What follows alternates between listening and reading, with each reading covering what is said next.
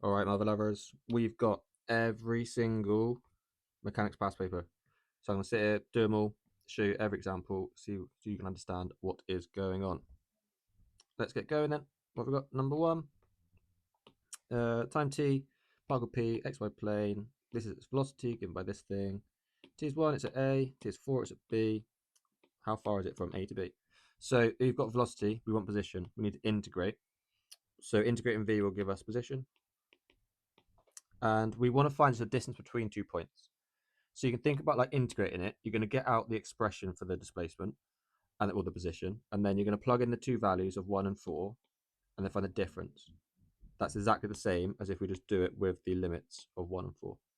So we need to have the t to the minus a half in there, that many i's. So I'm going to do it as vectors. So we're going to have t to the minus half on the top row, minus 4t on the bottom row. When you're doing vector stuff, you never deal with them crossing over. So it's just a shorthand way of doing two lines of mass at once. I hope we've done the limits now. So raising that power on the top, t to the half. If we divide by a half, so that times it by 2. On the bottom, we'll make that t squared and divide by a 2. So if we plug in 4 and 1, what do we end up with? Well, the 4 on the top row, square root of 4 is 2, times by 2 is 4. On the bottom row, 4 squared is 16, times by 2 is 32. Doing it for 1, what are we going to get? We get a 2 and a minus 2. So we end up with 2, and on the bottom row is minus 32 plus 2, so that's minus 30. So that's the vector displacement. So the actual distance then from A to B, what's that going to be? It's going to be the square root of that. So like Pythagoras, I mean 2 squared plus 30 squared, all square rooted. What does that give us if we plug that in?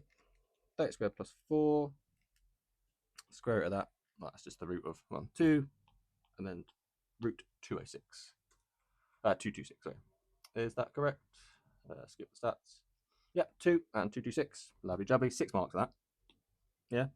Yeah. Let's keep going. All right, Billy's back.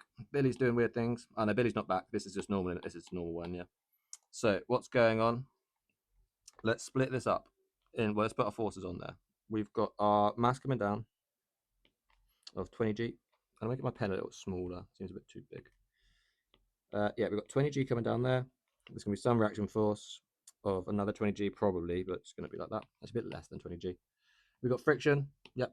We have which way it's going to go. Well, we're pulling that way, aren't we? So friction will go to the left. Should be nothing else unless there's nothing weird's going on. Wooden crate 20, straight line, horizontal floor. That's rough. Handle of the crate. Inclined alpha. Tan alpha is 3/4. So using that, sine alpha will be 3/5. Cos alpha is 4/5. If you're ever unsure on that, draw yourself a little triangle. The opposite is 3. Adjacent is 4. Using your Pythagorean triples, that must be a 5. And that will be like alpha down in there. So that's looking good.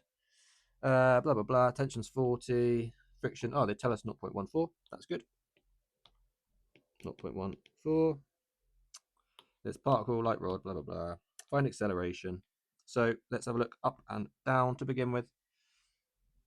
Actually, we don't need to, do we? We can just look to the right. No, we do need up and down, tell a lie. So we need to find what R is. So let's have a look up. What pulls us up? Well, R's going up, isn't it, yeah? And now we have the 40, but we want this component. Our angle's not in there, so it's sine. What was sine? 3/5. What's 3/5 of 40? 24. So it's going to be plus 24. And that will be equal to whatever's pulling us down. This one. You could also think take away 20g equals 0. And now we're going to rearrange for R. So R is 20g minus 24. That looks good to me. Let's double check that is correct before I move on, just in case. It should be fine, I think. We'll double check the answer at the end. So this now, let's look at the horizontal stuff. What's pulling us to the right? We have that 40, and we've already used the sine one, so it will be the cos. But you can see again, 40, we want this way, we have the angle, it's cos. So 4/5 of that, 32. What's pulling us left? 0.14, lots of this thing. So what's 0.14? As a fraction, let's get that a bit nicer. 7/50. We've got 7/50 of all this stuff. 20g minus 24. That is pulling us to the left. this stuff's pointing to the right. All together then, we're going to have some acceleration, i.e. some resultant force. That's going to be the 20 from the mass times the acceleration. So you can see to find the acceleration then, all we do is divide that by 20. So I'm going to put that down there. Underneath that, we're done. Write down the calculator, see what number that is.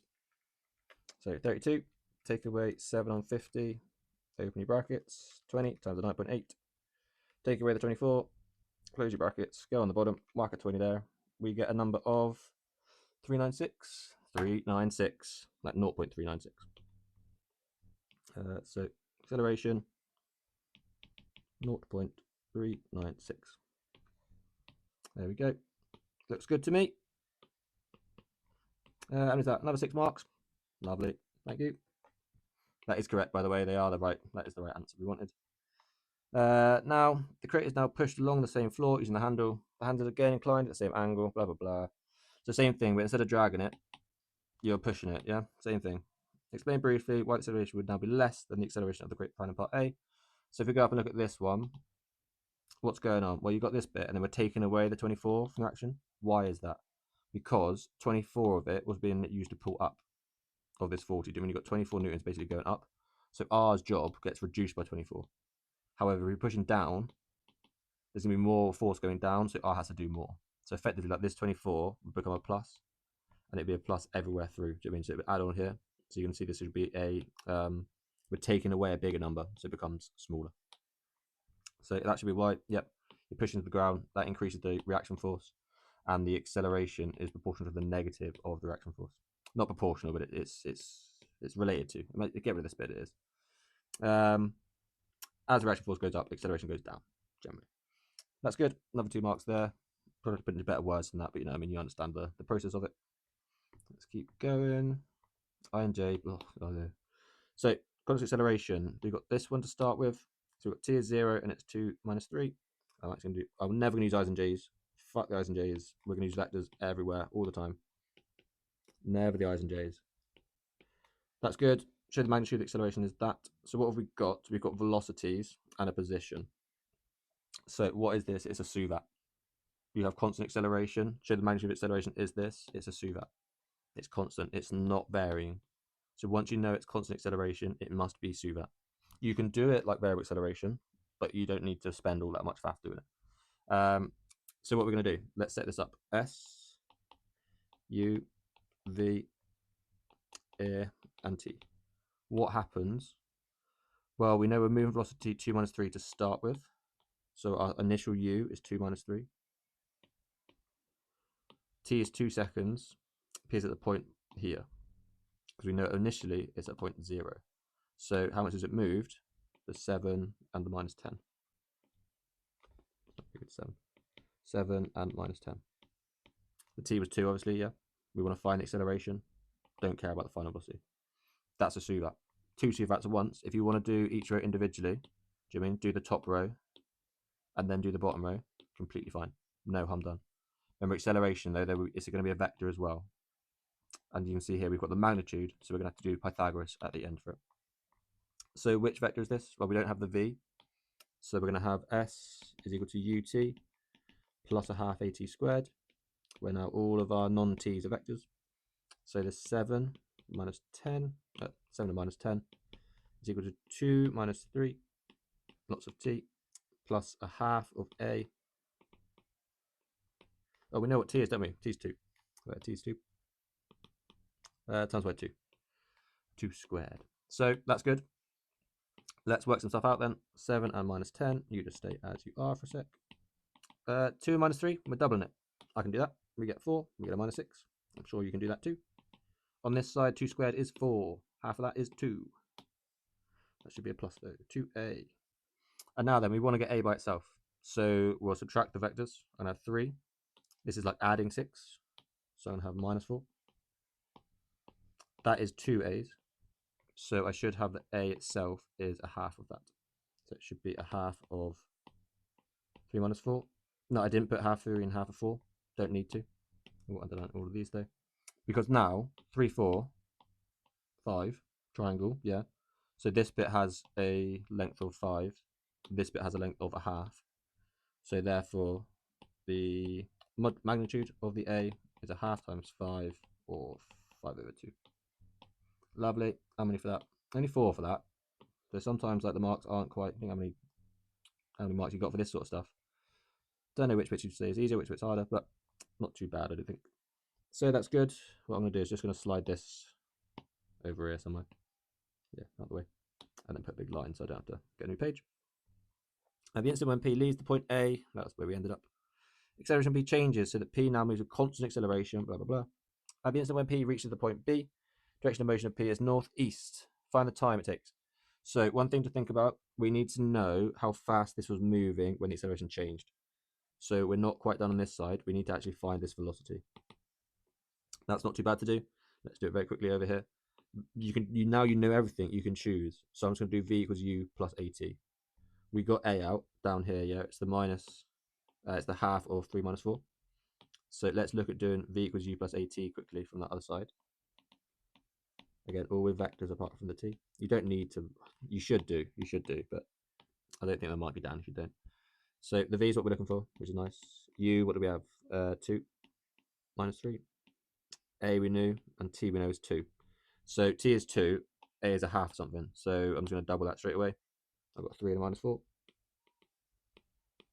Doing that, what do I get? 5 and 8 minus 7. So that is the final velocity in this first section. So i.e. the velocity at 2 seconds. That will therefore be the initial velocity for the second suvac we need to do. So if we think about that one, what do we know? S is going to be, we don't care. U is going to be something that we just found, 5 minus 7. V, we actually do care about, because we want to find, at the instant when P reaches the point B, direction of motion of P is northeast. So we do need to care about V. A, they've just told us, is 4 and 8.8. And the T is what we actually want to find as well. So how does this work? Well, what does it mean to move northeast? Going up that way, I'm moving as much to the right as I am up. So when I get this vector out for V, I want to make sure that both components of this vector are the same, because I'm moving just as much right as I am up. So how do we do that? We'll just, again, go and find them. Yeah, we'll just go and find them. So we need to get an equation without any s's in, because we don't have any information about s. So which is the one without s? V equals U plus AT. So we're going to have that equation. Let's fill in those blanks. What do we have? V we don't know. U is now 5 and minus 7. A is the 4 and the 8.8. And T is T. And what we just said, northeast, that tells us that the two components we have of the velocity, the vertical one and the horizontal one, they must be the same. So let's do that. The top row, 5 plus 40 equals minus 7 plus 8.80 from the bottom row. So I got 4.40 on that side. I got 12 on this side. So T should be 12 over 4.4. I'm hoping I've made no number errors. If I do make number errors, I do apologise. I will go back through and check them. So everyone should be fine at the end. 30 on 11. What question number are we on? 8. No, I didn't get the right answer there. I'm very close. What have I done wrong? Anything gone wrong? 5 and minus 7. That's good. 4 and 8.8. That's good. 5t. That's minus 7 plus 8.8. Yep, that's all correct. 12. It should be 4.8. 4.8. There we go. And now that does look good to me, because we get exactly 2.5. Lovely. Jubbly. Let's keep going. On that as well, that being, it was a very nice number. I'd always double check. Just make sure in case there was something little like that. I know the other day they gave you that horrible exam, so it's kind of like not a good thing to think about. But still, if you get a not horrible answer, I'd still be wanting to double check just to make sure. But maybe I wouldn't do it immediately, given what they did on paper 2. What's going on here then? I already know it's moments, yeah? You've got things where you've got this going on, you've got angles, you've got lengths. Whenever you get lengths of stuff, when do you get lengths in mechanics? Basically only for moments, especially in this setup. You know this is a shelf, this is going to be some string holding it up. It's the same every time. So let's fill in what we do know already. P is going to have some mass. I'm going to guess hanging down. Let's go and find out what that is. A plank AB of mass m, that's not P. And then we have a small block of mass 3m. It's placed on the plank at point P. So that's going to be 3m coming down, times by gravity. We did have the mass of here being m. Is it then uniform? Let's find out. The plank is modeled as being a uniform rod. I've looked straight down because either it's going to tell me pretty much at the start or at the very end. Usually one or the other one. So we have that's going to be 1m coming straight down from the middle, times by the g. Other things we have, there's going to be some tension going up here, yeah. Otherwise, everything's just going to fall down. And some things are going to happen. So, and it's a rough vertical wall. So what that tells us is we're going to have some just normal reaction force at A, like we would always, but then also some friction. Where would this end move if there was no friction? If I had this made of ice and I stuck this against the wall, is it going to fly in the air or is it going to go down to the ground? It's going to go down to the ground, isn't it? So friction will go the other way, will go up. Do they tell us what mu is? Let's find out. It's a rough vertical wall, blah, blah, blah, blah, blah, blah. I don't think they do, but it's things now, the numbers. You can generally see from the numbers, like, where are the numbers on our page? There are the numbers we have in the capital letters as well. Looking at those things, like, what bits do we have? Are any of them about angles? No. Or anything about mu? No, not there at all, is it? We can probably look down here and find at some point. I did say rough, didn't it? Yeah, rough vertical wall. Hasn't mentioned it anywhere, has it? Normally you go and find it, do you know what I mean? Or that you have to go and so they will tell us, yeah, magnitude of the horizontal component of the force exerted on the plank at A by the wall is 2 mg. So I think we can use that to work out some bits later on. But we'll see. So what can we do from here then? Well, same as always, let's first label this. We will call it mu r. And yeah, let's resolve the forces. So let's look up and down. So what's pulling us up? We've got that mu r. We've got t, but not the old bit of t. T's going that way. We want it to go that way. My angle's not between those, so it's sine. Did they tell us what sine is? They did. As always, tan alpha is 3 on 4. So sine alpha is 3 on 5. And cos alpha is 4 on 5. Lovely jubbly. So that sine was 3/5. So we can change that then to 3/5 of t up here. 3/5 lots of t. Anything pulling us down? Yeah, we've got these ones. So 1 plus 3, that makes a 4. They were different m's, weren't they? No, they're the same n, sorry. Which is what I wanted. So that's 4 mg, and that will equal 0. So that's one equation where there's 2 unknowns. Well, 3 unknowns, mu, r, and t. Let's get another equation. Let's look at the horizontal stuff. What we have, the r is sticking to the right. To the left is the t, but not that component of it. We need to have t's going that way. We want it going that way. Angles in between. Cos. Cos is 4/5. 4/5 of t. And anything else? No, that's it. And again, moments, they must be in equilibrium. You do not learn how to deal with it otherwise. So it must be in equilibrium. That's good. We now have 2 equations. We still have 3 unknowns of mu, r, and t. So we need one more equation. Where can we get them? Let's take moments. Where should we take them around? Well, there's 2 forces there. So the distance away for both of these forces is 0. So they will not be involved in our equation. And it's also useful because it's going to eliminate mu, r. Yeah, mu and r are both gone because they don't appear anywhere else. So this question could have been solved by you doing that immediately. But by doing this, you don't have to think about it, and it will have solved a lot of other things or built up a lot of rest of the question. So whether you don't need to solve this in order, you can just get a lot of the stuff and then go and write down what these bits are.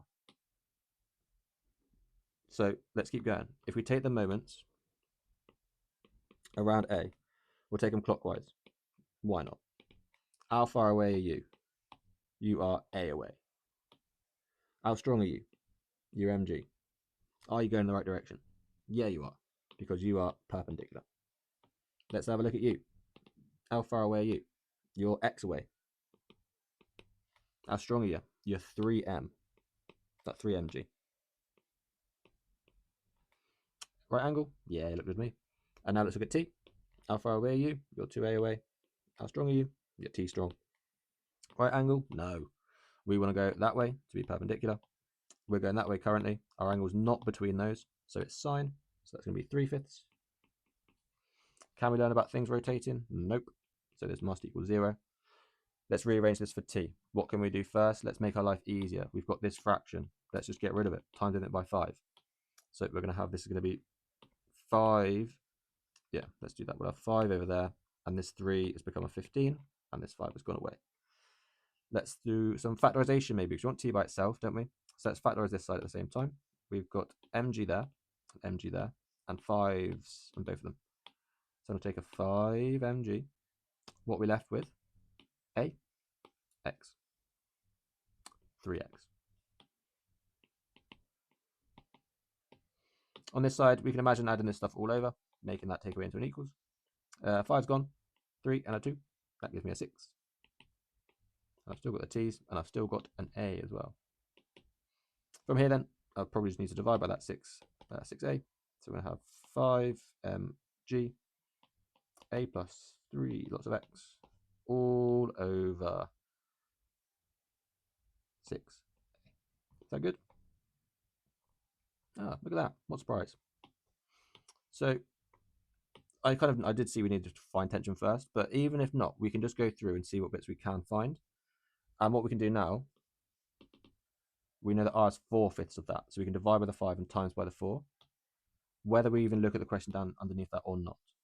But we know that's what it's going to be. So this is going to be, instead of the 5, 4.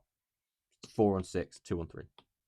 So we're going to have 2mg, a plus 3x on 3a. We could then get an expression for mu. Don't think we need to do that. We could do. Generally, mu is not one I'd rearrange for. All the forces I would do. Mu generally come out later on, unless you can just solve it fully. But this one you can see we have x as well. We have x, we have r, we have t, we have mu. But we've only got 3 equations. So I know either the next part of the question is going to tell me something about one of these variables, or it's going to introduce a new equation. As we go and look down, magnitude of the horizontal component of the force exerted on the plank at A by the wall is 2mg. A, horizontal. R is 2mg. So this thing equals 2mg. Oh, look. Bye. What we're left with, this thing, we can times by this over there. So this thing equals that thing. So you've got A plus 3x equals 3a. So we're going to take away an a from both sides, divide by 3. X is going to be 2 over 3, lots of a. Is that what they wanted? X in terms of a, yep, lovely.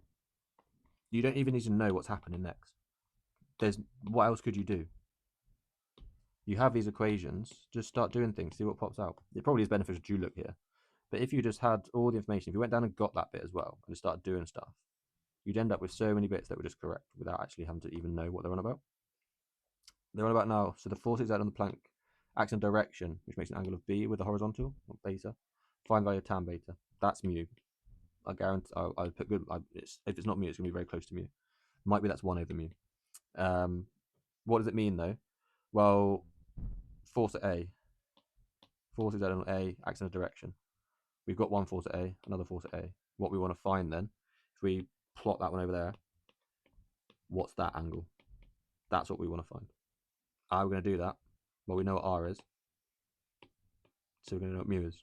Let's actually look at this very closely. If we just plotted that out, we've got the R going across, and then we've got this mu R going up, and our angle beta is down here. So tan of beta opposite over adjacent. So this question is equivalent to just find mu. Same thing. If you find mu, you find tan beta. So how can we do that? Let's look at our equations. Well, look, we've got one up here that involves mu. It's the only one, isn't it? Essentially mu anywhere else down here. and we think about how they came about, mu only exists vertically. So any horizontal equations don't exist, don't have mu in them. And where we took the moments around them, we did it at point A. That's the only place where mu exists, so it will not be in that equation either. So we have one option, the one equation with mu in it. Let's rearrange this for mu. What I said earlier, like probably rearrange it for mu. Not a bad idea to do, but I didn't do it here. Let's do it. What do we get? Well, I'm going to take and add that over. So I'll have a 4mg. I'll take that away, 3/5 of t, and divide by the r. That's mu. So, how much space have I got down here? I haven't got much space. I'm going to take it down a little bit just so I'm not like in the middle of everything. Do you mean? Let's duplicate it though. So let's put this, I don't know, here. And let's fill in the blanks. What have we got for t? That. What have we got for r? That. But we actually got told that this is r, and r is 2 mg. This is the new value for r. What do we have for t and r related? Look at that. So we know that t, if r is 4/5 of t, t is 5/4 of r. So this tells us that our t must be 5/4 of that. Divide by 4, get a half. Times by 5, we get 2.5. So it's going to be 5/2 mg. So that should be t. And now then we can look at this thing. Let's just bring it down here. Let's just fill in all the blanks we have from that thing. Is there anything we don't know there? No. Let's just fill it in. 4mg, 4mg. 3/5 of t. Well, t's that. Let's divide by 5 times by 3. So not 3/5, but 2/5. Sorry, not 5/5, but 3/5. And then on the bottom, r. So that's just 2mg. What is everywhere? Oh, look, m, g, g, g. What we're left with on the top, 4 take 3.5. Well, 4 is 8/2. Take 3 is 5/2. Divided by 2. So that tells us that we need to have 5/4 as our tan beta. So you can think about times in top and bottom by that. The reason why they've not used mu is because that's not a valid answer for mu. So what they have is that this situation is only possible if mu is stronger than 1. It can't be stronger than 1, not in the real world, without something kind of weird happening. Like this could be sticky, do you know what I mean? It might have to be stuck to the wall a little bit to make it stick. So it's like the friction has more strength than is possible due to just the pressure, like the force of it like being pushed in there. That's going to cause some friction, but then you can have extra force going up due to like, yeah, it being sticky or something, do you know what I mean? But because that's 5/4, that's bigger than 1, that would not be able to be a valid situation without there being something holding it up, no matter how sticky that thing, like how good the friction was between this and the rod. That good? Is it correct though? Let's find out. What number are we on now? 9. Yeah, 5/4. Looks good. The rope will break if tension exceeds 5 mg. Explain how this will restrict push positions of P. Okay, well, positions of P, that's values of X. So find a like inequality for X. Where is T? There.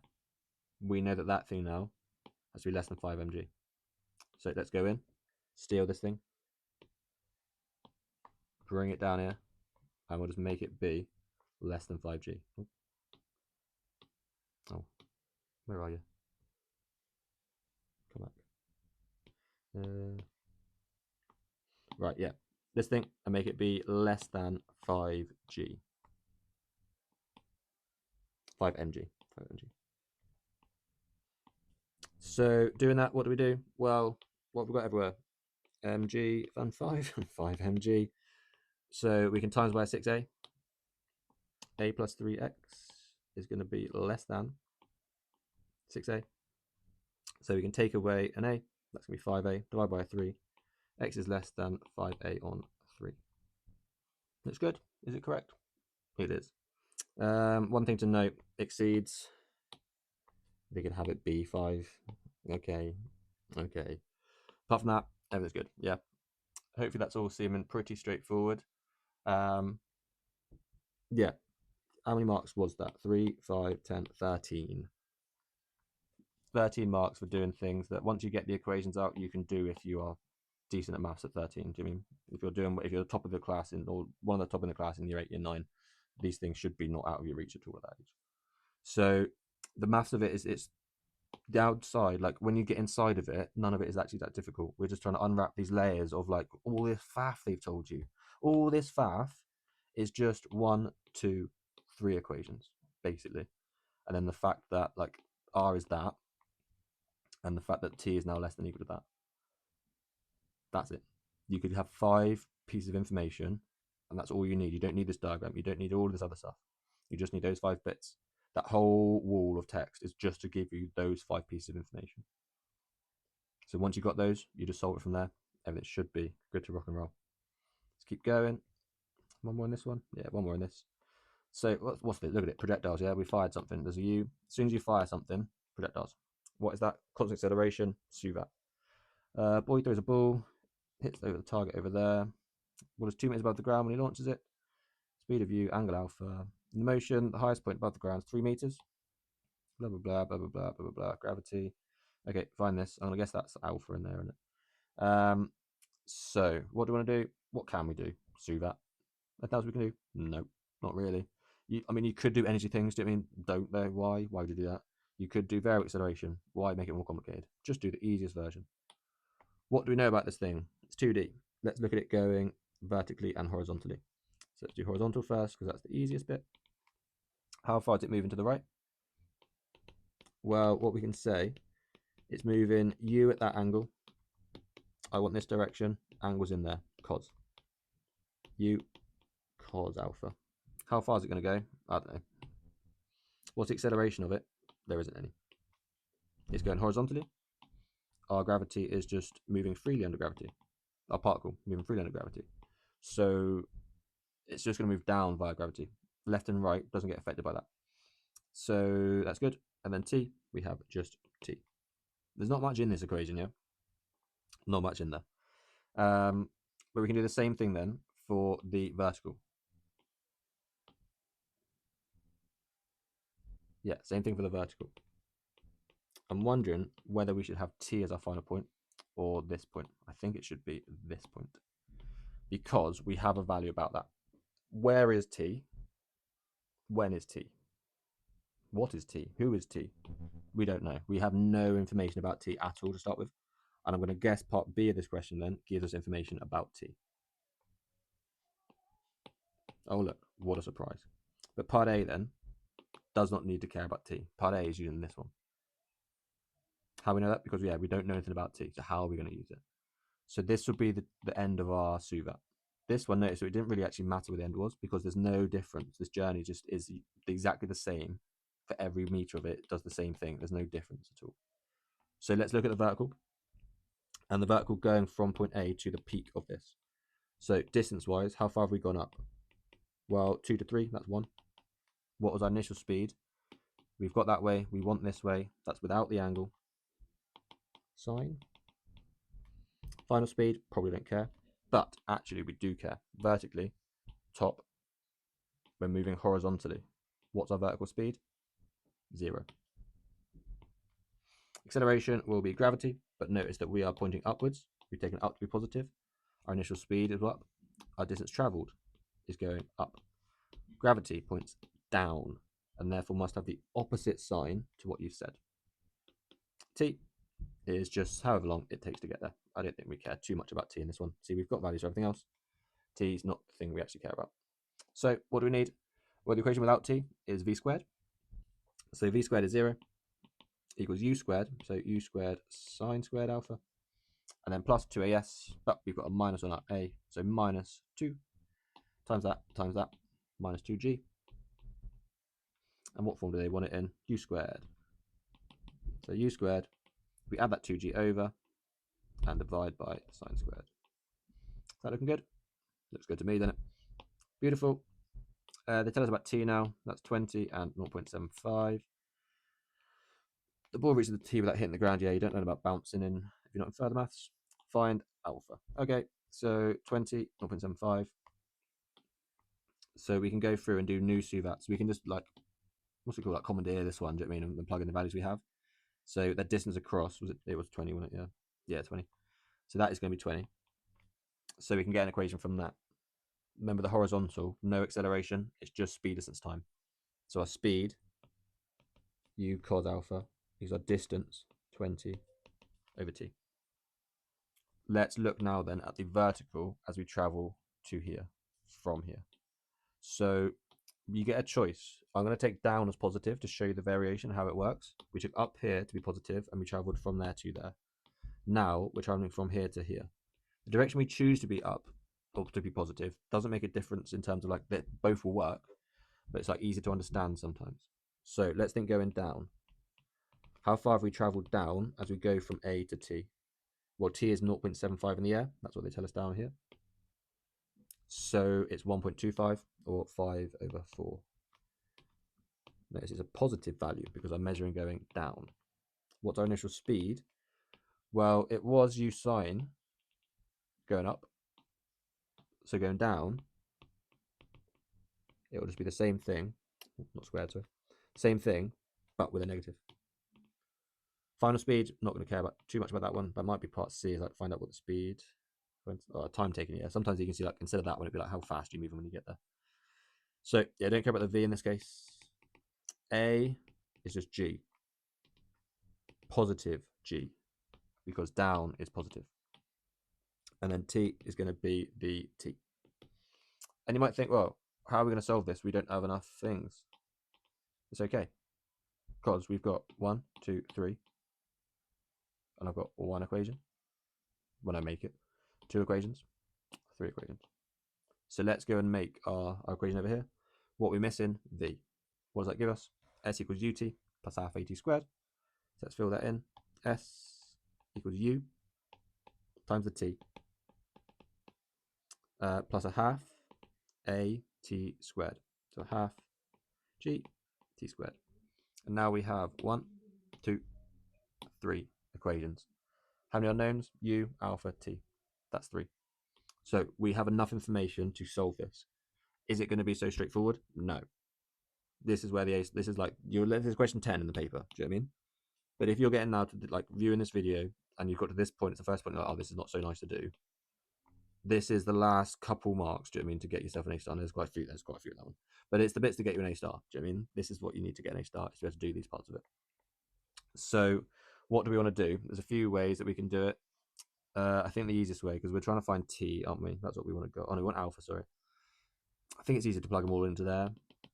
And then we work with it from there. I'm pretty sure is what we do. It's what the nicest thing to do. We end up with like tan alpha, I think is what pops out. So we want to effectively replace all of our U's and all of our T's. We can do a few things. Like what we can do is go over here and rearrange it slightly. So we've got like U cos alpha is 20 on T. What I can say then is that UT times by the T, if I divide by the cos as well, it's 20 on cos. And now if you look at our equation, like that we have, there's a UT in there. So that whole thing can go with that whole thing. And now the T part we can just replace with, like, again, probably a version of this. So let's actually rearrange that thing for T again. As we do that, what are we going to get? So we'll swap basically the T's over. So T is going to be 20 on U squared cos squared. Let's take all those bits and stick them all in together then. Lift that up a little bit. 5/4 stays as 5/4. Minus is still a minus. UT though is gone with that. So we want this thing times sine. Sine over cos, tan. So it's minus 20 tan alpha. T squared is this thing. What we can kind of spot is that we have a u squared that's going to come back in from that. We don't really want that. There's no harm in us putting that in there. So what we can do is just put that straight in there.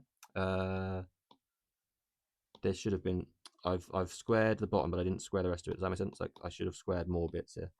This should be also like, either we have neither of these squared, and then we square it all to be like t squared is over 400 over these bits. So I squared half of it. I didn't square the whole thing. Either square nothing or square everything.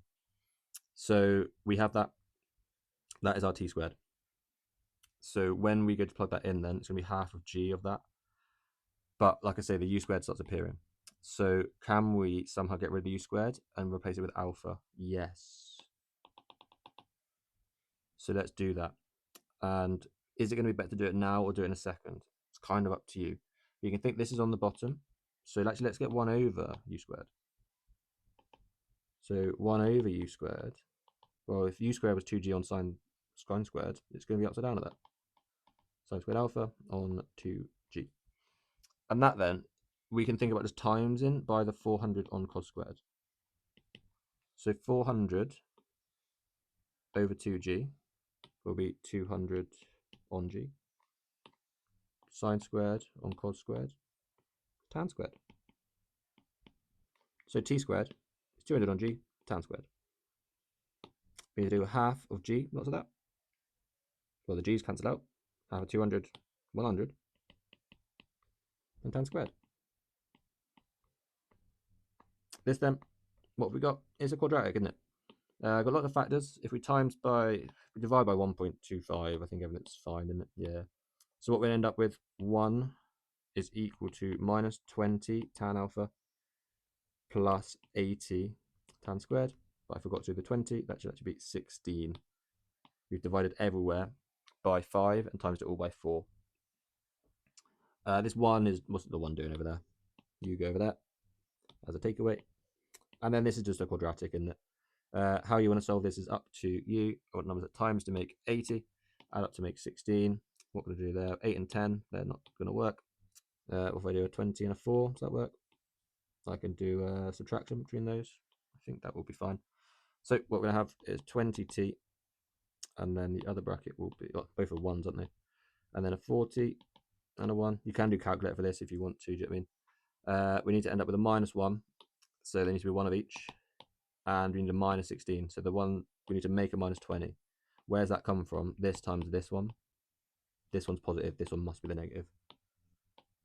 There we go. So t is going to be a quarter, or negative 1 on 20.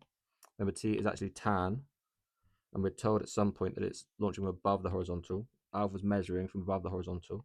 Therefore, alpha is positive. So what we can say is that, yeah, alpha is positive. So therefore, we have that t is positive.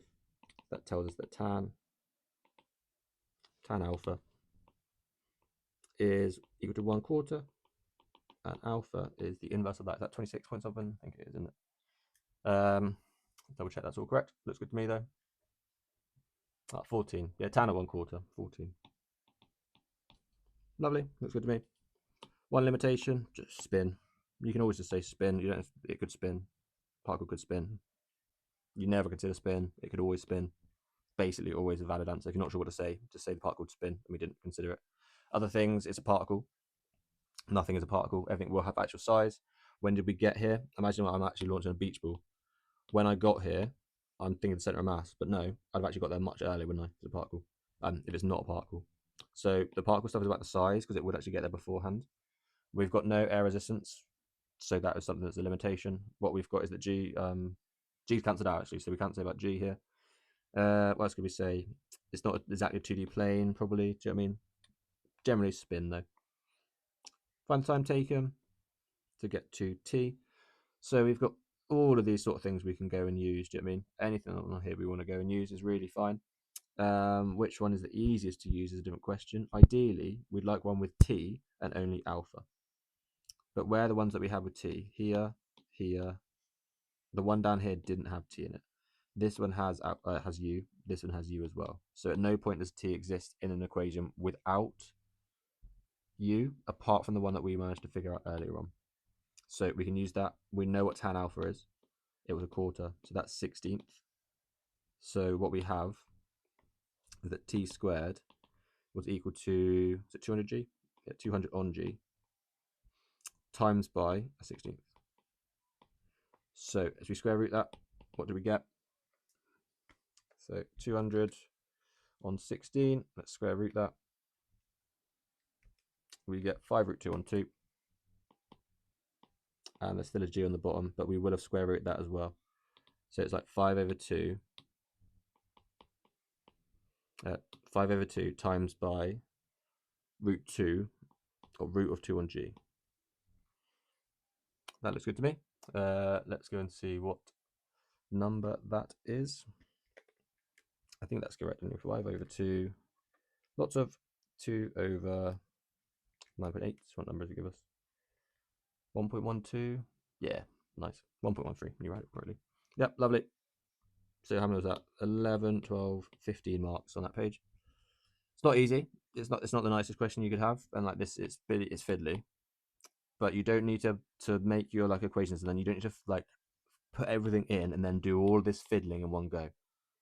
You can go and fiddle all over the place, and then have little bits that you know. Okay, look, that's good. Oh, look, that's good. And then you can like put them all together instead of having to like go and get every single bit individually. Don't go and put them all in there and then try and do like 10 things at once and then wonder why it's so difficult. You can do those 10 things individually and then combine them all together at the end. So it's good. I'm assuming that's the end of the first paper. How long's that taken? No idea what time I started. I don't know how long it's going to take me today. We'll find out, but I don't think it's actually taken too long. So let's keep going. Paper number 2. What have we got? It's something like it's variable acceleration. It's a vector. It's to do with time. It's variable acceleration. So we need to integrate, differentiate, that sort of stuff. Time t seconds. T is positive. You've got velocity. Blah blah blah. T is 0. Position vector is this. Find acceleration. Okay. So what do we know?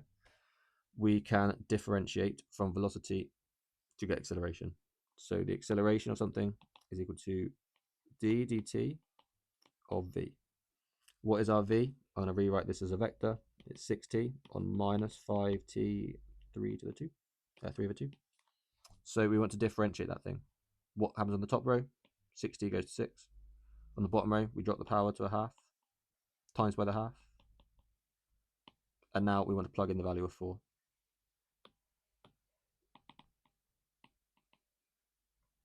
So doing that, what do we get? On the top row, it's just 6, isn't it? Here, square that is 2. Times by that, minus 5. That look good. Let's find out. No. I forgot about the 3. Sorry. 3 comes first. 3 comes first. Times by 3. So as long as you can differentiate correctly, like as long as you do first differentiation, should be fine. So see, very easy to slip up on these sort of things. Very easy to just miss off a number, that sort of stuff. Very fiddly. The main thing is going to always be like, do you understand the process? Do you understand what you're doing to get from A to B? Not do you do every single algebra step along the way, right? You're always going to mess things up. You're always going to make like negative errors wrong. You're always going to do 2 times 3 and get 5 somehow. You're always going to make these errors for the rest of your life. Have you ever done in a whole day where you made no spelling mistakes? That's equivalent to making spelling mistakes. Do you know what I mean? It doesn't mean you're bad at maths. It doesn't mean you don't know what's going on. Sometimes these things happen. It's good to understand like why it happened and like notice in the exam, okay, this is something I did before. Let's just double check in the exam, which I don't do it again. But overall, it happens all the time. Do you know what I mean? So this is good. That looks good to me. Find position vector when t is 4. So we differentiated there. We need to integrate for position vector. So doing that, what do we get? Well, integral of v dt. So thinking about that, integrating the 6t, we'll raise that to a squared, divide by that to make a 3. We'll raise the t up to 5 over 2 and times by 2/5. So dividing 5 by 5 goes away, times by the 2. And we will have some plus c. And plus c is a vector as well, because you've got the 2 dimensions, I and j. So we need to plug in our values that we have. Well, this is a position. It's a coordinate. You get the time 0 and this. This is just a coordinate of 0, minus 20, 20. All it is. So we know at the start time we're at that point. What does that tell us? Well, our entire thing is a polynomial. As I plug in zeros, what's going to happen? I just get zeros everywhere. So the only thing left over is my c, and that must be this thing then. So what I have is that c is equal to minus 20 and 20. You can plug those all in. It will do that as well. But when you have just things that are going to be zeros, that is the 0. It's just going to be this one. So that's good. Now we want to plug in 4. So therefore, position of us at 4 is going to be 4 squared, 16, times 3, 48. Take 20, 28. Square root of 4, 2. 2 to the 5, 32. Times 2, 64, but negative. Add a 20, minus 44. Does that look good? Yes, it does. Wonderful. 6 marks there. Let's keep going. Got some more here. What have we got? Constant acceleration. So it's SUVAT. They tell you immediately. Do SUVAT. That's all you can do. Use SUVAT. Start time. It's got this velocity. At some time in the future, it's got this direction. Find the value of t. Okay. Direction. Moving in the direction of vector. Blah blah blah. Velocity of this. Okay. So moving in this direction. What does that tell us then? When we write our SUVAT, s, we don't know. U is our initial velocity of that -1 and 4. V, where's that going to come from? Well, it's going to be the final velocity. And we know at the final time, we're moving in this direction. So wherever we are moving, it could be 3 minus 4, it could be 6 minus 8, could be 12 minus 16, if I can do maths. It's parallel to this. So it's some scale factor of that. So our velocity is going to be alpha. You could use any scale factor you like. 3 minus 4. A, they told us above, is 2 minus 3, yeah. And the t is just t. We don't really care about t. Why don't we care about t? Well, the thing we're going to solve for is alpha, because they've told us that it should be parallel. So let's go and write these down. We don't have s, so we've got v is equal to the u plus a times t. And what we need to show, basically, we need to find t. So we can have that everything should be the same on each row, because like the alpha and t's are the same. So let's look at the two rows individually. 3 alpha is equal to 2t minus 1, minus 4 alpha is equal to 4 minus 3t. These are things, again, with simultaneous equations. Every single one. Sometimes they're complicated, sometimes they're easy. Sometimes you can just whack them in the calculator and see what number it gives you. I don't have one of those, so I will quickly double everything and triple everything. So let's triple the top row. What we're going to get, 9 alpha is 6t minus 3. Double the bottom one, minus 8 alpha is 8 minus 6t. Add them up. Alpha on the left, 5 on the right. So alpha's 5. Plug that back into here then. What we're going to have, that's 15. Add a 1 is 16. Divided by 2 is 8. T is 8. Alpha's 5. Is that correct? T is 8. Lovely. That's the first one done. Fine. At 10 t equals 4. P is at the point B. Find the distance AB. At A, we are at A at the start time, so it's effectively find like what is the value there, what's our position at time equals t equals 4, and then let's just do the Pythagoras of it. So let's take these again and plug some bits in. We know what alpha is, so we know kind of our final velocity there, but do we care about it? No, because we're going to do a new SUVAT where we know the 4. We can take these a bit again and just have the t be that 4. So what have we got? Well, the one we won't have is the v. So that's s equals ut plus half at squared. S is what we're trying to find. U we have minus 1 and 4, but we know that t is 4. So let's quadruple that stuff. Minus 4, 16. Plus a half of a times t squared. So t squared, 16, half of that, 8. Times that by 8. 16 minus 24. Add the top rows. Well, yeah, top bits, what do you get? I get a 12. Bottom bits, minus 8. This, what is this? It's not so nice. 4 lots of 3 minus 2. I was hoping that it was going to be 3, 4, 5 again. Sometimes it is. This is good though, because now what we know, that is the distance from A to B. Well, the displacement from A to B. Distance then, Pythagoras of that. But where we've factorized it, you can do that too. And then this would be 9 plus 4, 13. So instead of doing like 12 and 8 and doing all that faff, just factorize it first, do that. And that should be fine. 4 root 13. Yep. 8 marks. Let's move on. Right, sorry about that. I had to go sort something out quickly. So what have we got here? Some pulleys. So straight away in pulleys, every time it has a mass, 3 mg comes down. It has some tension going up, some tension going up, some mass coming down, 2 mg. Reaction going up this way. And I'm going to guess there's some friction. Let's go find out. Yes, rough plane. Which way is it going to move? Most likely going to go down, yeah. This is heavier than this one, so if they were flat, it would go like, if they were both just hanging, this would go down. Friction would have to be very strong to stop it. It might tell us it's going to go up and down. Blocks are released. A moves up the plane.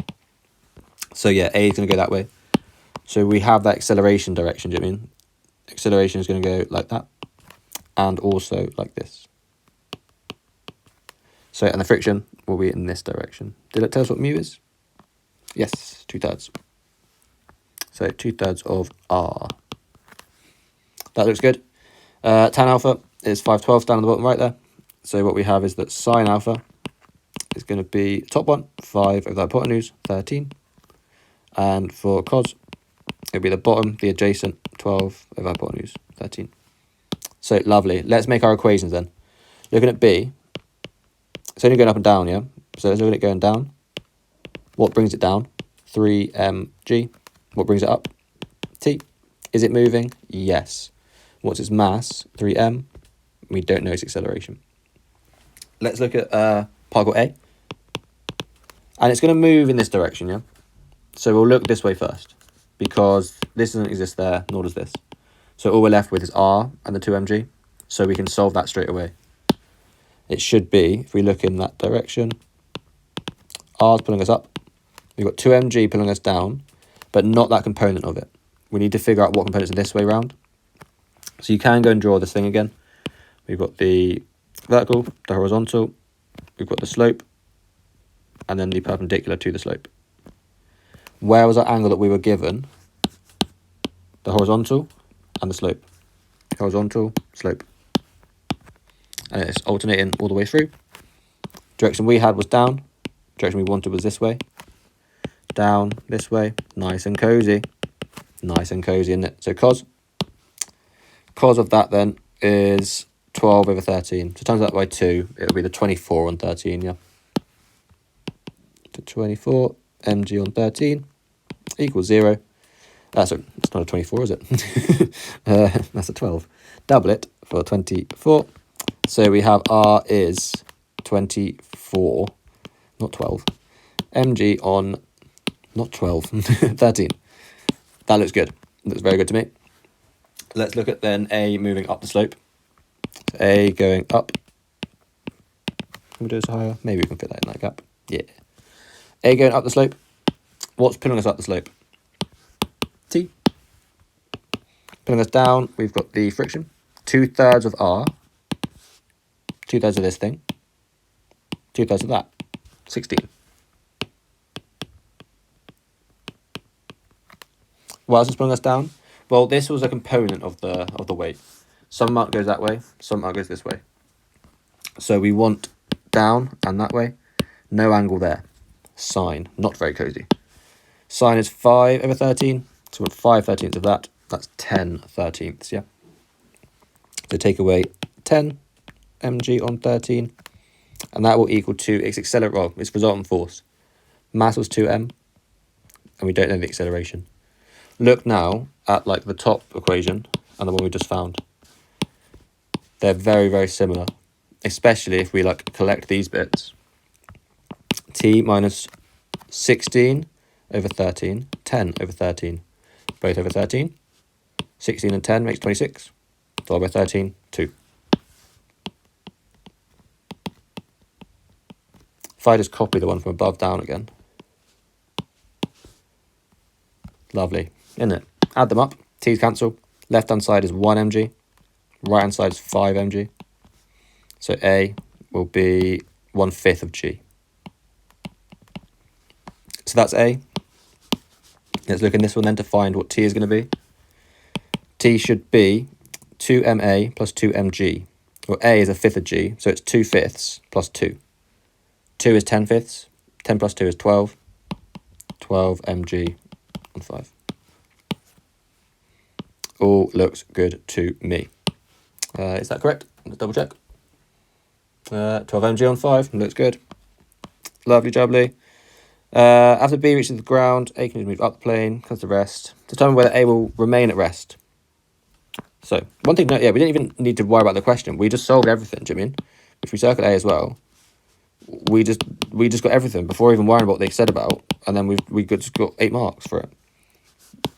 There was no other options really of what they can do. They gave you 3 unknowns, 3 equations. You just go and solve them all. One of them is the answer. So that's good. But now then, yeah, we're going to B reaches the ground. So when B reaches the ground, what happens? Well, the string's no longer taut. So the kind of force transfer through the string stops happening. So T is no longer being like pulling A up the slope. So what's going to happen is that eventually A will come to rest and it will start to try and slide down the slope. So our frictional force is going to like flip itself and go this way. And it's going to see basically whether this component of weight pulling down is bigger than the reaction force going up that way. Generally, sorry, the frictional force going up that way. Where we've removed T, this is a reaction force, yeah? It reacts. So as you remove something, it's going to change everything. But this is the case where the removal was completely perpendicular to the reaction force. So what's that going to mean? This equation didn't change. Didn't change at all. We still have the same value for this. So we're able to work out what the friction should be. Our friction is always going to be still 2/3 of that. It's still going to be this 16 mg on 13. So that is our frictional force that can hold us up. So T will have kind of a maximum force if you think about being on the slope. I keep calling it T, it's A, isn't it? If it's on the slope, the maximum force pulling it up the slope is going to be the friction we just found, which was the 16 mg on 13.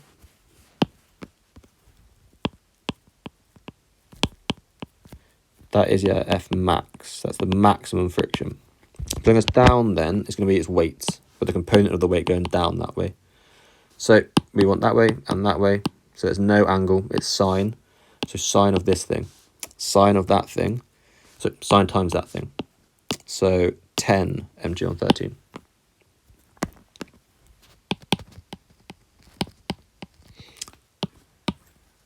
16 is bigger than 10. So therefore it will not move. Because this is the maximum value of the friction. Friction will not take that value. It's not going to slide up the slope. But it's going to assume the value of 10 to just stop this from moving. If we had a value here bigger than 16, this could never be bigger than 16 on the top. So we'd have a net force going down. But what we have is that this is stronger than this one. Well, the maximum of this is stronger than this one. So it can stop us from moving. Hopefully that makes sense. 2 refinements to make it more realistic. Are they modeled as particles? They're probably modeled as particles, aren't they? We shouldn't do that. Are they? Blocks modeled as particles.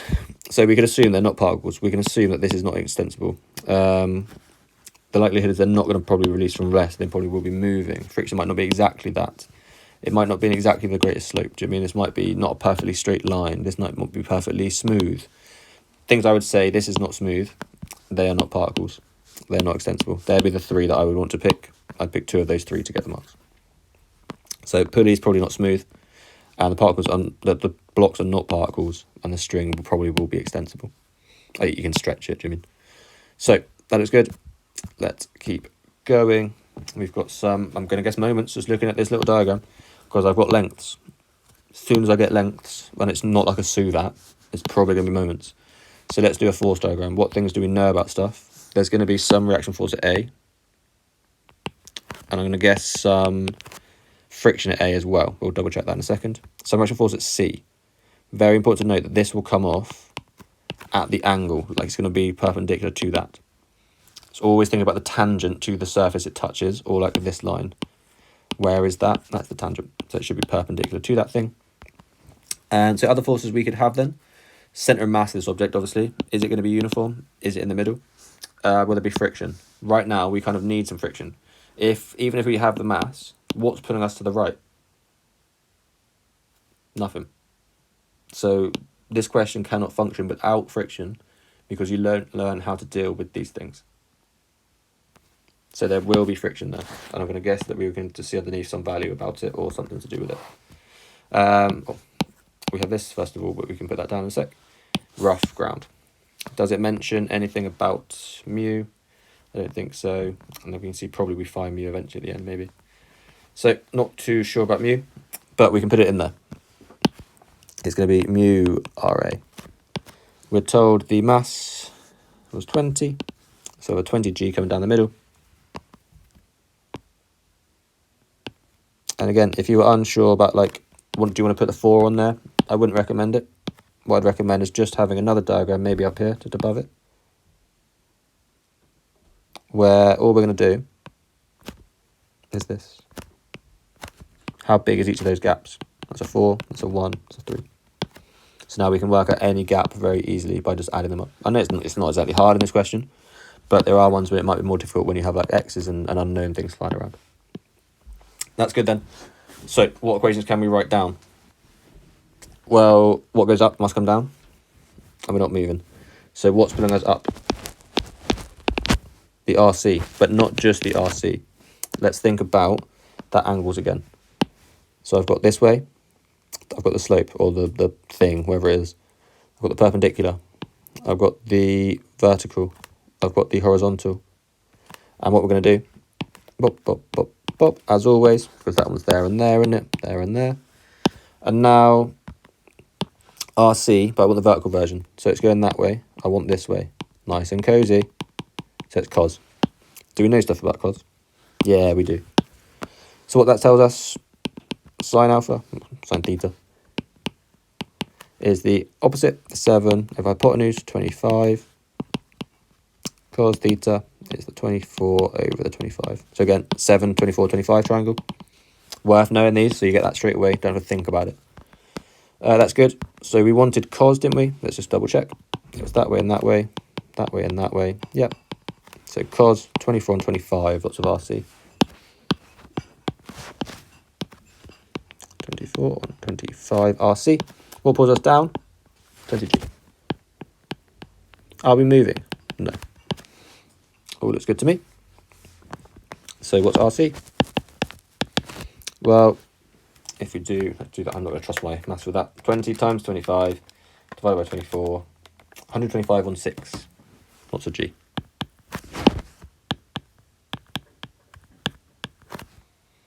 That looks good. Let's look left and right. What have we got? Mu RA. What am I doing? We've got RC as well. RA, sorry. I've just completely forgotten about this. And so let's undo what we've done there. The rest of it's fine. It's just need to add on the rest of it. So let's move that left a bit. We've also got this pulling us up, yeah? RA. Don't forget about all the forces. It can be better sometimes to do it on here. Whack in, like this is RA, RC. 20's down there. Mu RA's over there. So when you need to do, like, we're going up and down, I just cross out those ones. And then everything else must be in there. So that's quite useful. We've done this now. I've got it correct with the actual bit. Let's now again look at the horizontal correctly. Go to the right then, mu RA. To the left is RC, but the other way. So we did the 24, didn't we? So it's probably going to be the 7. But let's double check just to make sure. I have RC going this way. I want it going this way. That's without the angle. It's a sine. So yep, 7 on 25. Lots of RC. And that again will equal 0. From here then, we've got 2 equations. How many things don't we know? RA is 1, mu is 1, RC is 1. Length, we know everything. Theta, we know everything. So 1, 2, 3. I've got 2 equations, 3 unknowns. I need 1 more. How can I get one? Moments. Where to take them about? Here. Why? Because there's 2 forces there. Nowhere else has 2 forces at that location. And the 2 forces there have a 0 distance away from A, so they have 0 moment. So always generally pick the place with the most forces acting because it eliminates the most forces. So let's do that. Let's take moments around A going clockwise. What do we have? Well, 20G, we know that's 4 away using our top diagram. So 4 times 20 is 80. And we want the component that's going to be not straight down, but like at that angle. So we want cos down that angle. Cos is 24 on 25. So let's just do that. 24 on 25 times 80. What do we get? We get 384 on 5. 384G on 5. So that is the component that's going clockwise due to 20g. We had 20 times the distance of 4 times the angle.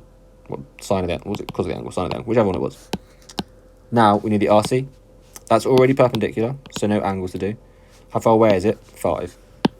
So this is minus 5RC equals 0. 3 equations, 3 unknowns. This one, let's just solve it. RC, if we divide by 25, 384G on 25. If you look now, this has all of them in.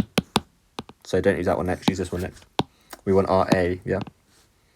So we need to do 20G, just adding that over, take away this of this.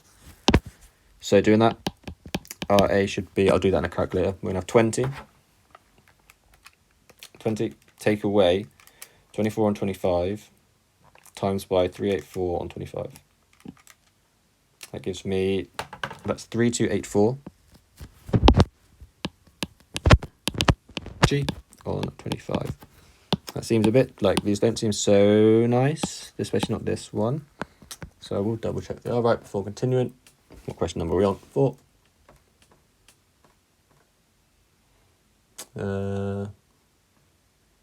What values do we get out? Oh, they give us all things. Actually, numbers that. Times by 9.8. RA. No, not quite, no. Very close. Is RC correct? 34 on 25 times G. 150. Yeah, that one's good. So, this one's correct. What's wrong with underneath it? Just double check my maths again. 20 times 9.8. Take away 24 on 25 times by RC, which is 384 on 25 times 9.8. No, I get a different number now. So something's gone wrong with just my maths there. Let's scrap that off. But that's correct. How is that not correct? So RC, that way. We want the component going up. So we need cos.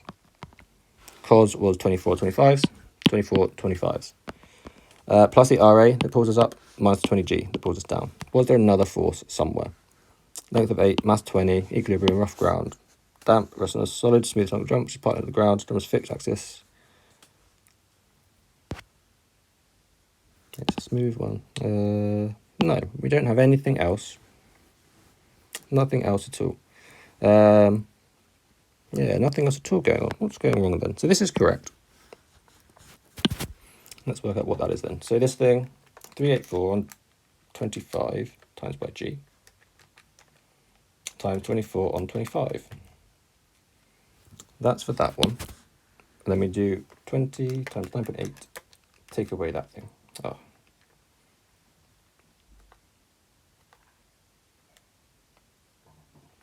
Try again. 384 times 9.8 on 25. That's RC. So we times that by 24 on 25. And we do 20 times 9.8. Take away that thing.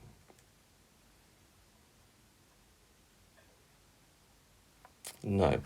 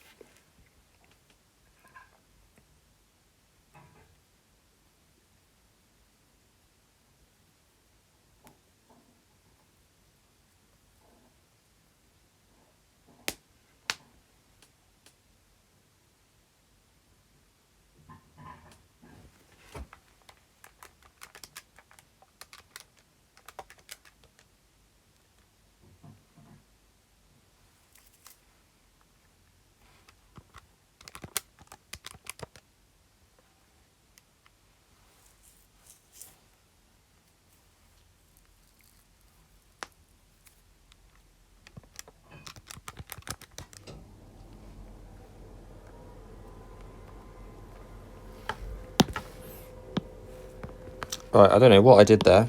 It's all correct. Nothing's wrong. I've nothing is wrong, and I did it on the calculator again. It was right. So let's just double check that. I think I've just typed things in the calculator slightly wrong. So this thing we need to times by 24 and 25 to get that bit. RA is going to be 20G minus that stuff. RA is 20G. Take away 24 and 25 times by 384G on 25.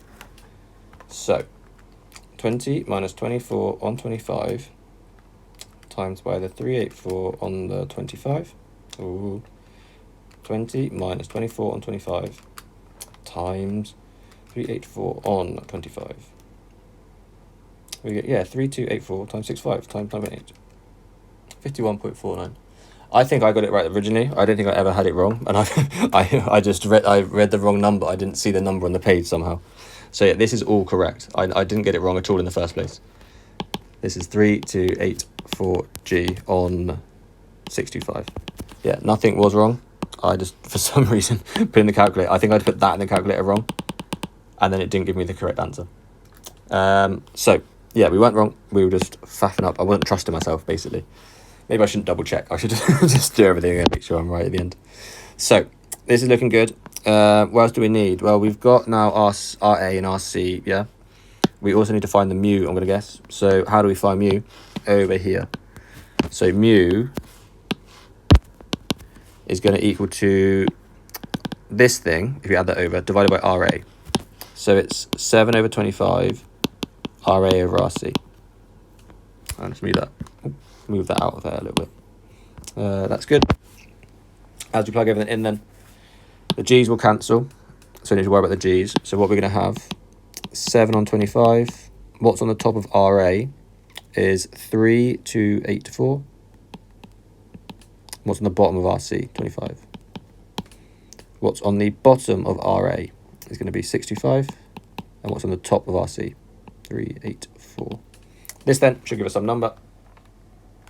7 on 25, and then we've got another fraction, 3284 times 25 on 65 times 384. I get some not very nice number. Is it correct though? Maybe. We'll find out in a second. If we times that by R, times that by mu RA, or by RA, which was 51.49312. Have I typed all this in right again? Well, let's think. 7 on 25 times by RA, which is, so again, something with my numbers, just all the processes are fine. All the processes are fine. We just need to do some like differences with the numbers. I'm just using my calculator wrong. I don't know what, I just can't use my calculator for some reason. I think everything's fine, but I'm just not using the calculator right. So process is good. Process is good. If we plug in the actual values we get for this, we do get the right answer. So mu pops out to be, divide that by RA. So divide that by, divide that by RA, which was the 3284 times 9.8 on 65. So we get a number of 672 on 821. Looks good to me. Explain why the reaction. So we've got everything. We go and get everything. And then we'll go through and we'll make sure that we've ticked all the boxes they want us to do. But now we've gone and found every value. There's not much, what else can we do, really? Do you know what I mean? We probably need all those bits, and then from there, we're good to go. So, what's it saying? Explain why the reaction from the jump on the ramp at point C acts in a direction which is perpendicular to the ramp. It's always got to be parallel. It's got to be the normal to the surface, is the way to think about it. I think that's what they're going to say, it's the normal to the surface. Yeah, when it's smooth. So, like, this is always acting normal to the surface, and then there's no, like, it's smooth, so there's no frictional force that's going to push it to be a different angle. The reaction force is always perpendicular. Frictional force is always parallel. So if you have both of them, you end up at some different angle.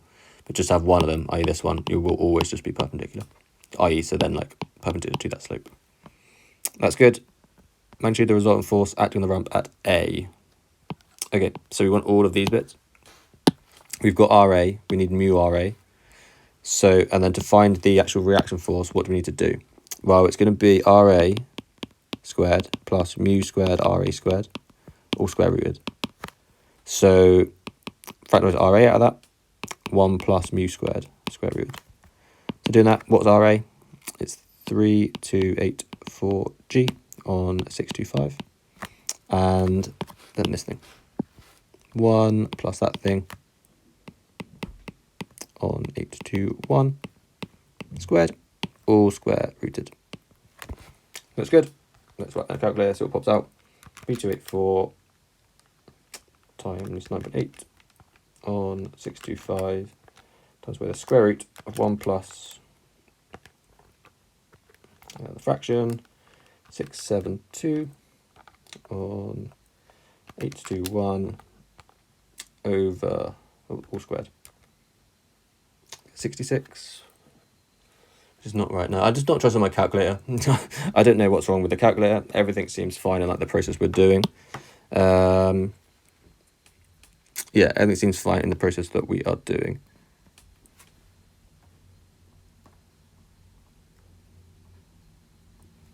Is it? No. Yeah, we're fine. What am I doing? We are fine. It's correct still. Yeah, everything we've done is fine. This gives us an answer of 66.5, and that is correct. So yeah, everything I've done here has been correct. I've just doubted myself all the way through. That's a big thing that's going to happen in maths. If you doubt yourself all over the place, even if you are correct. So you need to have some confidence that what you're doing is correct, and trust that your abilities with with algebra and with their calculator. Anything else we wanted? The ramp is still in equilibrium in the position shown, but the ramp is now not being modelled as uniform. Given the centre of mass is assumed to be closer to A than B, so it's closer this way, how will this affect magnitude of the normal reaction between the ramp and the drum? So i.e. RC. Will RC go up or will it go down? Well, where did RC come from? It came from here. It came from the moment equation. So what would happen if we like reduced the distance away this was? So we made that go down there. This is this term, because it's the 20 times the 4 for the distance times by the, I think it's cos of the angle. Yeah, cos of the angle. So this is going to be proportional to the distance.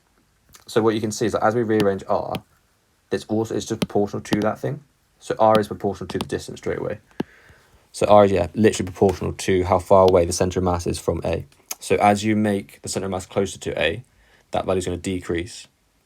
So therefore RC is going to decrease as well. You can see as well, just like the moment of this is going to go down. If you move it closer, like the distance gets less and less. Do the extreme version, move it right down here. You won't need to have any RC because there'll be no moment putting you that way. So it's going to decrease as you go down this way, increase as you go that way. Looks good to me. This one then, what's going on? Projectiles in it. Yeah. You got your launching things in the air. Projectiles, see that.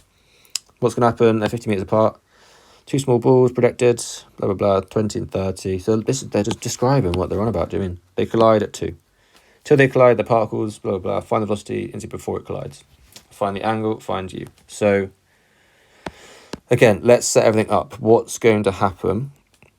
We need to be a little bit careful about like where they're going to collide. So let's look at P first, because it's easier to think about. We have all the numbers, and it's easy to talk about going left to right in there. So P, let's do P going right. What are we going to have?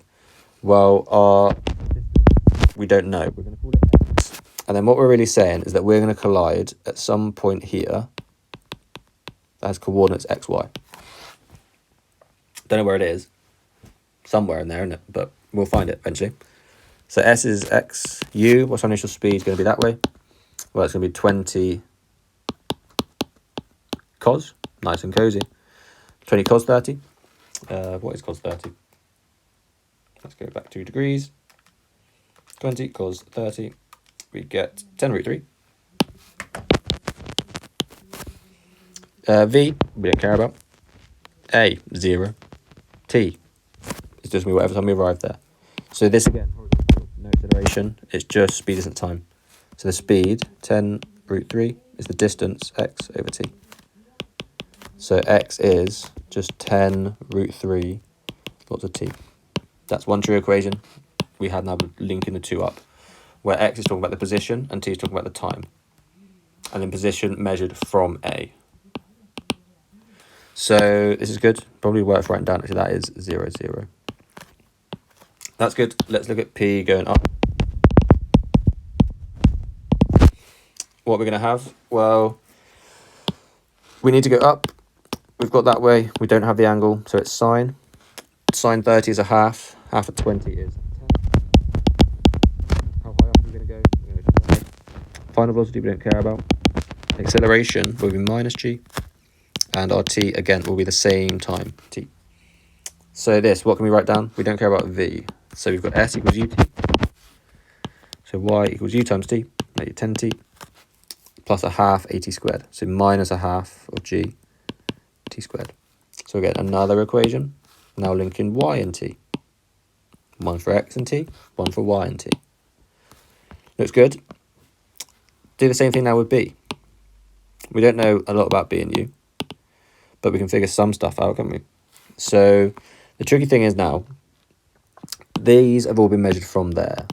So like if this is x, this is something, they must add up to 50. So x plus something equals 50. Something equals 50 minus x. So the distance that we're going to travel, if we look about us going from B to the left, the distance we're going to travel will be 50 minus x. And then you can see the distances they travel together add up to 50. Speed, what we're going to have, we're going that way, we want to go that way, angles in between. So it's nice and cozy. V, again, this is just horizontal, so nothing's going to happen with V. It's just going to be that t is equal to t. And now we can write that our speed, u cos theta, is equal to our, speed equals distance over the time. And again, one more equation for us to work with. Here, obviously, we're introducing the u and the thetas, so not so nice. How many unknowns do we have, actually? X and y, that's 2. U, 3, theta, 4.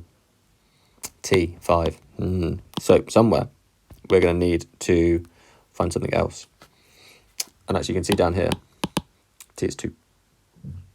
So does that make an issue really of what we've done here? Not a huge amount. We're just going to go through and fill in t is 2. So as we do that, what's going to happen? X then. So as we know t is 2, we can maybe do it over here. T is 2. So that tells us x is going to be 2 times this. So 20 root 3. I do my 3 a bit better than that. And the y, plug it into here. So it's 2, that's 20. It's going to be 20. 2 squared is 4, divided by 2 is 2, times by g is 2g. That now we know exactly where x and y are, which is quite nice. So the equations we've got over here, we can do the same thing, swap them all out. I know we've only got the one so far, but let's do that. So u cos theta, 50 minus x. X is this thing. So 50 minus 20 root 3 over t of 2. So we can do that. U cos theta, that's not a very good cos. Cos theta, half of 50 is 25, half of 20 is a 10. 25 minus 10 root 3. That's a very nice relationship. We can get one more so that u and theta can pop out. Let's look at the vertical for B. How far is it going to go? Y. How big is y? 20 minus 2g. Its initial speed was going to be u sine. We can get that from either thinking we've done cos already, or we want vertical, we've got that way, we don't have the angle. Sine. V, we don't care about. A is going to be minus g, and t is going to be that 2 that we have. So, lovely. What can we write down from this? We don't have v, so S equals u times t, plus a half AT squared. So a half of A is half a G, but T squared is 4, so it's 2G. Those two G's, goodbye, goodbye. We have effectively that 10 is equal to U sine theta. So look at those kind of two last underlined ones, this one and this one. U cos theta something, U sine theta something. This is effectively like the harmonic stuff, do you mean? R cos theta plus alpha. Very similar sort of way of dealing with it. So what we can write down now then, these are also basically the speeds that they get launched at. Like this, the sine was the vertical, yeah? It gets launched 10 in the air. And you can kind of think like the way it gets launched over here is also 10. They have to. If they don't get launched at the same speed, and if they're launched at the same time, and they don't get launched at the same speed in the air, they will never be at the same height as each other, apart from like the one, they'll have two crossover points. But then it's going to be very hard to make sure that you've like actually hit them there, because it's always going to be like one's gone up loads. This one is not going to stay in the air as long. I don't think it actually will. Yeah, it's always going to go. If you fired them like at different angles, that one will fall down first, and that one will fall down first. Just because you've gone like over there and over there, they need to be at the same height at the same time. So they had to be moving up and down at the same speed, really, all the time. So we could have done, like, from just knowing that this 10 will have to be the 10 on the other side as well. This looks good. What do they actually want us to do? Find the velocity of P, this is before it collides with Q. Okay, so we could probably do that another way around, but we've got a lot of information now about some things, yeah. Theta, the value of U. So we've done part 2 before doing part 1, but nothing really wrong with that. Let's actually get those out. So we've got U cos there, U sine there. Let's divide them. So we can say that like the sine of a cos will be a tan theta. Will be a 10 over 25 minus 10 root 3. So to do that, should be some number. Inverse tan, or 10 over 25 minus 10 root 3. We get a 52. Does that seem right? Number 5, this is.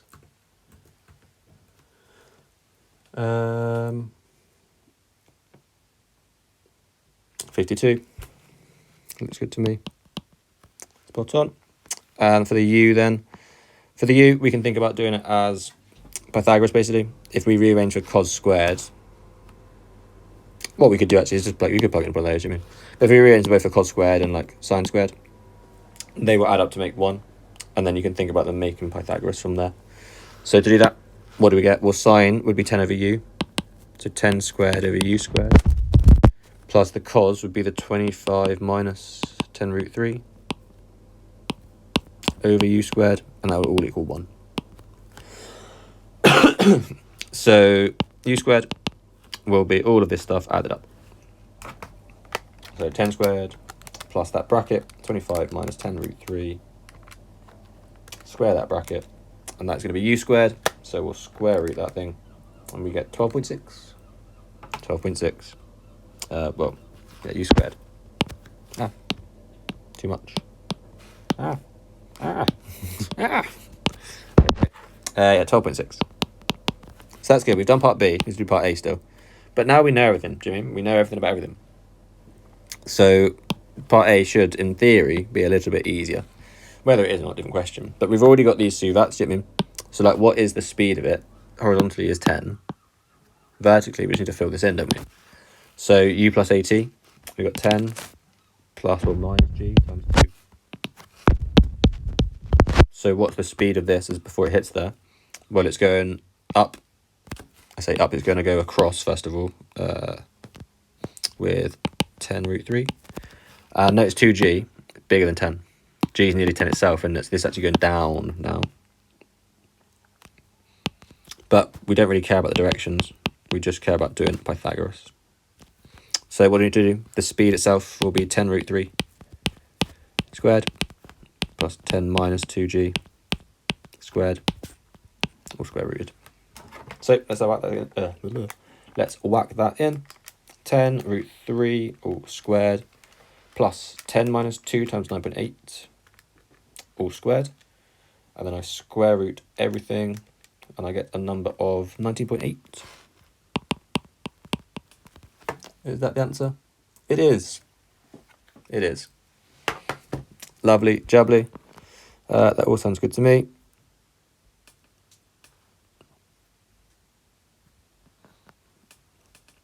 I don't know why. Oh, velocity. Oh, okay, velocity. Okay, we done velocity. I didn't need speed. Didn't need speed. Velocity is that. Yeah. So the velocity then, the actual fundamental velocity, 10 root 3, 2g minus 10. Negative, and it's going down. So that looks good to me. That is the final velocity. So we got all the bits we need. We got u, we got theta, we got final velocity. One limitation: there's no spin. Particles will spin. No air resistance. The particles are particles. They won't actually be. Same stuff every time, but you can pretty much always just say spin.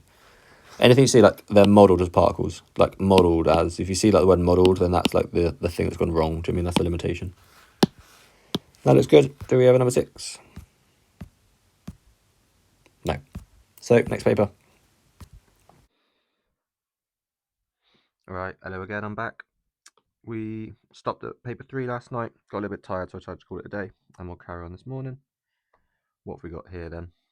So we've got the velocity in terms of t. So it's going to be variable acceleration. Yeah. Find speed when t is 2. So for speed, that is just the magnitude of the velocity. So we're going to take that velocity, plug in the number 2. What's that going to give us? Well, 2 squared is 4, times by 3 is 12. Square root of 2 times by 6 will just be 6 root 2. And therefore, if we do the Pythagoras on that, what we're going to get for the speed will be 12 squared plus 6 root 2 all squared, and then all square rooted. What's that give us? So 12 squared, 6 root 2 all squared, 216. Square root of that thing, 6 root 6. Looks good to me. Final expression for the acceleration. Okay. So acceleration, we need to integrate. So if you think about this one, what do we get? Raise the power to t cubed. Divide by that 3, we'll leave 1 at the front. So we'll have that many i's. And then raise this power, we'll have 3 over 2. If we then do 2/3 of 6, we'll get a 4. That many j's.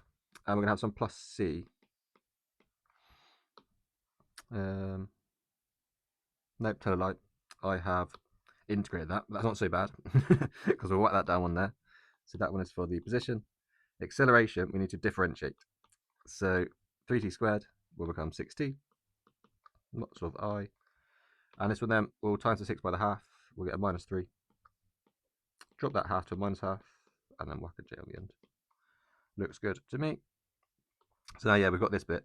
So integrating that gave us the position. And from here, what have we got to do? Well, we know at t is 4, we're at this position. So if we plug in the value of 4, what do we get? Well, we'll get 64 for the cube.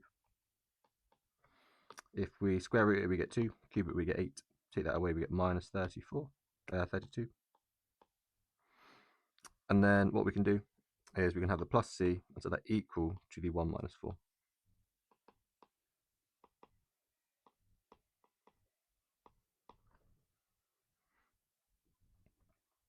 All looks good to me. So as we rearrange to see what we're going to get, well, the top row, we're going to have minus 63, and the bottom row, we should have 28. Is that good? No, that doesn't seem good. That one do not disturb quick. So what's going wrong there? 63 is good, but 24, not 28. 4 times 4 to the power 3 on 2 is 32.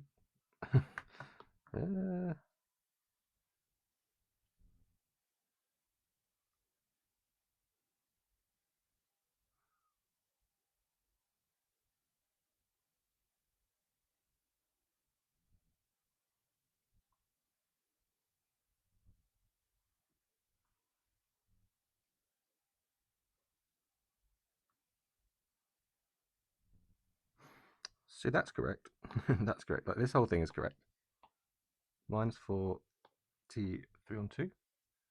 We plug in the value of 4. 4 to the power, well, 4 times 4 to the power 3 on 2 is 32. That is minus 4. So we've got this stuff. Let's see then, and let's plug it in. What am I doing? Yeah, so we got the c. I need to plug it in to find the value when t is 1. So T is 1, top row will have a 1 there, minus 63, that's minus 62.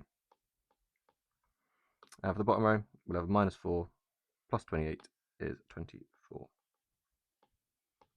Oh, looks good to me. Let's keep going.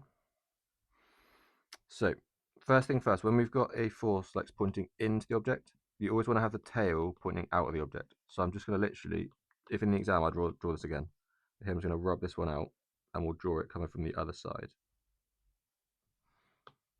So just an arrow sticking out that way with X as the force.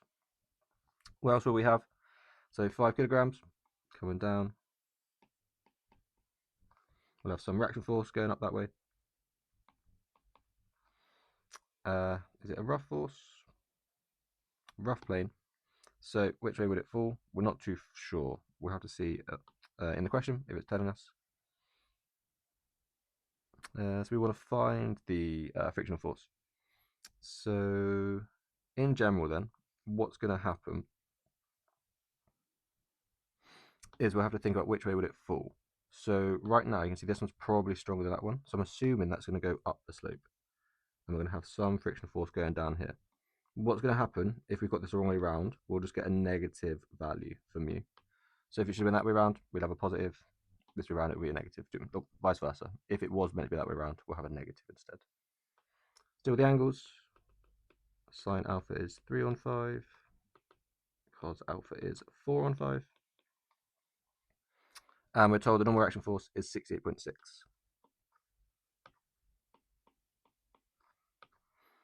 And this one then we can write as 68.6 mu.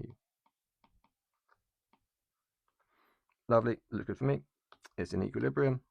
And yeah, so let's work out some of the forces. What can we do?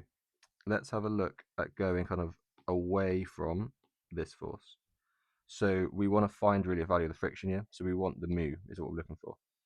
We have this unknown x. So we could just solve everything simultaneously, figure out x as well. Do we need to do that? No, we never actually need to do that.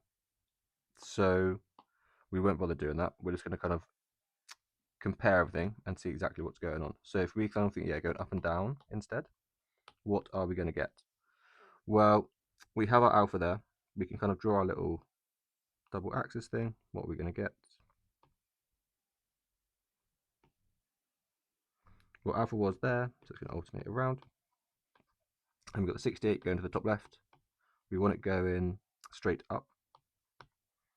So as we resolve the vertical forces, what we're going to get, 68.6 times by cos. Cos was 4/5. That will pull us up. Pull us down then, we'll have the 5g. And also, we're actually looking for the value of the frictional force. So I'm going to group that up and call that just F or FR for friction. And what we're going to have is that this is going to be pulling us down as well. But it's going in that direction. We want it straight down. So it will be sine, i.e. 3/5 of this frictional force. From here then, just rearrange the friction. What we're going to get, we'll have the 68.6 times the 4/5. We'll need to take away 5 times 9.8 and then divide that by 3 on 5. So I get a value of G. Exactly G is what pops out the other side. 9.8, which is always quite nice. Is that the correct answer? Can't see, very hard. Yep, 9.8. That looks good to me. From there then, direction of the frictional force. So we got a positive value. So it's going down the slope. If this was a negative value, it would have been going the other direction. X is now removed, and B moves down the plane. The mu is going to be 0.5. Find the acceleration. So here, we basically need to just draw a new diagram. This is gone, this is in a different direction. So we may as well just draw it again. So let's have our particle down there. The reaction force as well, I don't think will still be 68.6. As everything's changed, like you think you've changed this force, that will, as you look, it's going to have an effect like pushing down that way. So this 68.6 will have been affected by that. So we can think about, again, having the slope. What forces will we have? Well, we're going to fall down the slope. So our friction will be going back up. We have mu times r, and we know that mu was 0.5, so this is r on 2. R again, we'll point this way, and we're going to have some gravity pulling us down. How much do we weigh? We weighed, well, we had a mass of 5, so a weight of 5g. Lovely. So what we're going to do, let's have a look at us going down the slope. No, let's go perpendicular first, so we can get the value of r. Because we know that r is going to equal 2. Well, we still want to have that direction. The angles haven't changed, so we want to have down and that way. So that's cos. So r will take away 5g times cos. Cos is 4/5, so that 5 becomes a 4. And that should equal 0. So we do have the reaction force, it's now 4g. And with that then, let's look down the slope. What's pulling us down the slope? Well, just the weight. We just got that component of weight. We know it was cos before, so it's sine this time. So 3g. What's holding us up is the reaction force. So half the reaction force, the frictional force, half the reaction force. So that's 2g, and that will be equal to our mass times our acceleration, right? Our resultant force. So that's a simple g. We know that our mass was 5, so therefore we have that our acceleration is a 1/5 of g. Looks good to me. Does it look good on the mark scheme? It does indeed. Spot on. 6 marks for all that. That's not a lot for 6 marks, I don't think. Let's keep going. So what have we got? Particle mass 4 kilograms. It's on a smooth plane. We've got 2 forces.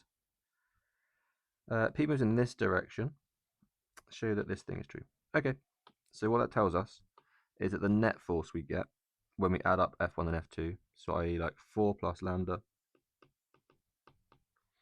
and minus 1 plus mu, it's moving in this direction, so that is parallel to 3, 1. How can we use that? Well, what we know is basically the gradients are going to be the same. So we can do like y over x for both. So having the 4 plus lambda over mu minus 1 is equal to 3 over 1. So times everything over, 4 plus lambda equals 3 mu minus 1, 3 mu minus 3. And let's just add everything over onto one side. We'll have lambda minus 3 mu plus 7 equals 0. Looks good to me. Time t equals 4, p passes through the point B. Given that lambda equals 2, find the length of AB. So lambda equals 2, what does that tell us about mu? Well, we're going to have 2 minus 3 mu plus 7 equals 0. Adding the mu over, we'll have 3 mu is 9, so mu is going to be 3. Find length AB. It equals 4 seconds, we're at the point B. And we start at point A. So effectively, we need to figure out kind of how far have we gone. This is a force that's being applied. So we can able to work out the kind of net force. If we know what mu is, we know what lambda is as well. We can work out that net force that we had, which was this. So what is that? Well, 4 plus lambda, lambda's 2, so that's 6. And then mu minus 1, mu was 3, minus 1 is 2. So this is the force. We had a mass of 4, so it tells us therefore our acceleration is going to be a quarter of that. So if we halve everything, we'll have 3 and 1, and we'll get another half out the front. Looks good. And now we start at rest, we've got an acceleration that is constant. So this is going to be suvat. What do we know? Well, we want to find the length of AB, so that is what we're looking for. U is 0. V we don't care about. A we have above is the half of 3, 1. And T we have is 4. So we don't have the V, so S equals UT plus a half AT squared. And so T squared is 16. Half of that would be 8. Another half of that would be 4. So it's 4 lots of that stuff. So what do we have? That is going to be, well, it would be 12 and 4, wouldn't it? But actually what we want is the magnitude. So we want to do Pythagoras on this. So it's going to be 4 lots of 9 plus 1 is 10. So root 10. Does that look good? Let's double check. Number 3. 4 root 10. 4 root 10. Lovely jubbly. Some moments then, I'm going to guess. So what have we got? Uniform rod, that's nice. Mass M in the middle. C, is there some point at C? Yeah, I've got 2 mass. It's on a rough horizontal ground. So not only will we have a reaction force here, we will have some friction force this way, some mu RA. We've got a angle at the bottom, and we do have a light string attached at B, so we'll have some tension at B going that way. All look good? I think it does, yes. Explain why the frictional force acting on the rod at A acts to the right on the diagram. Yeah, so look at all the other forces. The only one we have, like if you get rid of all these, the only one we have that's like not moving straight up and down is this one. That's moving to the left. So this will move to the right. You can also just kind of tell, like if you had this, where would it go? But if I was on something here, it's not going to like slide this way, is it? It's always going to slide kind of that way around because I'm pulling it to the left. That looks good. Tension of the string is T. Show that T is equal to this. So what we can kind of see is that we don't have mu in there at all. So we're going to need to use moments to build this up. But what we can do again is think about kind of all of these things. Coefficient of friction is mu. Show that mu equals this. So yeah, overall, what are we doing? Find the tension. We're told then the angle at the end. And we need to find RA and then find mu. So let's just go through and do all of that. We can do the first bit without doing this one, but that equation will just pop out as we go through anyway. So yeah, let's resolve the forces up and down. What do we have pulling us up? We're going to have RA. Let's do our angles as well. So we're going to have this thing over here, bop, and bop, and then bop, and bop. Let's just line them up a little bit better. Our angle is, it's always in the same place, isn't it? You never really get it in a different place. Sometimes, but very, very rarely do you get it in a different place. But every now and then you do. So we have the tension is going at this angle. You want it straight up, so that's going to be cos. So plus T, T cos. What's pulling us down then? Well, we've got these all together. So take away 3 mg altogether, isn't it? Equals 0. Let's go horizontally. Pulling us to the right, we have mu RA. And to the left, well, we had T sine, T cos already, so it's going to be T sine this time. That equals 0. And now if we do the moments around A, again, picking A because there's the most forces acting there, so there's the least amount of terms in our equation, just these 3, because all of these go to 0 in terms of the moment. So how far away was everything? Well, the length is 2A, and they've told us this is 1.5. So we could draw another little diagram just to make this a little bit clearer. So we have that point in the middle, we have C, we have the bits on the end. This is going to be A, this is A on 2, this is also A on 2. So moments around A going clockwise. mg, how far away is it? It is A away. And what angle do we need? Well, it's going down, we want that way, so cosine.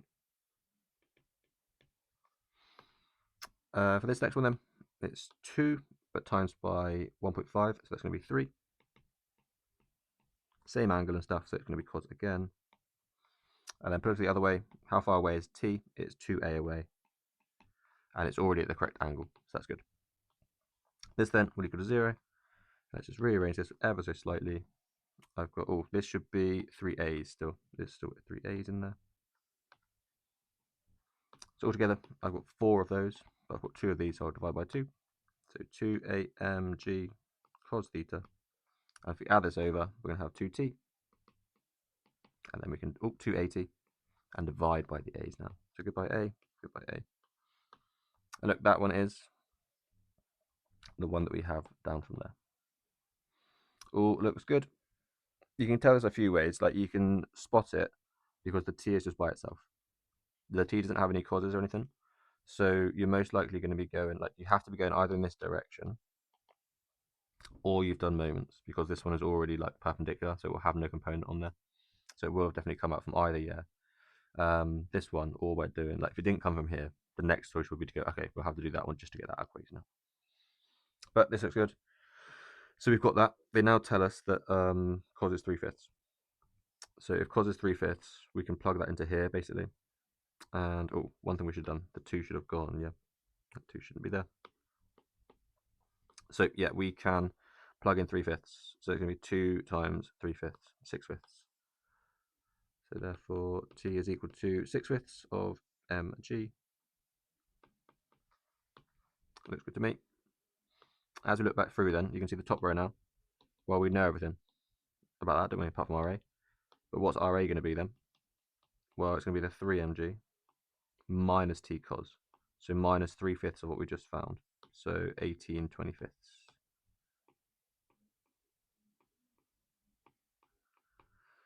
3, if you make that one 25, it would be 75.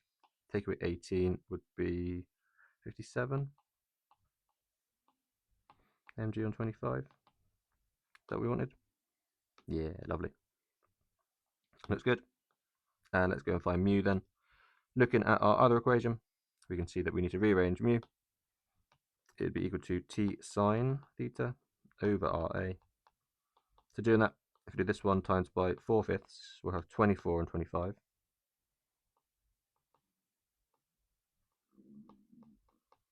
Over RA, which was 57 mg on 25. All those mg's will cancel. All the over 25s cancel. So we've got 24 on 57. Let's divide that by 3 top and bottom. 8 on 19.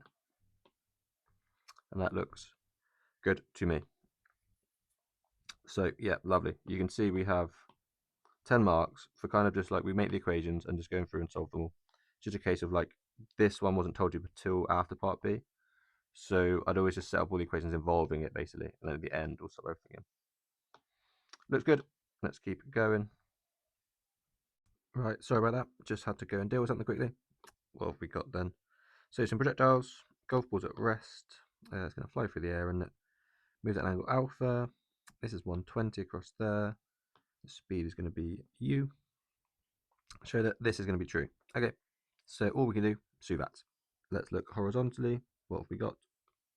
Well, the distance travelled will be 120. The speed we have, we want the horizontal component. So this way, along with that one, angles in between. So it's going to be u cos alpha. And the time, we'll just call that t. That looks good. So from here then, let's write one equation down. We can have the speed, u cos alpha, is the distance, 120 over t. Looks good. Let's look at the vertical. Distance will be 0, because it takes off and lands at the same place. Speed, we did cos above, will be sine for this one then. V will technically be minus u sine alpha, but we don't care about it. A is minus g, and t will be the same, t is above. So here we have s equals ut. So 0 equals u, or ut sine alpha, plus a half at squared.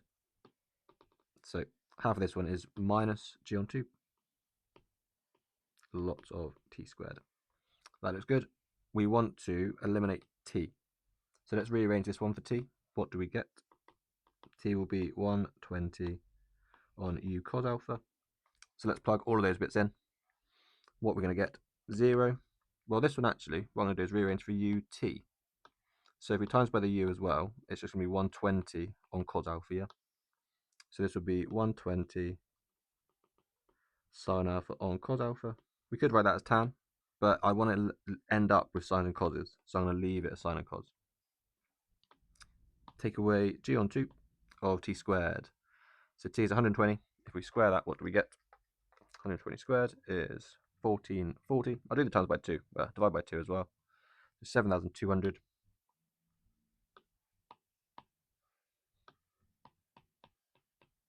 And then what do we have at the bottom? U squared cos squared alpha. So here, what I'm going to do, like I said, I want to end up with sine times cos. So I'm going to times by cos squared. I'll also times by u squared as well at the same time. So what we're going to get, 0 still, is 120, will remain where it is. 1 cos is gone with that one, and we've still got 1 left over. So we will have sine alpha cos alpha. U squared will go up there. And this bit will be minus 7,200g. So rearranging all that, we're going to have that u squared sine alpha cos alpha is going to equal 7,200g on 120. Let's put that in the calculator, see what we get. So 60g, which is 588.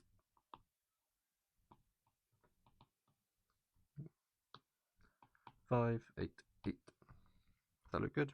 It does indeed. Ball goes to max height of 10 above the ground. Show that u squared is this. So max height of 10, we're going to have like this. This point then is 60 and 10. Because it's exactly, this is a quadratic. So the graph is completely symmetrical. We take off and land at the same point. So this must be the exact midpoint. It's the complete turning point of the graph. So it must be 60 all the way through. Also, we're told at height of 10. So we can use this one again. Think like this is going to have t on 2 basically. So it's the same equation on that, but t on 2. So looking at the horizontal, it's like having t on 2 or just doing the 60. Do you know what I mean? So same equation. We're going to have that t will be 60 on u cos alpha. That looks good. If we do the vertical, what we're going to have, the height change will be 10. U will be u sine alpha. V is going to be 0. When we get to this point, we'll move in straight horizontally, so no vertical component. A will be minus g, and t is going to be t. What do we want to end up with? We want u squared. So we need to somehow eliminate t and alpha. We have this one down here, the one they gave us on part A, without t. So just with u and alpha. We'd like to somehow get another one with just u and alpha. So let's use like the same thing we have up here. Do exactly the same process. So S will be equal to ut. Actually, no, let's use a different one. Let's use the one without t. And let's just get an expression here for u and sine. And then we've got another one for, yeah, with u and sine in there. Okay, that's good. Or u and alpha even. So without the t, so v squared will equal to u squared plus 2as. So minus 20g. So we have that u squared sine squared alpha, sorry, is 20g. So u sine alpha is the square root of that if we ever do need it. From that, is it useful to have cos? Probably, because we don't really want to use the cos one with the t in it. And all the ones we have with cos all have a t in it. So ideally, what we want to do is somehow find an expression using this for cos. Or if we could do something to get rid of that. So we've got rid of the t's already. Do we have any with sine squared? No. But let's think a different way around then. Can we use this to get an expression for cos? So if we do that, what we're going to get, sine squared alpha is 20g on u squared. So we can see that like this plus cos squared would equal 1. So 1 minus this is cos squared. Cos squared alpha is 1 minus that thing. So if I put the u squared on the top, u squared minus 20g on u squared, which again is the same as 1 minus 20g on u squared. So can we use these bits? Well, we can start plugging stuff into here. U squared is just u squared. Sine squared is going to be 20g on u squared. So square root in that, the root of 20g on u. And then we're also going to have the root of cos, so the root of this thing. Or the root of that one, might be a bit nicer. So square at the top, u squared minus 20g, all square rooted. All over the square root of u squared is u, and this should equal 588. Looks good to me. All these squares, or the u's, sorry, can cancel out. And then we can square both sides. So we'll have 20g, lots of u squared minus 20g, and that will be equal to the square of 588, which is a big number. 3, 4, 5, 7, 4, 4. What we're going to do, we're going to divide by 20g and then add 20g and then square root. So u squared is going to equal to, let's just go down a little bit, that number on the right, 345,744 divided by 20g, take away 20g, and then, add 20g, and all square rooted. Working it in then, what do we get? Well, this is 1764. If we add on 20 times 9.8, we get 1960. That's inside the square root, and I realize that we actually want to use squares, don't we? Yeah. Lovely, that looks good to me. From here then, what are we saying? So we're going to include air resistance. We've got additional speed v, which is greater, u or v. So if we want the same stuff to happen, to make sure that we still hit over here and still hit over here, what we can think about is air resistance effectively takes energy out of the system. So we need to have started with more energy than we had originally. So our speed needs to be faster when we have air resistance. So which value is going to be greater? It should be v, to make sure that we still hit the ground over there. It would no longer be parametric. It's not parametric, sorry. It's no longer going to be like a quadratic. So this will actually not be the turning point anymore. You're going to see it's like, does something more like that, where you have like the turning point gets pushed to the right, where like the energy just like slowly gets removed and then it's like falls down a lot quicker because the horizontal version is being removed. So that was good. One further refinement, spin. Particle could spin. Is that good? 5? Yep, number 4 then. Let's keep going. The car is initially at rest, then accelerates on the road with constant acceleration 3.2. Find the speed after 5 seconds. Well, this is assume that, yeah. Initially it's rest, so v equals u plus at. U is 0. A times t is going to be 5 times 3.2, which is going to be 16. Distance travelled, so s equals ut plus half at squared. So again, u is 0, so it's s equals a half at squared. This one we could write v equals just at. So plugging that in, we'll have a half of 3.2 is 1.6 times by 5 squared. So what does that give us? 1.6 times 25, I get 40. These look good. They're nice round numbers, aren't they? Let's double check. 16 and 40. Lovely jubbly. Number 2, got some forces up here. Mass of 5. Rough horizontal plane. The energy of motion is friction.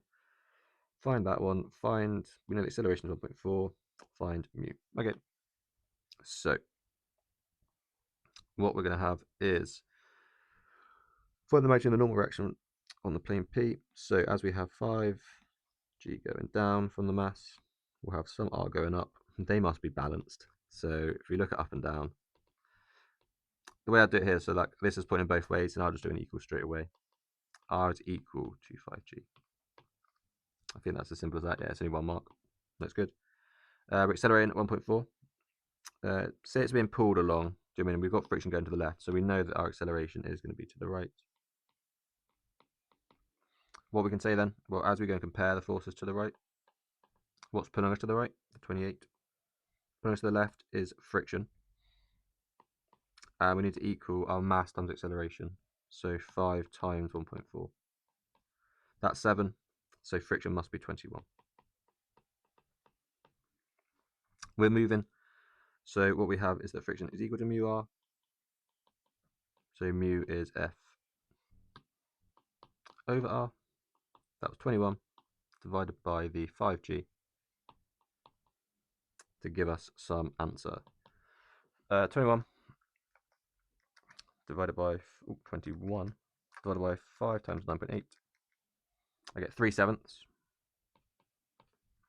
which is that 42? Yeah, 0.42. 43. 428, isn't it? Lovely. Is that all good? Yep, looks good to me. Number 3 then. We've got some variable acceleration stuff. Find the speed when t is 0. So plug in t is 0. What do we get? well, we'll get a 7 and a minus 3. So what we find for the speed then, when t is 0, will be 7 squared, 49, plus 3 squared, which is 9, so 58. And then that all square rooted. Does that cancel down? I don't think it does. Nope. So that looks good. Is that correct? Yep. Value of t when p is moving parallel to this. So if it's moving parallel, what we're going to have is that the t squared minus 3t plus 7 over t squared minus 3 is basically equal to some scale factor of 1, 1.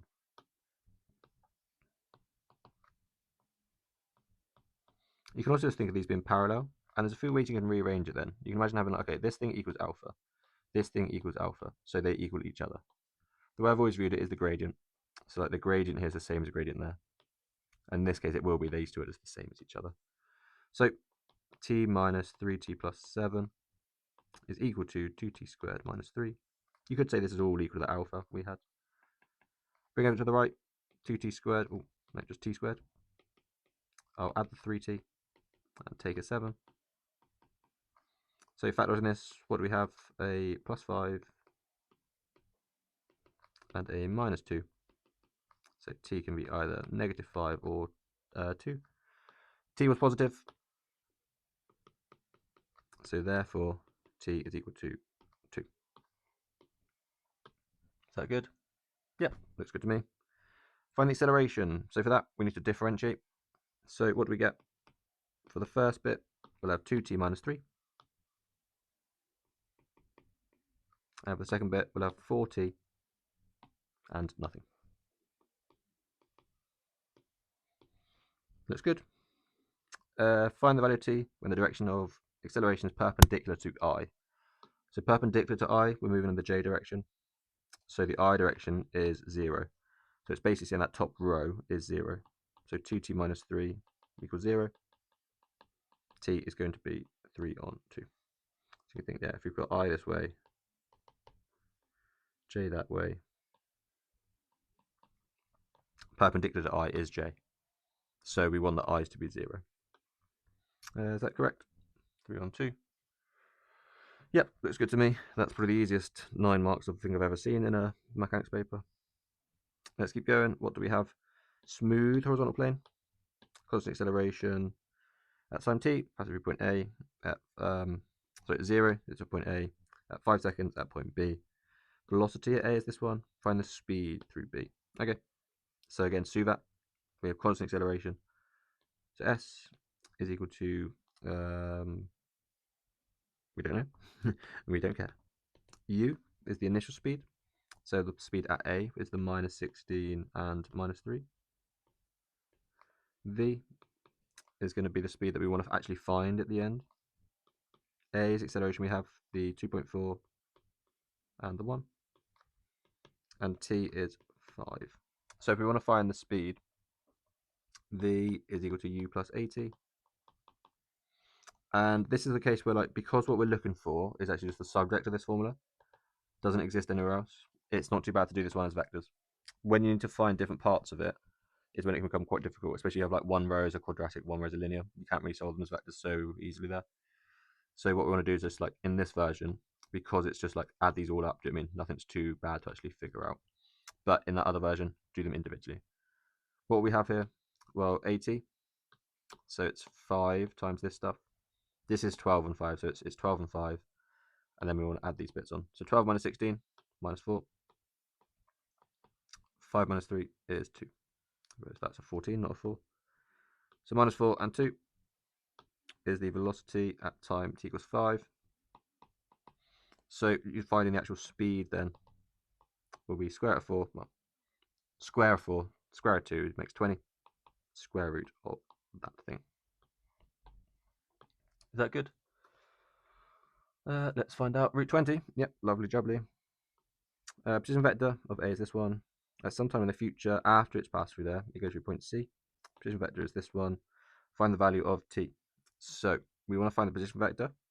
So what we know, S would be ut. We can actually use this same graph, the same one. Nothing's changed. The time though is gone, but everything else should be the same. So the u, minus 16 and minus 3, times by the t, plus a half of a, so 1.2 and 0.5. What I'm actually going to do, I'm going to rewrite this very quickly. This is 12 and 5. So if I take a fifth out the front, it's 12 and 5 down there. So we want a half of that, so 1/10 of 12.5 times by t squared. This is good. We want to find the value of t. So I'm not going to solve it like this. It's not too bad to write it down, but I'm actually going to look at these individually, most likely. And what we know is, when we plug in 0, we should be at this point. So this is going to have some plus c, really. Because the way to think about it is this is relative to a. So this really is our plus c, because a is our initial position, so we need to be at a when we plug in 0. As we do that, that goes away, that goes away. All we're left with is going to be some other bit we add on, some kind of like initial value to get to where we want to be. And in that case, will be 44 minus 10. Nice. So value of t when we're at this position, and then the value of c. What you can see is, like, we know the value of the top row, so we're going to take that value of the top row and solve that quadratic. So for I, the top row, the 4 we're given is equal to everything that we have in that equation. So we're going to have 12 on 10 t squared, so 6/5 of t squared, minus 16t, plus 844. So what do we get? At taking that 4 away, 6/5 t squared minus 16t plus 40 equals 0. And this is the sort of thing we whack in the calculator, see what number that gives us.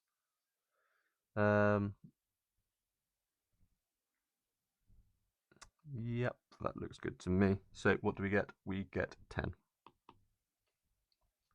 With that 10 then, we'll go down here and find c. This then we can use kind of the bottom row. We know that this bottom row just works out to be c. So using the bottom row, what do we have? Well, c is going to equal to minus 3 times 10, so minus 30, plus a half of t squared, so t squared would be 100, half that's 50, and then take away 10. So we've got 40 minus 30, 10. Was it 10 as well?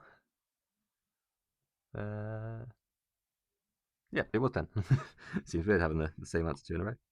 So yeah, we get that the value for, just to make sure that you actually write down, this is t. So yeah, t is 10, and c is also 10. Lovely jubbly. Number 5, some projectile something. Speed 28. After so long it moves through this point, that is 40 and 20. It just tells us there, particle moving freely, alpha on the ground. Show that this is going to be true.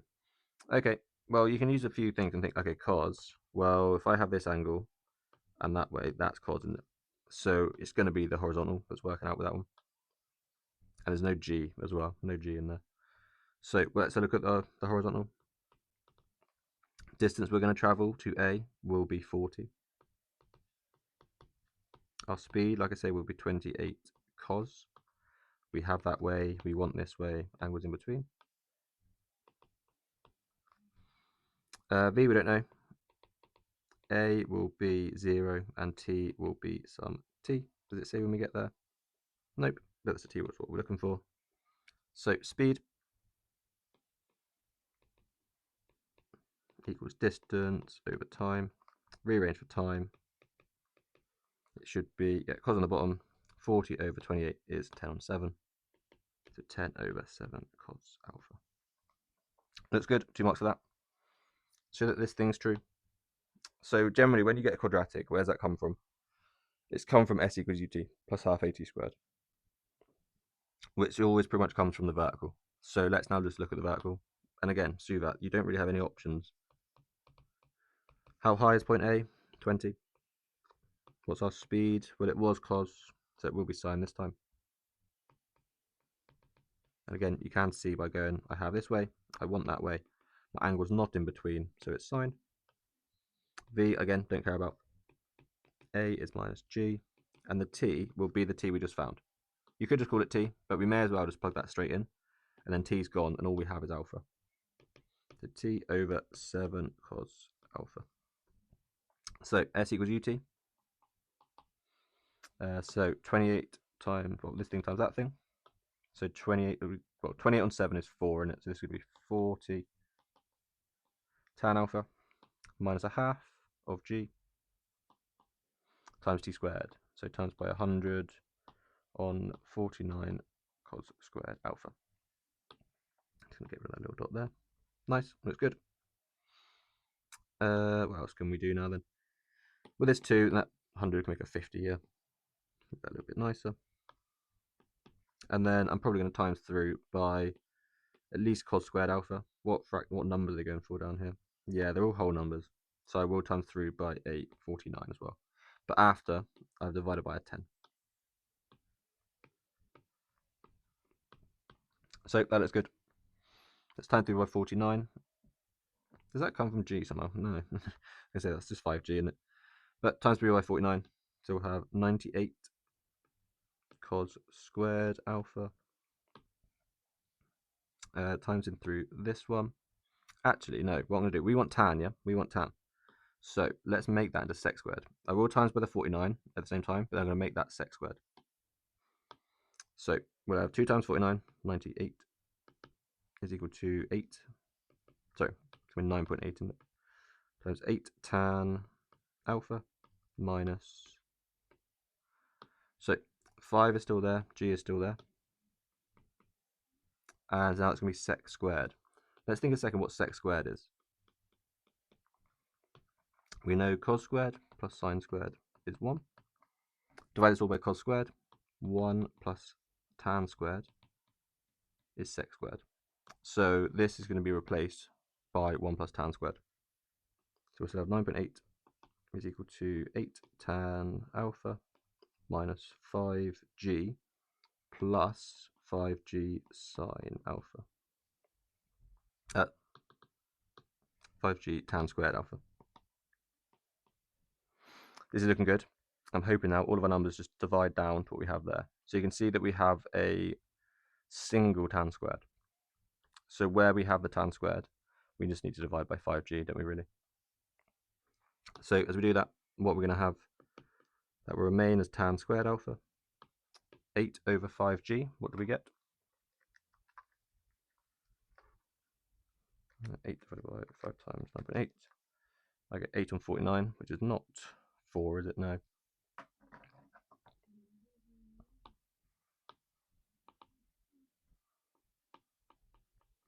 And the numbers, I'll take this one away. This is AG, so it's minus 6g, but divided by 5g.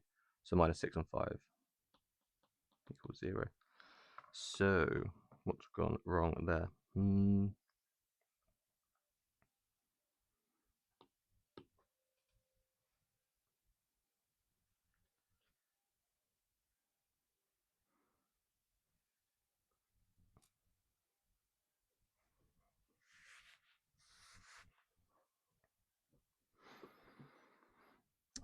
What has gone wrong here?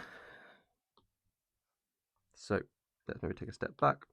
There's lots of fiddly numbers, so we'll hit one step back a little bit, make our equation from S equals U2 again. So S, 20, U times T. These bits times together. 20 on 7 is a 4, times a 10 is a 40. And then we have sine over cos is going to be tan. Not tan squared, just tan. So that's already showing that we have like, there's a big difference there in the numbers, but like this 4 tan seems okay. So like, does that actually just stay alone? And I should end up with like just a single tan squared at the end somehow. So let's have a look what we end up with.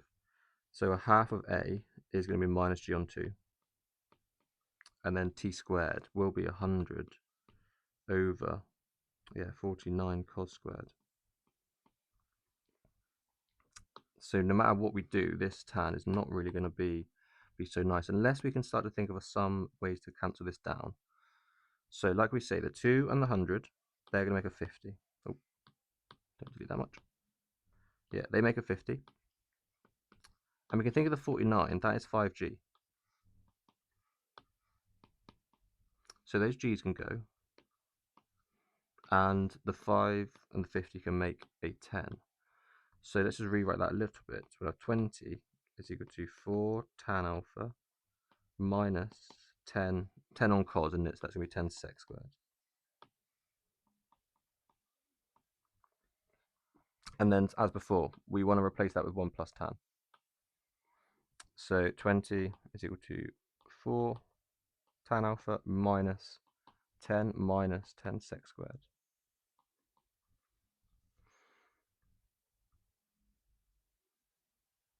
And then we're very basically there. Oh, sorry, 10 tan squared.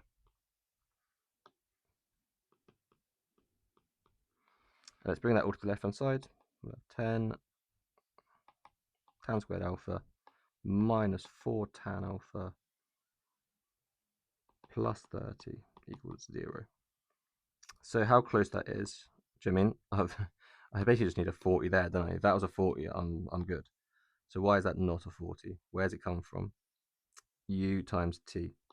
So that did make 4R, and then with a 10, so it should be a 40 anyway. So yeah, we're all good. We're all good.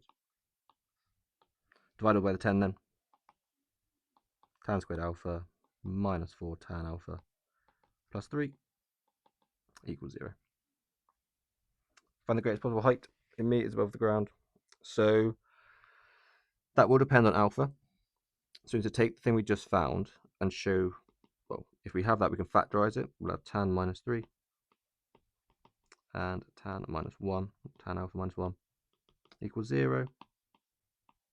So tan alpha is 1 or 3. So alpha is obviously inverse tan of 1 or inverse tan of 3.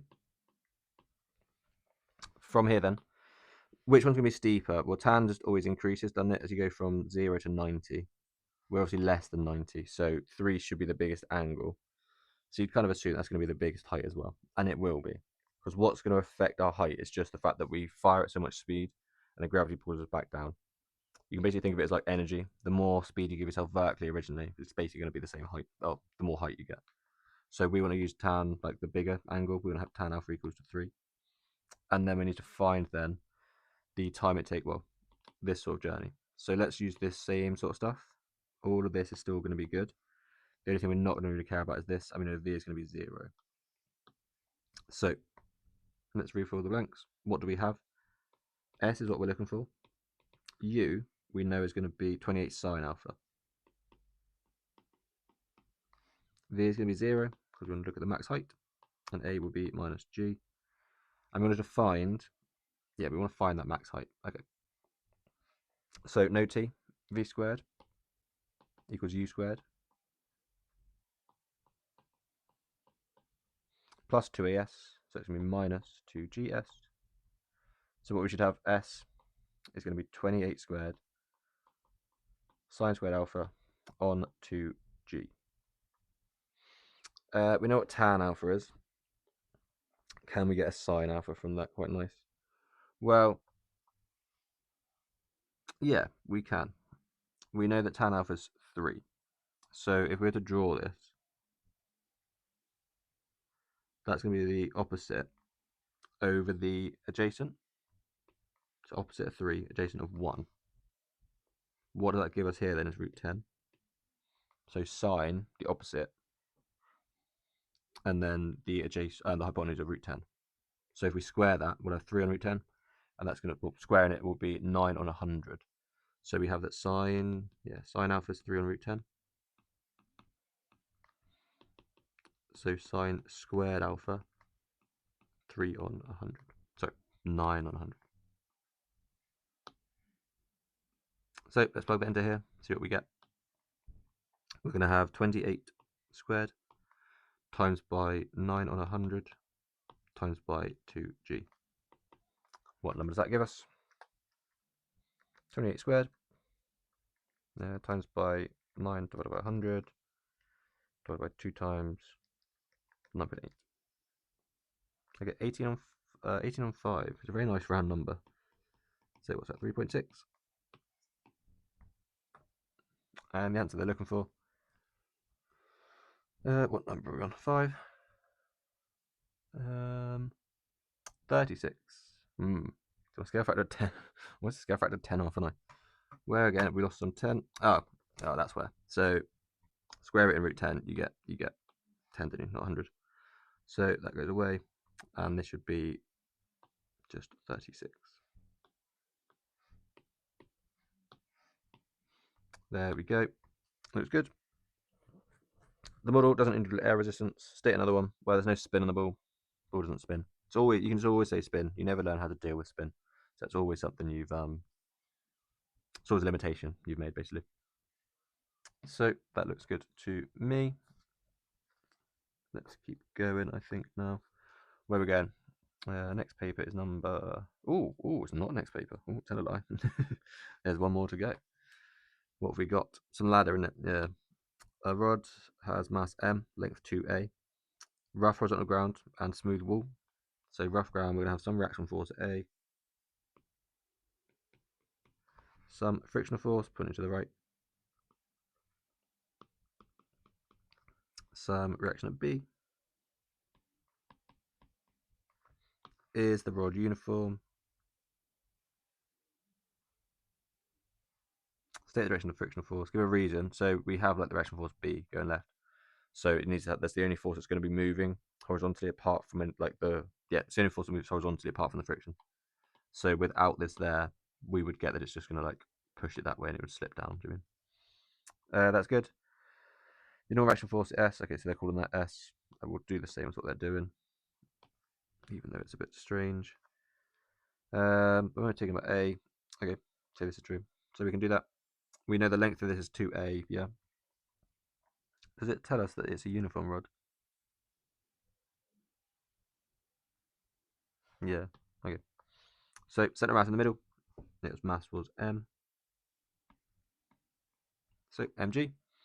And now then, yeah, when we go to take moments, doing it around A, what we're going to get? Well, let's look at the clockwise ones. So how far away is that? Well, the whole length of it is 2A, so half of that is going to be A. So we'll have A, M, G. We need the angle going that way. So let's firstly just put in all of our forces on this thing.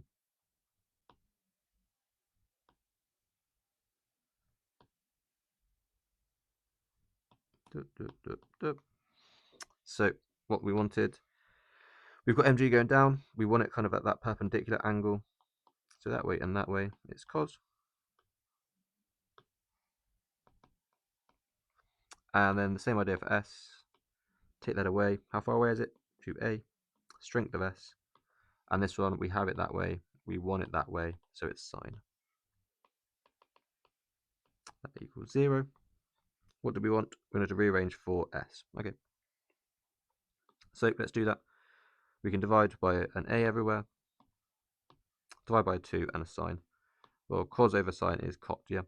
So what we have, s will be equal to mg onto cot theta. Yep, lovely. So tan theta is this one. Sine theta, therefore, is going to be 3 on 5. And cos theta is going to be 4 on 5. We also, it's probably worth writing, cot theta, therefore, is 4/3. So we can find s. It's going to be half of that, so 2/3 mg. Looks good. Find the value of mu. Well, what we can do is look up and down. What's pulling us up and down? Up, Ra. Down is mg. Must equal 0, be in equilibrium. So Ra is mg. Looking horizontally to the right, we have mu Ra. So mu mg. To the left, we have s, which we just found was 2/3 of mg. And that must equal 0. So mu, we can get rid of the mg's. Should be 2/3. Is that what we wanted? Let's double check. Number 6. Mu is 2/3. Lovely jubbly. Circle that one too. Find it in terms of m and g. Okay, we want to find Ra. Okay. Yep. Yeah.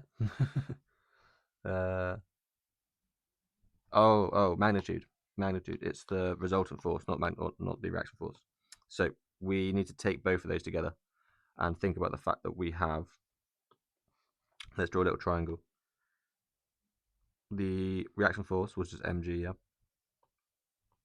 This was 2/3 of mg. And we want to find then this length.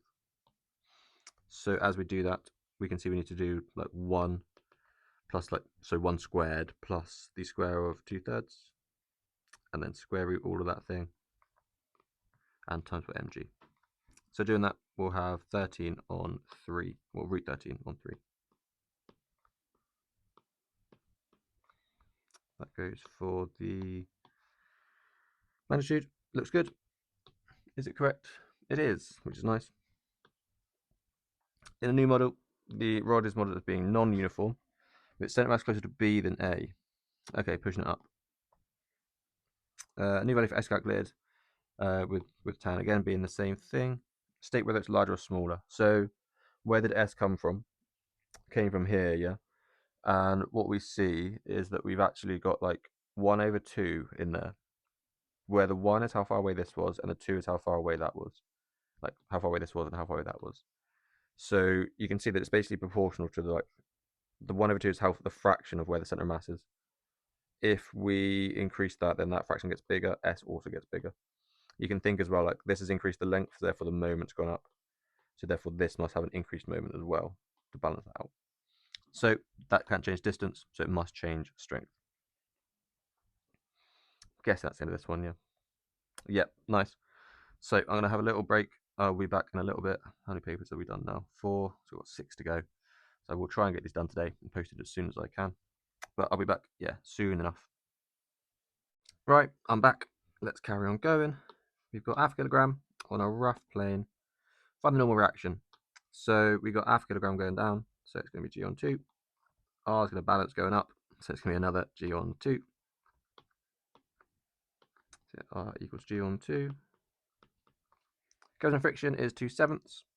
We've got horizontal force X. Let's call it going this way. We're going to have some friction going that way, which is going to be 2/7 times by that R, so times G on 2. The 2's cancel. These are in equilibrium, so X and these bits are the same. So what we have, the X is equal to G on 7. Looks good to me. Let's double check it. Half a G and a 1/7 of a G. Lovely. Let's keep going. Speed isn't time. Athlete running 200 meters, 24 seconds, starting at 0, constant rate. Then they're going to be, yeah, so they're accelerating for this period, then they're moving at constant speed, and then decelerating at the end. Find the acceleration in the first 4 seconds. Okay, so here, how much have they gained? They've gained 10 in 4 seconds. 10 over 4 is 5/2. Distance covered in the first 18 seconds, so we want the area. So 10 times 4 is 40, half of that is 20 for this triangle. 10 for the height, 14 for the width is 140. 20 plus 140 is 160. So therefore, 200 meter race, we have 40 remaining. And I've got the value of U, so you can see, like, what's this end point? Well, let's work out that using the area of trapezium. Height on one side is 10, the other side is U. We'll times that by half the width, so times by 3, and that should equal the 40 that we need. So divided by 3, taking away 10, U is going to be 40 on 3, take 10. 10's 30 on 3, so we should have 10 on 3. That look good? It does indeed. Wonderful. Right, what have we got here?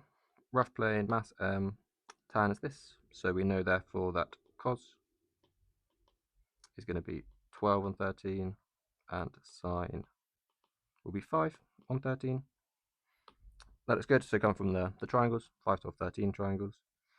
So we're told the coefficient of friction is mu, and mu is less than 5/12. Pulse and released, it's going to slide down. Find the normal reaction. So as always, let's label everything. What are we going to have? Mg coming down, R going that way, and mu R going this way. Let's resolve the forces perpendicular to the slope. Pulling us up, we have the R. Pulling us down, there's going to be Mg, and some component of that. So let's get our little diagram. Slope going that way, perpendicular that way, our angle's in there. We have the weight, we want it in that direction, so we need to be using cos because it's nice and cozy in there.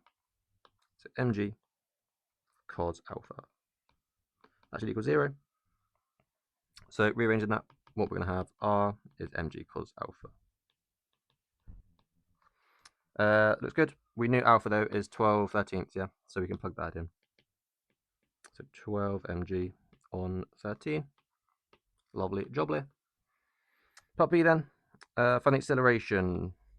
So let's think, let's go down the slope, what's happening? Well, we'll have the other component of the weight, so mg sine, which is 5/13. Take away the mu r, so take away like the thing we just found times by mu, so 12 mu mg on 13, and that will equal mass times acceleration, like the resultant force. What can we cancel out? M, and m, and then let's factorize. So we can take out the 13th and the g. So a is going to equal to g on 13. In the first term, we're going to need a 5, and in the second term, we're going to need 12 mu. Does that look good? Yep, looks very good to me. Give that a big circle. Part C. What would happen if mu is bigger than 5/12? Well, what you'd see, this, so 12 mu would be bigger than 5. So this thing would be negative, like the resultant acceleration would be negative.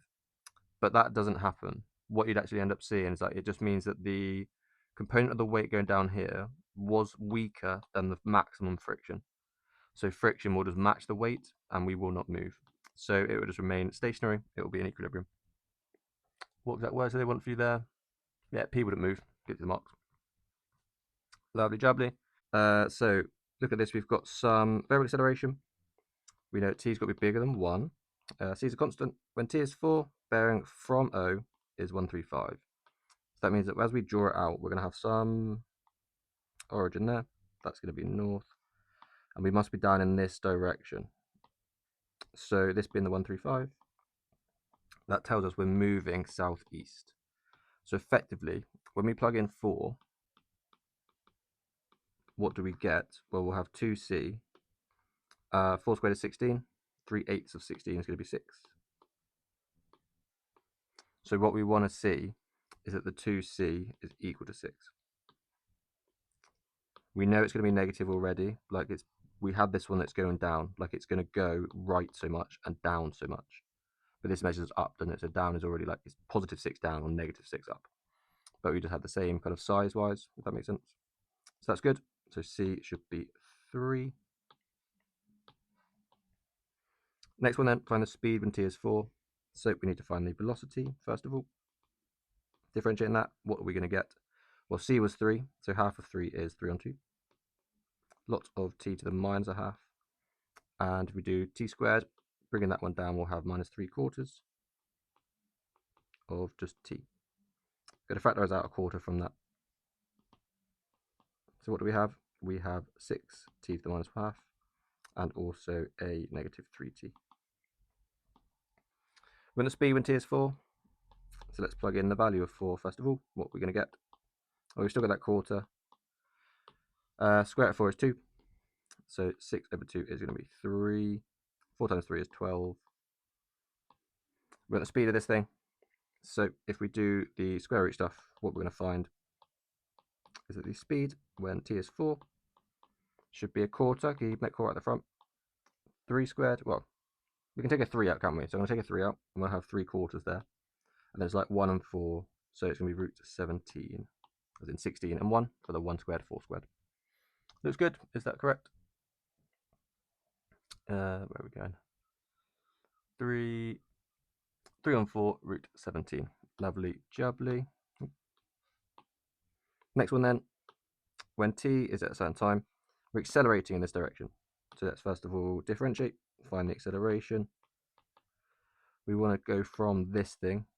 So first one times by negative half, what we're going to have? Well, we'll have negative 3 T to the minus a half, minus 3 on 2, sorry. And the bottom row would be minus 3. And we need this thing to be parallel to -1 minus 27. You can always do this with the gradient. So effectively, we need to have, we can ignore the negatives there and the negatives there, yeah? We're going to have 3t to the minus 3 on 2 on 3 is equal to 1 on 27. So 3's cancel. There's a negative on that side, so we can just flip everything over, make that positive. So we have t to the 3 on 2 is equal to 27. If we cube root, we get 3. Square it, we get 9. Could be positive or negative 9. But if you remember the first bit of the question, t is bigger than 1. Or could be 1 as well. So t greater than or equal to 1. Therefore, t is equal to 9. Lovely jubbly. Even if you can see that from above, I think you should still do like the plus minus bit just to make sure. Yep, looks good. Projectiles then, 35 is how it's been released. Tan alpha is 3 on 4. So sine alpha is 3 on 5. Cos alpha is 4 on 5. We've got particle freely under gravity. Hits over here. We've got its position, horizontal and vertical, is x and y. Show that this is true. Okay, so we can just kind of take it from a random point, where that point is called xy. And what we're going to have then is the horizontal. Well, how far are we going to be traveling? The distance will be y, will be x, sorry. The speed is going to be u cos, because we've got these two angles we want, or directions we want, angle in between. So we've got cos of that. So 35 times 4/5. Well, take the fifth off, you'll have a 7. Times by the 4, you get a 28. And t will just be t. Doing the vertical then, distance up will be equal to y. The u will be 35 times by sine, so 21. V, we don't know. A is minus g, and t is t. So the top one, we can say that 28 is distance over time. We want to have no time in our equation at the end. So let's rearrange that for time. It's 28 on x. And then we can then form this equation with that time. So which one do we need? S equals ut. So y is equal to u times t. So 21 times this thing. 21 times 28 is some big number. 588. I think we had that number earlier, didn't we? So 588 on x. And then we need to add on a half at squared. So a half times by the a, so it's going to be minus g on 2 t squared. And t will be at 28 squared on x squared.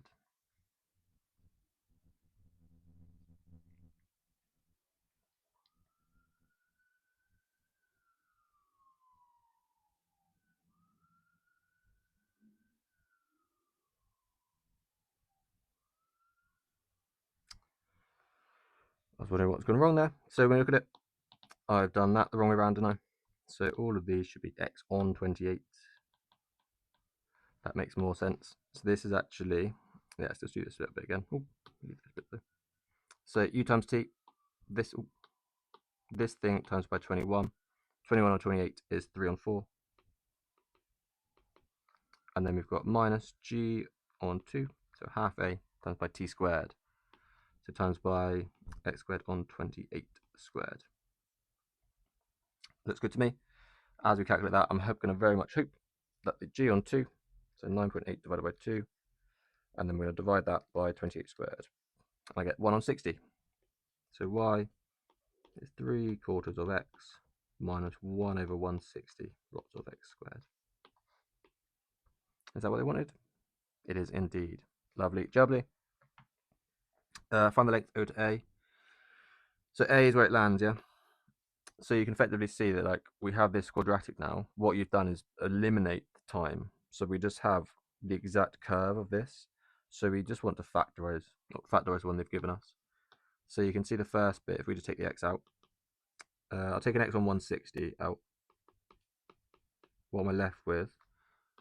So I need to times that bottom one by 40, times that one by 40.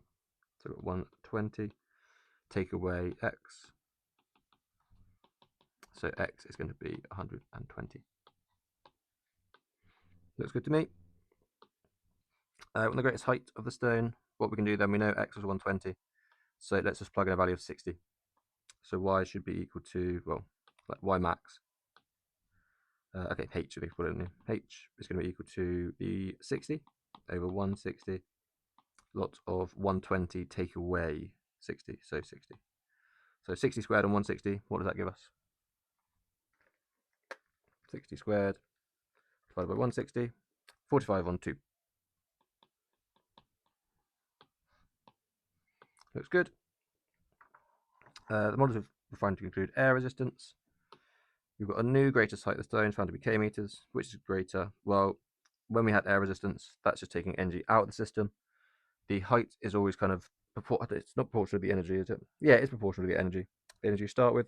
So if we actually lose energy from the system, we're going to have a lower height. So including air resistance lowers the height. So k should be lower than h. K is less than h because there's less energy. One other limitation, spin. Particle could spin, and we haven't considered that. That looks good. Let's keep going. Number 6 on this one. Got some moments, yeah. So it's uniform rod, length 2a, rough ground, equilibrium. Point C is 1a, 1.5, times that. So sine theta, notice a 4 on top this time. So that's 4/5, and cos theta is 3/5. It's a vertical plane, they've called it S at C. And okay, so show S is this and find mu. Nice. So S is what they've called this bit. What other bits we're going to have? We're going to have a reaction at A. We're going to have a frictional force. That will be mu R. We're going to have some mass coming down for big M and G. And I think that's it. So I know the question says, like, show that this is true. This will appear. As we just go and find the value of mu, this will just appear on the way. No, I don't think there's any way that we could find this value without having this appear at some point. And if you don't have it appear like explicitly, we just write it down at the end, because it will be enough in the information. So let's have a look. What can we first say? Up and down. What pulls us up? We've got R. What else is pulling us up? This thing. Let's do our angles. We've got the vertical, we've got the horizontal, we have a slope, and then we have perpendicular. Angle, angle, angle, angle. We have S that way, we want it to go vertical, angles in between, nice and cozy. So it's going to be S cos. Cos is 3/5. What's going down? Just an mg. Let's go horizontal. What's to the right? Mu times r. What's to the left? S. You can see that we had the cos last time, sine this time, but we can see it again. S goes up that way. We want it this way. No angle in between. So it's going to be sine. Sine, sorry. So 4/5. And that's it. Nothing else going horizontal. So they equal to each other. So here we have lots of relationships. What are we missing is r, s, and mu. So again, we've got 3 unknowns, 2 equations. We need to get a moment one. So we'll take moments around A, and we'll go clockwise. What have we got? Well, this is A away. So it's going to be A, M, G. What component do we need? Well, I want it to go kind of diagonal right, like diagonal down right. And I have that way already. Angles in between. So cos, which was 3/5. So I need 3/5 of this thing. And then we'll take away S. How far away is that? It is 1.5 away. 1.5a away. But the angle's good. Don't need to worry about the angles. What can we do now then? Let's cancel out a 3a. And we'll rearrange this one for S. So as we do that, add it to the other side, times by a 2. S is 2 mg on 5. Let's look at this top one then. We can find what R is going to be, because it's going to be mg minus 3/5 of that. So mg, take away 3/5 of 2/5 is going to be 6/25. There'd be 25 25/s there. So we're going to have 19 left over. And for mu then, we can go over here and have a look. What we're going to have is that mu Well, it would be 4/5 of S, so 4S on 5R. And let's have a look at that then. So plugging those bits in, 4S, so it's going to be 8 mg on 5 over 5R. So that's going to be 19 mg on 5, yeah. Cross out all the mg's on 5s. Boop, boop, boop, boop, boop, boop. What you're left with, 8 on 19. Lovely jubbly, all looks good to me. That's going to be the hardest one on the paper. Question 9 marks. The only things you can do. The only options you have available to you. All looks good to me. Let's keep going. I have work at 12. I'll try and get as much done as I can before then. Tan alpha is 3 on 4. So sine alpha is 3 on 5. Cos alpha is 4 on 5. This looks good. A brick P of mass M is placed on the plane. Coefficient of friction is mu. It's an equilibrium. Let's see, it's M, mu, equilibrium, sliding down the plane. Okay, so let's draw this little diagram. What have we got? Some particle. It's got a mass of M. Sliding down, so friction will be going up the plane. Some direction force that way. So what we can do is we can have a look going the other way, like going perpendicular. What pulls us up that way is going to be R. Let's get another little diagram showing all of our angles. So we've got the vertical, the horizontal, the slope, and the perpendicular. The angle is down there, yep, inclined to the horizontal. So that's alpha, alpha, alpha, alpha. We wanted to find the one going this way. We have those two, that's these two. Angles in between, so it's going to be cos. So R cos alpha, and cos alpha we knew was 4/5. So 4R on 5. I can write that's 4/5. 4/5 of R. Going the other way then. No, sorry, 4/5 of mg. It's R take away 4/5 of mg, isn't it? Yeah, R take away 4/5 of mg equals 0. So R is 4/5 of mg.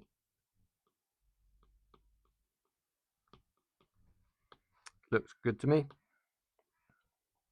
Find mu. So what we have is an equilibrium. So if we look at the bits going down the slope, that's going to be the other component of the weight, i.e. sine. Again, we can see that from, we have this bit, we want that bit, no angle in between. So sine for that one, so it's going to be 3/5 of mg. Take away the friction time, like the frictional force, so mu r. So 4 mu mg on 5. And it's an equilibrium, so again, that's equal to 0 still. So let's cancel some bits out. 5 goes, mg's go. I've got 3 minus 4 mu equals 0. Mu equals 3 on 4. Not very good, 3. There we go. Lovely jubbly. Part C and D, you're not required to do any calculations. Okay. So it's brick P is now removed from the plane, and a much heavier brick is placed on the plane. Coefficient of friction is also the same. Why will it remain at rest? The mass cancelled. Mass is, yeah, they're both proportional to the mass, so they just cancel out everywhere. I think it doesn't matter how heavy it is, it's all about the angle. It's that angle and the friction. It's now protected with a speed of 0.5, down the line a slope. Describe the motion. Well, it's in equilibrium, so it's just going to remain at a constant speed. There's no resultant force, no resultant acceleration, so the speed remains unchanged. It will just continue going down until it gets to the bottom. All sounds good. Let's keep going. What have we got now then? Constant acceleration. So it's that. The time t, it's moving with this velocity. Find the velocity after 2 seconds. So that. What have we got? S, we don't care. U is minus 2, 2. V is what we're looking for. A is going to be that 4 minus 5. T is 2. So V equals U plus AT. So V is going to be minus 2. Well, A times T. 8 minus 10. Look at the top row there. We've got 8 minus 2 is 6. Minus 10. So 2 minus 10 is going to be minus 8. Is that good? Oh, different paper. 6 and minus 8. Lovely jubbly. the start time passes through the origin. Time t, it passes through point A. Position vector of A is lambda I minus 4.5. Find the value of t. So we can find the position, so s equals ut. Doing this sort of stuff, but again, just t is just not 2 anymore, it's just going to be t. But you can imagine, like, not really use, like, we don't have this bit now, and this is just going to be a t. So s equals ut, so it's going to be minus 2 and 2, lots of t, plus a half of a t squared. It did say we started at the origin, so this is going to be relative to the origin, but it's just like we don't have any plus c. Do we know anything like that? Plus c is 0. So this looks good. What do we need to do then? So we know that we go here at this point. So we basically need to just set it equal to that. So it's going to be lambda and minus 4.5. So if we go and look at the bottom rows, what we can think about, well, we can just make this as simultaneous equations. We've built up 2 rows and we're going to solve them simultaneously. The bottom row, what do we get for t? Well, we're going to have 2t minus 5 half of t squared is equal to minus 9 on 2. Let's double everything and add it all so it's all on one side, with this being positive. So bring it all to the right. I'll have 5t squared minus 4t minus 9 equals 0. If we factorize that, what we're going to get, 5 is going to have to go at the front of 1, isn't it? T at the front of the other one. I need to make a 4, but I need to make a 9 as well. So it's going to be 9 and 1. Yeah, because then I can use this one to make a 9, and then this one to make a 5, and then I've got a difference of 4. It needs to be minus, so it's difference. I need to be a minus 4, so the 9 one needs to be negative. Does that make sense? No, it's minus 4. So it should be the other way around, sorry. That looks good. So t is going to be 9 on 5. Again, we know t is positive. Yep. So that's good. Use that to find lambda. So let's look at exactly the same thing, but on this other row now.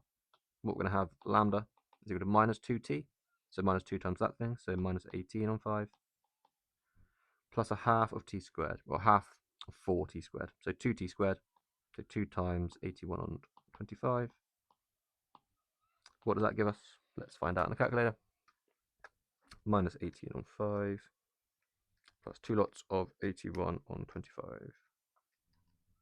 72 on 25. Does that look good? 72 on 25. Lovely jubbly. Yep, looks good. 8 marks for that. Let's keep going.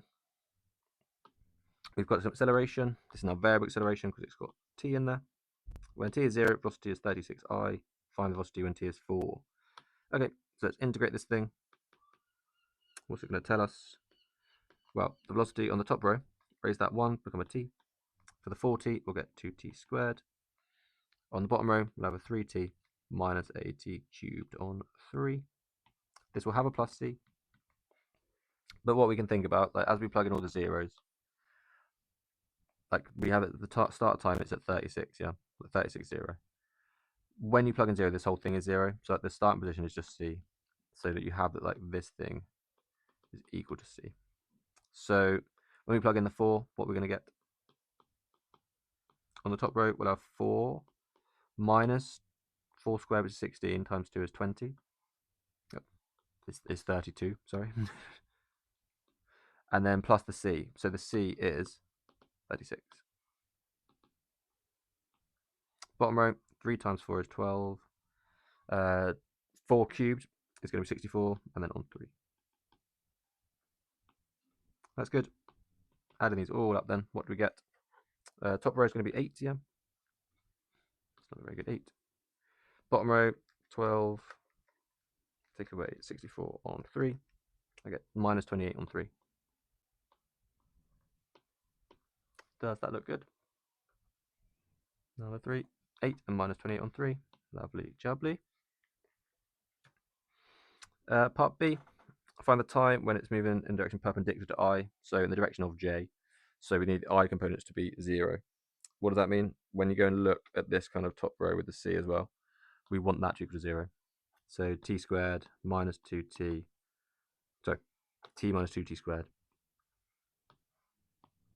Remember, plus the c part, so plus the 36 equals 0.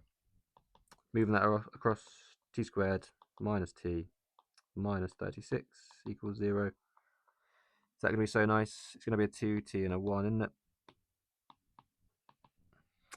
We need to make a 36 with a difference of this. Let's think about 72s. 72 is going to be 8 and 9. So we can split that into minus 9 and plus 8. So this side, what you can take out? You can take out a factor of 4. So let's do it that way around. Yeah, we've got 4. What have we got? So it's going to be 2t minus 9. This side is going to be 2t minus 9 with a t. So altogether, we have t plus 4 and t minus, or 2t minus 9 equals 0. So t should be 9 on 2, as t is positive. All looks good. I'm assuming t is positive. Yeah, nice. Let's do greater than or equal. Lovely jubbly. What we've got next, part 2. At t equals seconds, it moves to its position vector r meters relative to the origin is given by this. Find the value of t at the instant when the speed of q is this. Okay, different particle, this one, different particle. So we've got its position vector. We want to find the time and its speed is 5. So let's find its velocity. What we're going to get, top row, t squared will give us 2t, and that will give us a minus 1. 3t becomes 3. So what we can think about then, that's the velocity. So what we know now then, the speed should be 2t squared minus 1. So 2t minus 1 squared plus 9, like 3 squared, will be 25 for 5 squared. So this is good. You could expand the brackets. I don't think it's worth doing, because you can just rearrange this like it's completed square form. So 2t minus 1 is equal to 16. Square it in that, you get 4, plus or minus. We'll add the 1 over, and then we'll divide by a 2. That looks good to me. So this is effectively a half plus or minus 2. So we need t to be 5 on 2 again, because t is greater than 0. Is that good? 2.5. Lovely jubbly. That's 6 marks there. It's quite a nice 6 marks. Let's keep going. Number 4, moments. Yeah, some moments. What do they want from us then? Find mu. Okay. So yeah, if you just find mu at the end, sine alpha is this. So we know that cos alpha is going to be 3 on 5, and tan alpha is going to be 4 on 3. Has a length of 6a, rough ground, smooth on the wall. That's 4a up. Vertical plane that's perpendicular. We've got that bit. Friction is mu. Limiting equilibrium. Uniform rod. A lot of it is the same every time, isn't it? Not a huge amount of difference. So, a couple of things to note. Yeah, they've given us that bit, haven't they? Let's just figure out what's going on then. So it was uniform, wasn't it? Massive big M. What was happening at C? C is a support. So that goes up that way, R of C. Up this way, R of A. Friction going this way, that's our goal to find in the end, mu R. Any other forces? Doesn't look like it. So what should we do? Let's look up and down. What pulls us up? We have RA and RC. So let's do our forces. We have that way, we have this way, we have that way, and we have this way. Our angles down there, there, there, and there. We have RC pointing up that direction. We want it to be pointing straight up, so it needs to be cos. Cos today is going to be 3/5. So this is 3/5 of RC. That looks good. What's pulling us down? Just mg, yeah? So minus mg equals 0. Let's go horizontal to the right. What do we have? Mu and r. And then to the left, we have RC. It's the other component, so it's the 4/5 of it. Again, up this way, across that way, no angle. So sine, which is 4/5 of RC, and that's equal to 0. that's looking good. You can see then, like later on, we're going to need our mu from that, and mu is going to equal to adding this over and then dividing by, that should be RA, sorry, RA, yeah, and that across, dividing by RA, we're going to have it's 4 RC on 5 RA. Lovely. So let's keep going, doing moments now. Around A. What have we got? So how far away is this one? It is going to be half of that, so it's 3A times by the strength of mg. What angle do we need? Well, it's going down, we want it that way, so it's going to be cos, which was 3/5, so it's going to actually be 9/5, so times by the 3 at the front. That looks good. Coming the other way, how far away is that? It was 5, yeah, so 5A. RC, because it's in the right direction, so no angle to worry about, and that should equal 0. So this then just solves for R, yeah? RC even, sorry. So let's cancel the A's and rearrange for RC. So divided by 5, we should have 9 mg on 25. Looking at this one then, we know that RA is going to be equal to mg plus 3/5 of that. So 1 plus 3/5 of 25. 1 plus 3 on 5 times 9 on 25. I get 152 on 125. This looks a bit big. On 25. Up and down, so that is right, that goes up. And this should go that way. This was 4/5 there. Turning this way, because that's a distance of 5 away. So the part of the 25 is coming from the distance, part of it's from the angle of that one. 3 for the 3 and the 3. Yeah, looks good, everything looks fine. So mu then, 4 times RC, so 36. That was, sorry, RA had 125 on the 125 down there. RC then, yeah, 4 times RC, so mg on 25. And RA on the bottom, but 5 times that. So 152 mg on, if you times it by 5, the 125 becomes a 25 again. So same as last question, well, the last paper it was mg's cancel, over 25 cancels. We've got 36 on 152. Okay, what that cancels down to, 36 on 152, 9 on 38.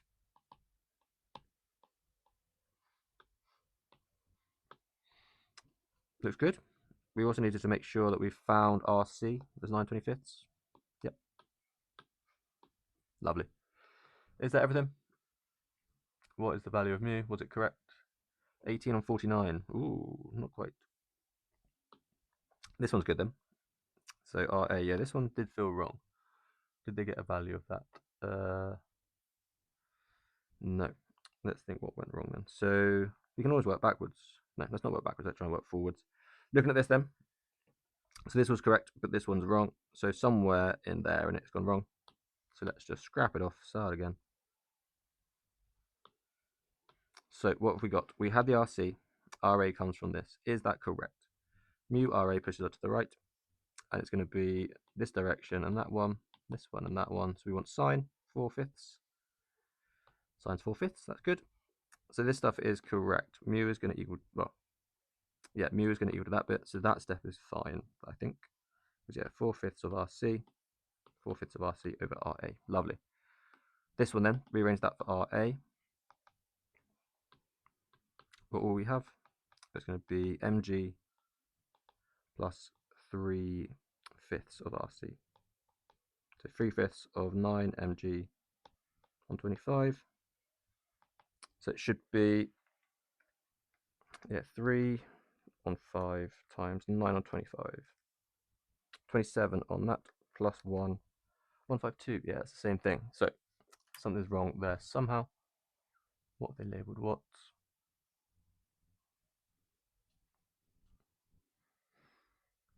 So that's 9/25. What have they labelled that as? They don't supply a diagram in the mark schemes. It's just like this is like just called X and then Y, and you just have to figure out what bit's what. So they have 4. We have that out. That's definitely correct. Where are they getting X and Y from? Should it be 78? I think it should be. Ah, yeah, this is why. Minus, isn't it? Should be minus, not plus. Okay. One little error. So if we change that to a minus, what do we get instead? So let's do that thing and take away one. Yeah, we get, yeah. Okay, so this gives us 98 mg on 25, which is the good, correct answer. And then for mu, same as before. So it's 4 times the RC, so it is the 36 mg on 25 again. And the bottom, we times this one by 5. This should be 125 again. So yeah, times that by 5. Over 25, all the mg's go, all the 25s go. We've got 36 on 98, or 18 on 49. Looks good to me. What question was that? Number 4. 10 marks that, not too bad. Let's keep going. Got some projectiles. So speed of U, vertical lift, that's 25, that's 45, hits the ground at 100, blah, blah, blah, blah, blah. Show that that's true.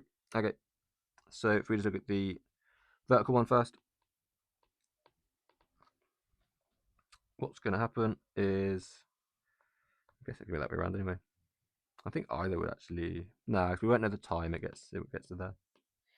So yeah, we need to do the vertical first. So going up is going to be, well, with 45, it's the same either way. It's root 2 on 2. So root 2 on 2 lots of U, that's our initial speed. S, we're looking at going up positive there. So how far we've travelled up is actually minus 25 when we hit the ground. V we don't care about. A is going to be minus G, and T will be T. So equating all this sort of stuff, what we're going to have. Movement one equation without the V. So S minus 25 is equal to U times T. So it's going to be root 2 UT on 2 plus a half A, so minus G on 2, and then T squared. All these 2's, I'm just going to times it by 2 on the bottom, yeah. So we should have like negative 50 is equal to root 2 UT minus GT squared. Let's add this all over, get it on one side. GT squared minus root 2 UT minus 50 equals 0. That looks good. Let's do it for the horizontal then. How far are we traveling? We're traveling 100. What's our initial speed? Again, root 2 on 2 lots of U, and the time is just going to be the time it takes. So speed is equal to the distance over the time. So what we can say is that UT is going to be 200 on root 2. Times 1 by 2. Root 2, sorry, we'll have 100. 100 root 2. So that should be our UT. So we can plug that in there. So if we actually have root 2, yeah, if I actually leave the root 2 where it was, we want root 2 UT down there, we can see that U times T, well, root 2 UT is 200. So root 2 UT, 200. So we've got GT squared minus 200 minus 50, so minus 250 equals 0. So T is 250 on G, all square rooted. Looks good. Let's check it's correct. Number 5. Well, let's work out. I found T. We don't need T, do we? No, but now we can use that to find everything, yeah? We can use it to find the U. So looking at our original equation, what can we say for U? It's going to be 200 on root 2 times T. So looking at that, let's do the number we had. So the square root of 250 on G, times that by root 2. That gives us 50 on 7, and then do 200 over that number. 28. Yep, that looks good to me. Probably actually would write this out just when we did so many steps there. So we got 200 on root 2 times by 1 over G, like 1 over T, sorry. So root G on root 250. As we do that then, what does that give us? 28. Nice, looks good. Find the greatest height. So from there, what do we want to do? We can basically take this same one, but now like V is going to be 0, T will be different. So doing that, what we're going to have Well, we don't want the t, basically. We don't know the time it happens, but we do know it's going to end at 0. And then we know everything else apart from the height. So doing that, we'll have v squared, i.e. u, equals u squared, which is going to be 28 root 2 on 2. So it's 14 root 2, which you need to square, plus 2as. So 2 times a with minus g times s. So s is going to be, I think 14 root 2 squared is 396. Oh, 392. So we have that, we get 196, and then we divide by g, and we get 20. So s is 20. Was it maximum height after takeoff? Above the horizontal ground. So therefore we have like max height is that plus the 25 we start from, like we start 25 in the air. So h max will be 45. Looks good. In refinement to the model, air resistance is included. The new value of u. How do you compare this new value with 28? Well, we've got air resistance. If we want to make sure we do get to that point, again, we've lost energy from the system, so we must have started with more energy than we kind of planned to. So our speed should be higher. One further model refinement. Sorry, spin. No spin on the ball, or whatever the thing that we're throwing is. Do you mean ball? Lovely. Have we got number 6? No, number 7. I'll do 1 or 2 more, and then we'll stop for work later on. We have constant acceleration, so it's suvat. Time t equals this. We've got velocity of that one. Find the velocity at time t equals 2. So we've got a suvat, s, u, v, a, and t. S we don't care about. U is going to be our initial velocity of that 4i, so I 4 and 0. V is what we want to find. A is what we've just been given as 2 minus 3. And t is going to be 2. So V equals u plus a times t. So doing these together, let's do the top row. A times t is 4, plus a 4 is 8.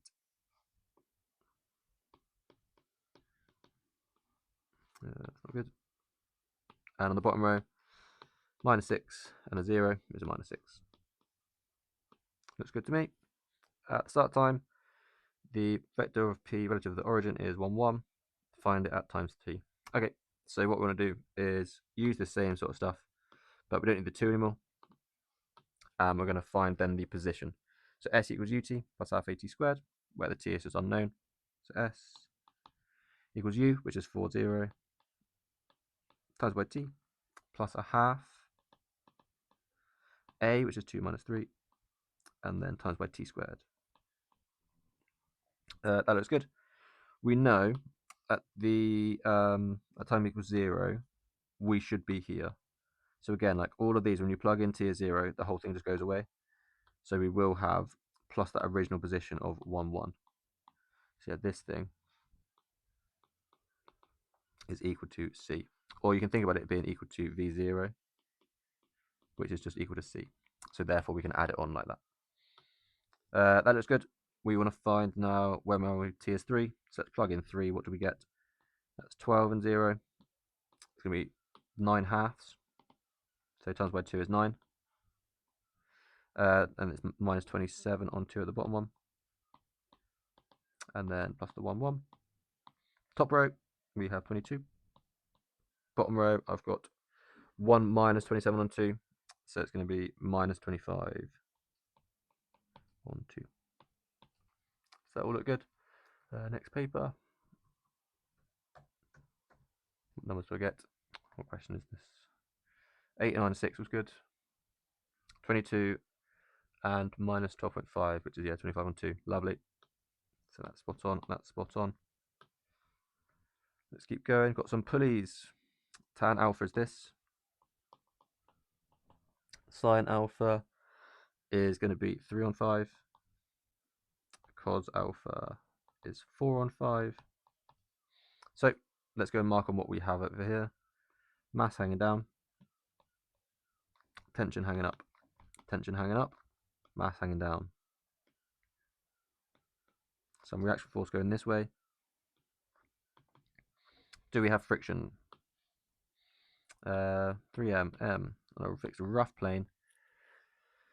Mu 1.6. The stone moves down the plane, so our frictional force is going to go up this way. So I've got the tension. I'm going to add that onto here. This will be plus mu r, and mu was 1/6. This is plus r on 6. That looks good. Everything else is small and smooth and inextensible. Find acceleration. Okay, yep, so just solve it normally. So what can we do? We can write a few equations. Let's go and do the perpendicular for A first. So A, so we're going that way. What do we have? Well, R pulls us up, and then something pulls us down. Let's get our angles quickly. We need some slope. We need some perpendicular. We need a horizontal. We need a vertical. And then we can put in our angle, angle, angle, angle. We want to be going in this direction. We already have it going down. So down and that way. We have the angle. So it's going to be cosine, which was 4/5. So 4/5 of 3mg will be 12 mg on 5 equals 0. Equals 0 because there's no other forces acting. These ones are all perpendicular to that direction. So the R then is going to be 12 mg on 5. Looks good. It's quite a common one. This is quite a common thing that pops up with like this exact angle, do you know what I mean? And this exact weight that's going to pop up. That looks good. From here then, yeah, let's keep going. Let's think about going down the slope. So A going down the slope. What's going to put it down? The other component of the weight. So going down and going this way gives us sine. 3/5 of that thing will be 9 mg on 5. Putting this back up is the tension plus r on 6. So like tension minus r on 6. You can think of it being like those added together, do you mean? And this will equal the resultant force. So it's mass, 3m, times acceleration. What I'm going to do is put in actually r, we know, don't we? We know is this. So 6 for that is 2 mg. 2 mg on 5.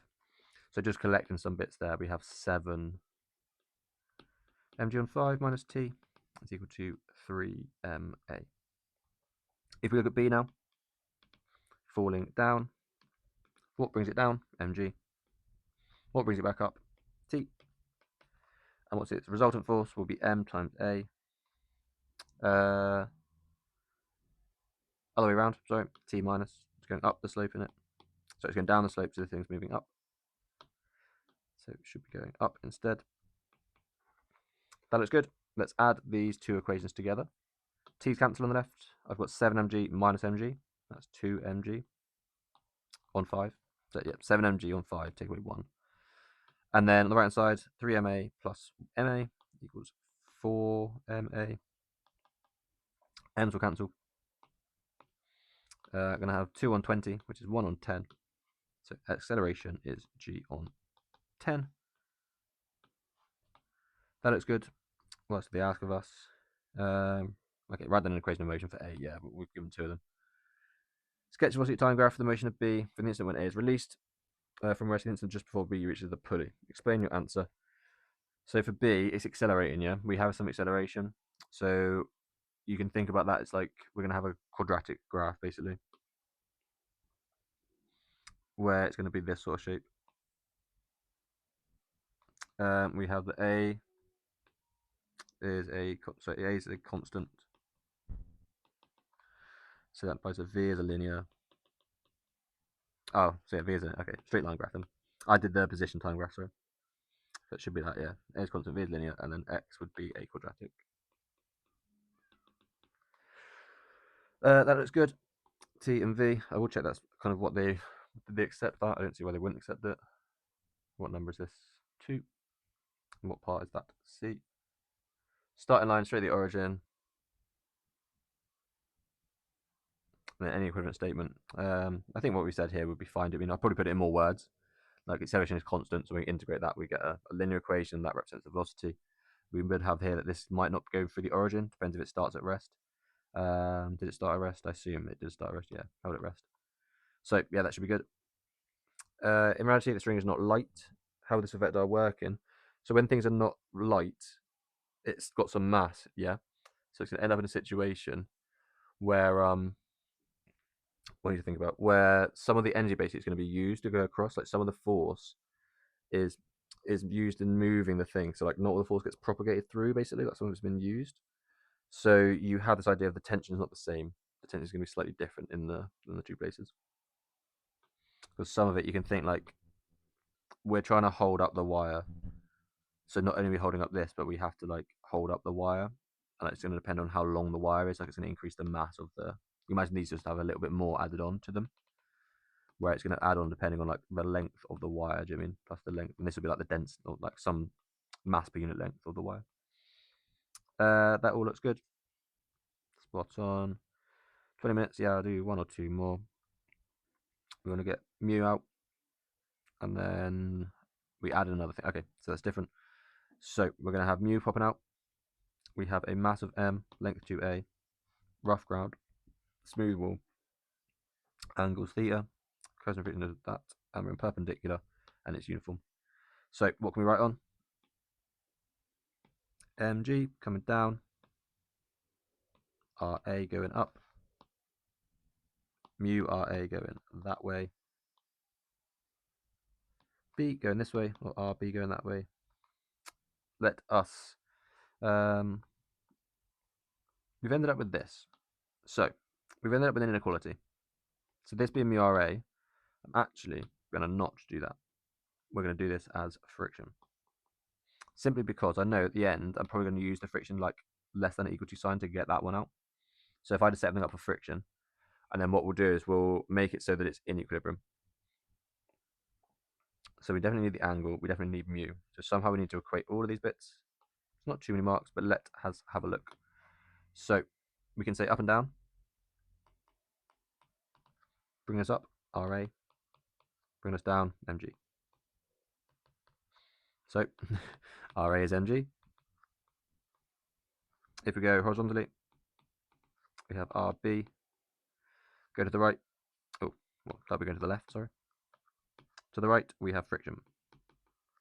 And that we want to be equal to 0 as well. And now thinking about the moments, taking them around A, where there's the most forces acting. How far away is this one? It is mg.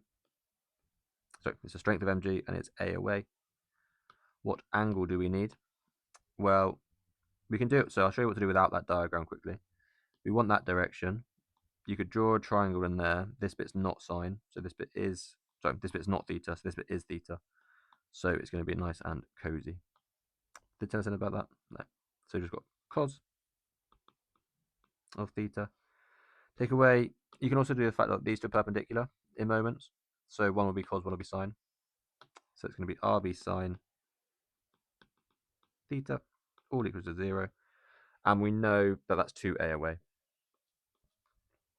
We can cross out all those a's, and we can rearrange. You can kind of see like the cos and sine in there is going to be the cot. So let's actually look here. Like we have friction is equal to RB. So if we just rearrange this thing for RB, that is the friction. So adding this over, divided by 2 sine, RB will be mg cos theta on 2 sine theta.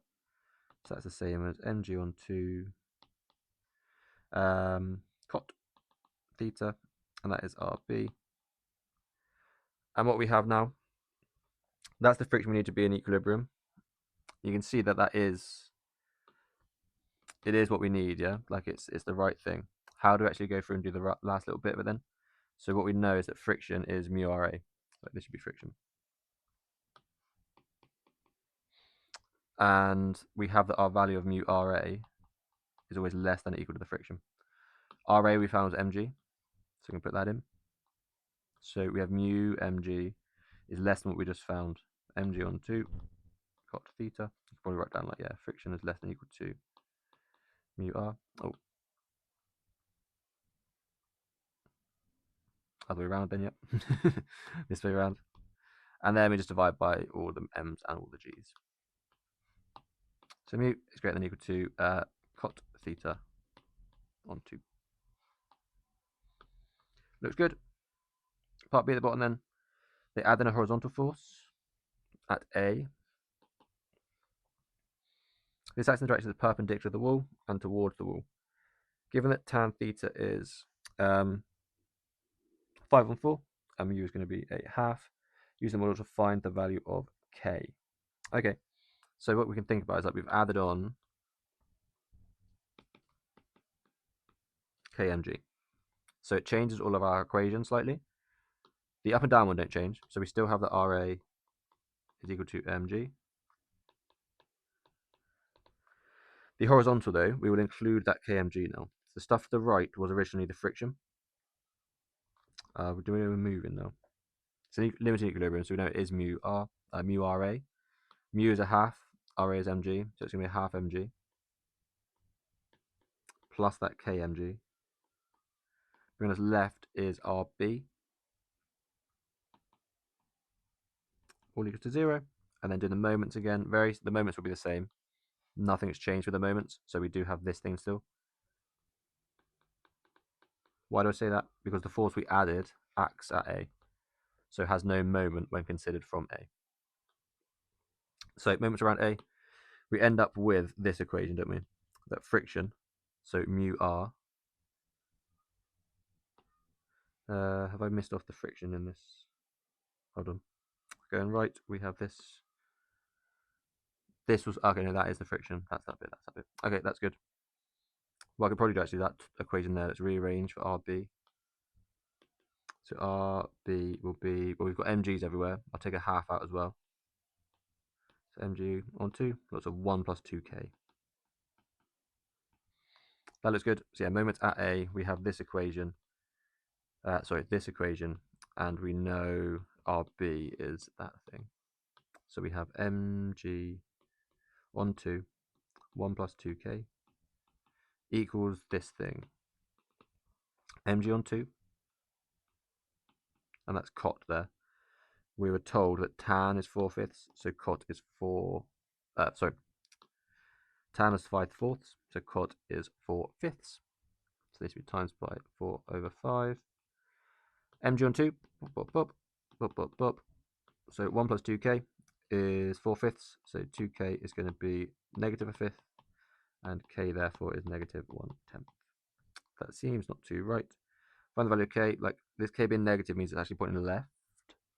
So should it be negative? Like that doesn't seem like it should be correct. Let's double check the mark scheme. We should have, oh, it should be 0.9. So the fact like that's quite a nice. Do you mean like it's 1/10?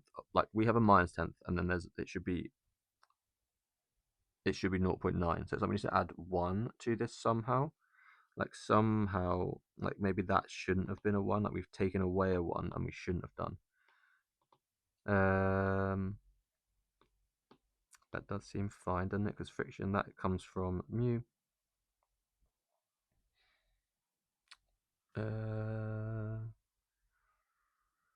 Let's think what we had. They've labeled everything the same. Oh.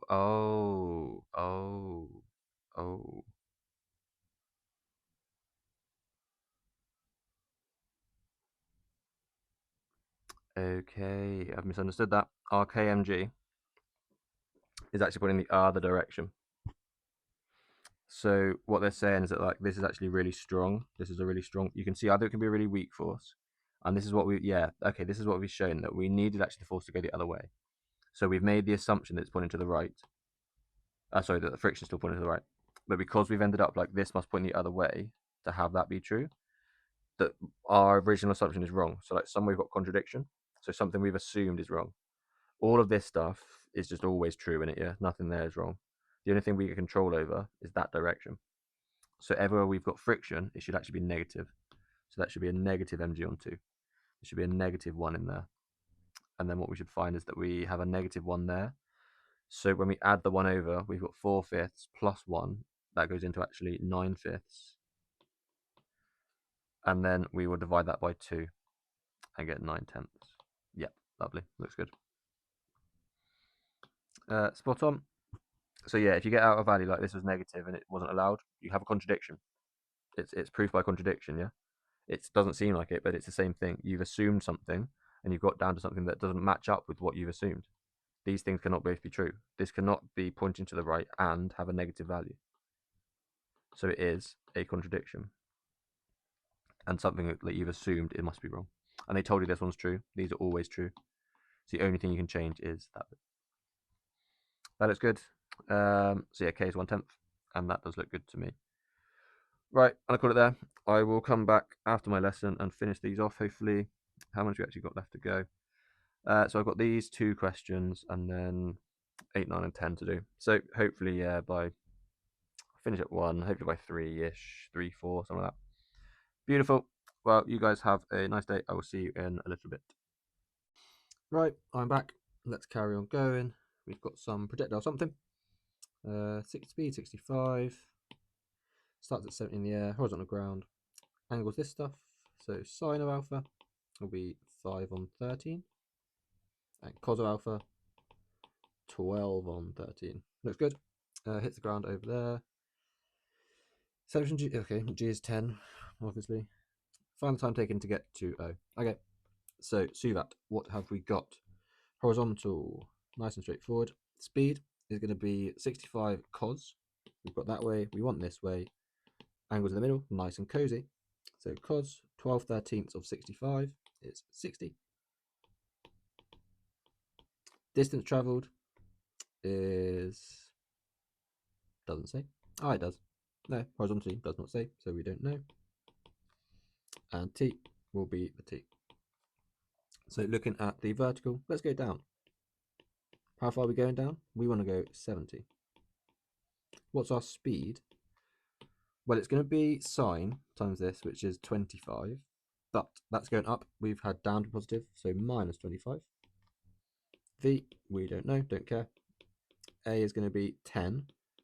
So down being positive, that's going to be positive. And t will be t.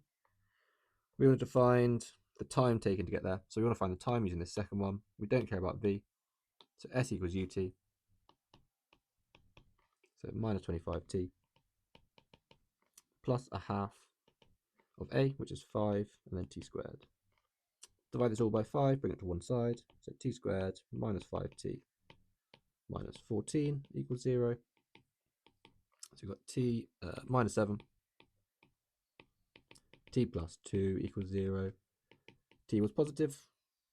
I'm going to guess somewhere it said that. Doesn't say that, but you can assume t is going to be positive.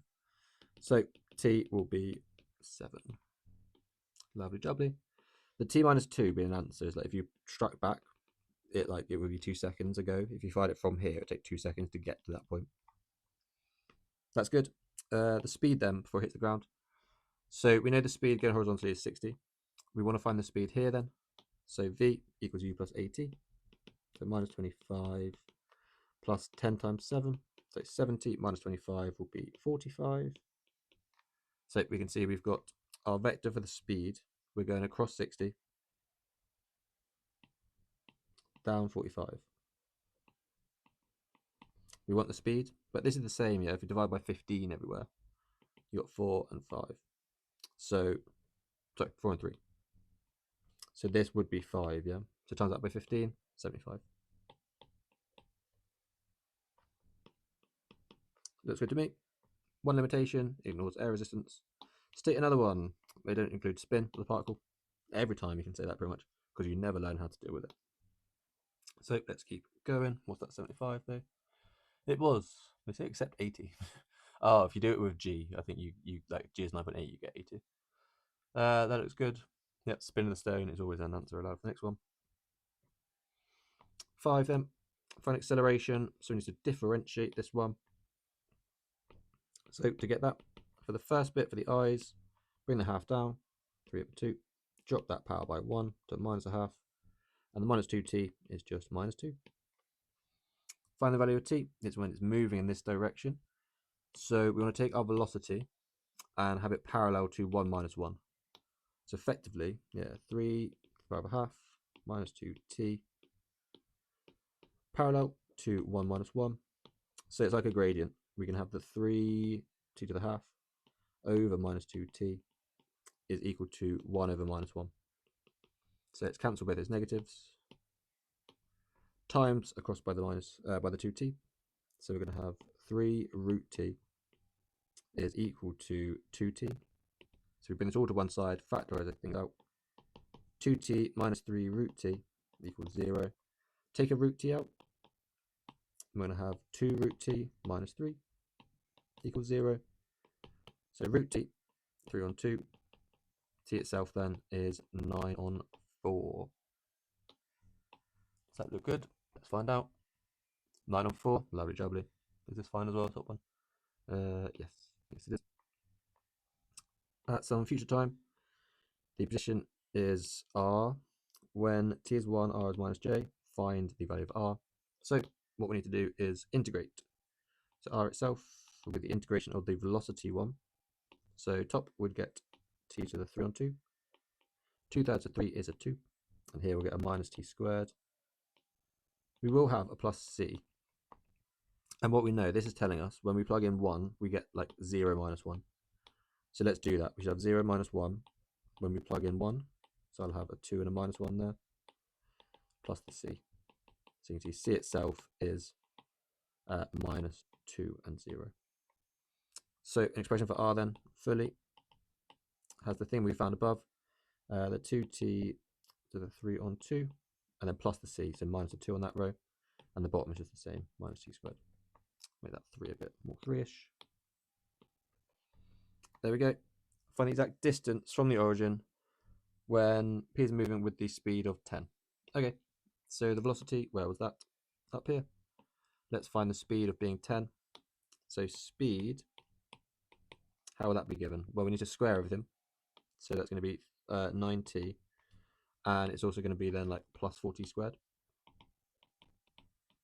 And we want that to have the speed of 10, so this will equal 100. So let's try and factorize that thing. What we're going to have, 400 into factors is going to be, well, 10 and 40, wouldn't it? 20 and 20 is obviously too close to make a 4. Might do a quadratic formula in this one. Let's get Wolfram Alpha up. We have 4t squared plus 90 minus 100. What do we get? T is 4. Okay, so t minus 4 can go in. And this would have been 90 minus 25. So t is 4, or 25 on 9. So we get 2 and, oh, minus for that one. Again, t is positive. So therefore t is 4 when we have that one. So down here, exact distance when the t is 4. So let's plug things in. The distance when t is going to be 4 will be, well, first of all, let's put this in here. Square root of 4 is 2, cube that is 8, times by 2 is 16, take a 2 is 14. On the bottom, 4 squared is 16. And then we want the speed of that. So 14 squared plus 16 squared, square root, gives us 2 root 113. Does that look good? Let's find out. 2 root 113. Lovely jubbly. Lots of marks for that one. Let's keep going. So number 6. No, next paper. Got some acceleration, variable again, yeah. When t is 0, velocity is this. Find the speed when t is 4. So we need to integrate. So to do that, what do we get? 5t will become 5 over 2, t squared. Here we'll have t to the 3 on 4, and 2/3 of 15 is 10. We'll have to add a c on. This being this, so as we plug in zeros, that's all 0. So effectively, like v of 0 from the thing we have above is equal to c, and we have it from in there, it's equal to 20, 0. So that's good. We want to plug that in then and find the speed when t is 4. So doing that, what do we get? So speed of t, speed when t is 4. We'll be finding putting in the top row, we'll get 16. Half that is 8. Times it by that is going to be 40. Plus the 20 will be 60. Cube root 4 is 2. Cube root is 8. Times by that is minus 80. We can take out a factor of 20. and now we have a 3 and a minus 4. That's a 3, 4, 5 triangle, so this gives us 100. Does that look good? Let's find out. That's question 6. This I thought it was the next paper. Oh no, ignore me. It's in the. What's going on? 100. Yeah, this is the sample. Yeah, it's the sample paper. So it's got like it did have. Do you mean the first bits of it? Let's have a look at this one then. So first thing, tan alpha is 3/4. So sine alpha will be 3 on 5. Cos alpha 4 on 5. Particle mass m placed on the plane, the predicted upper line of greatest slope of the plane. Coefficient of friction is mu. Constant deceleration of this. Find the value of mu. Okay. So let's think about our little diagram. Particle there. It's being fired up the slope, so our friction will go down. So we'll have mu times r. R will come out this way. Mass will go down that way. And then they told us a constant deceleration of 4g on 5. So as we go and look up perpendicular to the plane, we'll have r pulling us up that way. Let's get our little diagram with the angles. That one, that one, that one. Oh, not that one. That one and that one. We want to go in that direction. We have that direction. So it's these two angles in between. It's going to be cos. So 4/5 of cos, 4/5 of mg equals 0. And we will have, therefore, r is 4/5 of mg. That looks good. From there, then, let's look down the plane. What pulls us down? Mu r. Anything else pull us down? Yes. mg, but the other component. So it was that way. We want it this way. That's sine. So 3/5 of that. So 3/5 of mg. We know what r is. So let's sub that into there instead. So it's going to be mu times 4 mg on 5. So 4 mu mg on 5. And this should equal our mass times our acceleration. Our mass was just m, and then we had 4g on 5 for that. So this should be 4 mg on 5. This is good. So you can subtract these over. Well, we can take m's over and g's and 5s. mg on 5. Very common, isn't it? mg on 5 cancelling out. 4 mu plus 3 is 4. 4 mu is 1. Mu is 1 on 4. Looks good. Looks very good. Particle comes to rest at point on plane, point A on the plane. Will it remain at A? Okay. So for that case, then we have to think about like flipping the friction round, and then seeing does the component of weight outweigh that. So I think the answer is yes. Just looking at it straight away, this is a quarter. I think it needs to be bigger than tan, and it's obviously not bigger than tan, but we'll double check. So same idea now, but we're going to have the like pulling down the slope. Effectively, it's the same, but this is going to be negative now. So we're going to have 3 mg on 5 from the weight component. The frictional component now is going to be like, we know it's a quarter of that, so it should be mg on 5. And that's going to equal our mass times acceleration. So doing that, what do we have? On the left-hand side, well, let's cancel out all the m's again. We've got 3g on 5, take away g on 5, so that's 2g on 5. So A is 2g on 5. This is bigger than 0, so therefore it moves. If it was less than 0, what would have shown is that friction was strong enough to stop it. So yeah, we should have its moves. So therefore it's not going to remain at A. It will slide back down the thing. We have basically like, yeah, the coefficient of friction is not strong enough to stop it. You think you need that to be stronger than this, and then that stops it. It might not be like, might be like half of this or something like that. But yeah, there's some relationship between these two. I'm pretty sure it's just mu is less than tan alpha. That looks good. Let's keep going. Number 8. Radio-controlled model boat placed on the surface of a large pond. Models a particle. It's moving due north with a speed of 0.6. Relative to the origin, it is at r. At time t equals 15. It is at this position. The velocity is at this position. Acceleration is constant, so it's suvat. Show the acceleration of the boat is this. What have we got? Okay, So at t equals 0, we had this, and at t equals 15, we have this one. So suvat, yeah. S we don't care about. U was that initial of 3/5 and 0. V, we're going to have the final one of, that's 21 halves, yeah, over minus 9 on 10. And let's make sure it's all in the right way. So due north means that these are the other way round. How did I spot that I'd done something wrong there? Just from thinking about what's going on with the J components. We've changed by 1.5, yeah. 15, 0.1. Looks quite good. So that's all spot on. A is what we're looking for. And T is going to be 15. So V equals U plus AT. 21 on 2 minus 9 on 10 is equal to U. 0 and 3 on 5. Plus the A times the T. So plus 15 lots of A. So if we rearrange then, 15A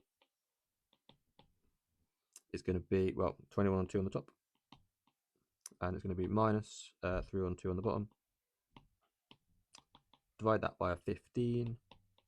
The bottom one will be, this is 1.5 and it divided by 15. It's going to be negative 1/10.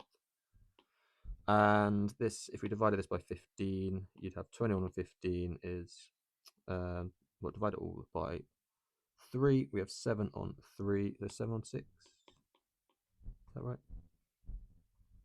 No, let's just do that with a calculator. 21 on 2 divided by 15, 7 on 10.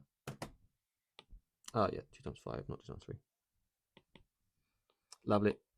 Looks good to me. Let's just show that. That's nice. Find the R. So we want to find basically the suvat using this one. So S equals UT. Yeah, in terms of T. So S equals UT. We're going to have 0 and 3 on 5. Lots of T. Plus a half of A. So all of this stuff, but with 20s instead of 10s. I will take out, it's like just 1/20th. So 1/20th of 7 and minus 1. Lots of T squared. Do we have a initial position? Relative to O. It's that one. So no plus C. This is all measured from O. Is that good? That looks good to me.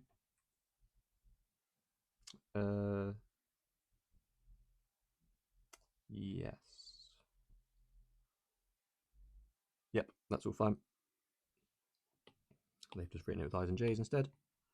Find the value of T when the boat is northeast of O. So northeast is up there, yeah? So we want to have the same amount of X as the same amount of Y. So these two rows that we have need to be the same. So the top row is 7 on 20 T squared. The bottom row is 3/5 of T minus T squared on 20. We add that T squared over and take away the 3/5. We'll have 8 on 20, which is the same as 2/5 of T squared. Take away 3/5 of T equals 0. Let's factorize out a T on 5. So I've got 2T minus 3 equals 0. So either when T is going to be 0 or 3 on 2. I'm assuming again, C positive.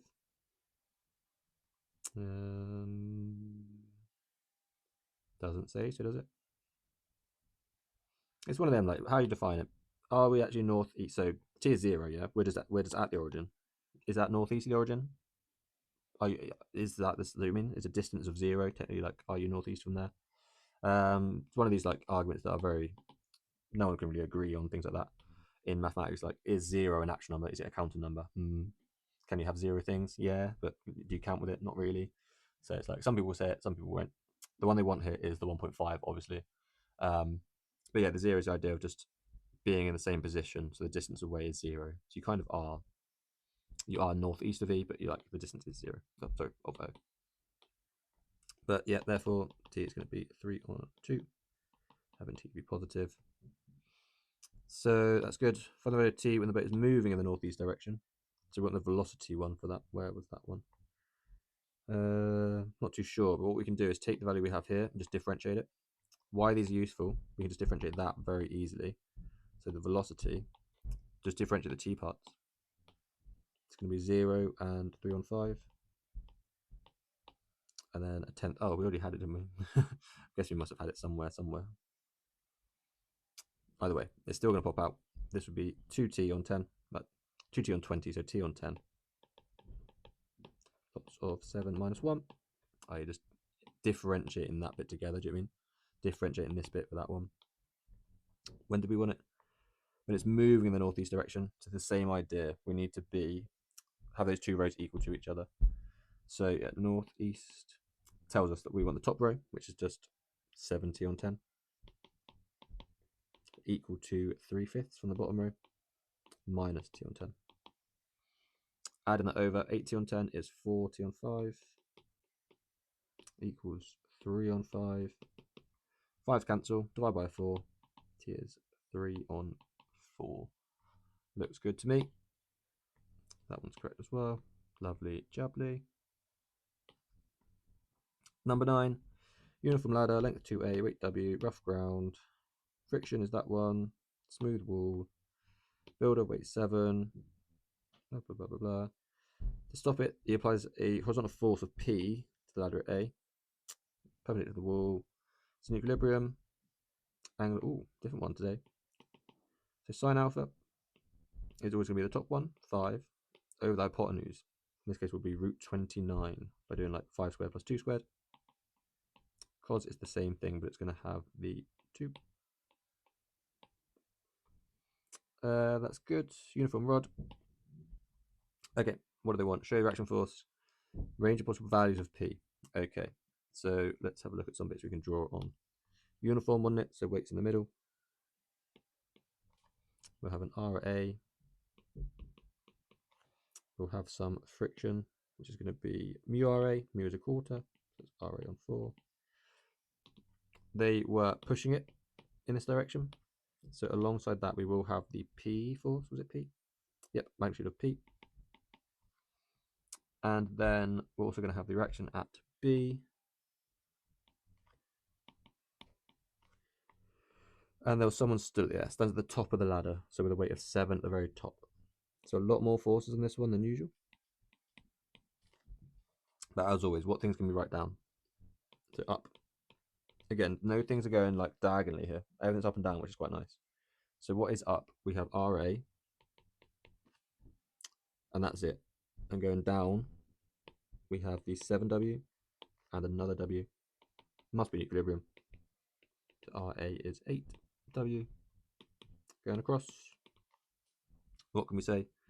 RA is 8, so a quarter of that is going to be 2W plus the P. Must be alongside with the RB to make 0. So that's another relationship between those two. So to remain in equilibrium, then the range possible values of P, we can think about doing a few things.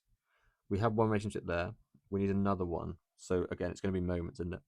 So let's take moments around A. So that it's clockwise. Draw a little diagram. So you've got the angle there. Angles in that one, and that one. So moments around A, we want W is A away. And the angle we need, but it's that way, we want that way. So it's going to be cos, which is 2 on root 29. And then we're also going to have the 7W. That's 2 away, so it's going to be like 14W. And then same 2 on root 29 for cos. And then the RB, how far away is that? Again, 2A. Oh, should have an A in there, sorry. Yeah, 2A, RB. This stuff was cos, the other one's sine, but we can again see again, over there, nothing in between. So that's going to be sine, which was 5 on root 29. All of those 29 just cancel. Up, up, up.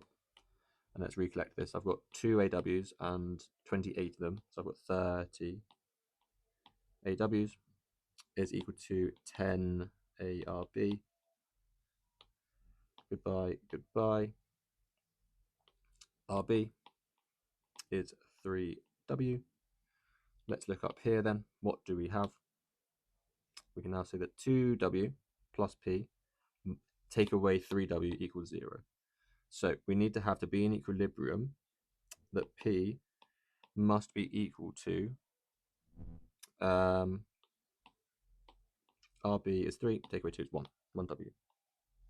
So that's if it's perfectly in equilibrium. I think we can think about the case of like if we pushed harder than that. If we pushed harder than that, then B would just push back harder as well. So anytime that we're stronger than that, we should be fine. But if we're not pushing back harder than that, like B is pushing back that hard. So if we didn't push that back that hard, we would struggle. So I think we need to be bigger than this. Is that correct? Oh, we got bigger than W is good, but we've got another side as well. So I think that's the idea. But if we push too hard, what's going to happen?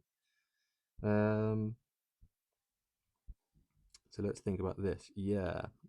If we rearrange this for P then, let's rearrange that for P. Might be a good way to think about it. So P equals RB minus 2W. So if we had P to be bigger than RB, what's going to happen? Sorry, yes, we can see when it's 1. One side of it's going to be 1. What would the other side be then to make the 5? That would have this being an 8. Where's that appearing from?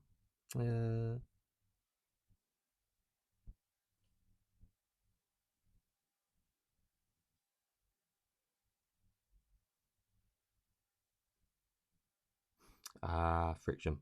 So friction is changing direction, and as we push P really hard, what's going to happen? Friction will flip over.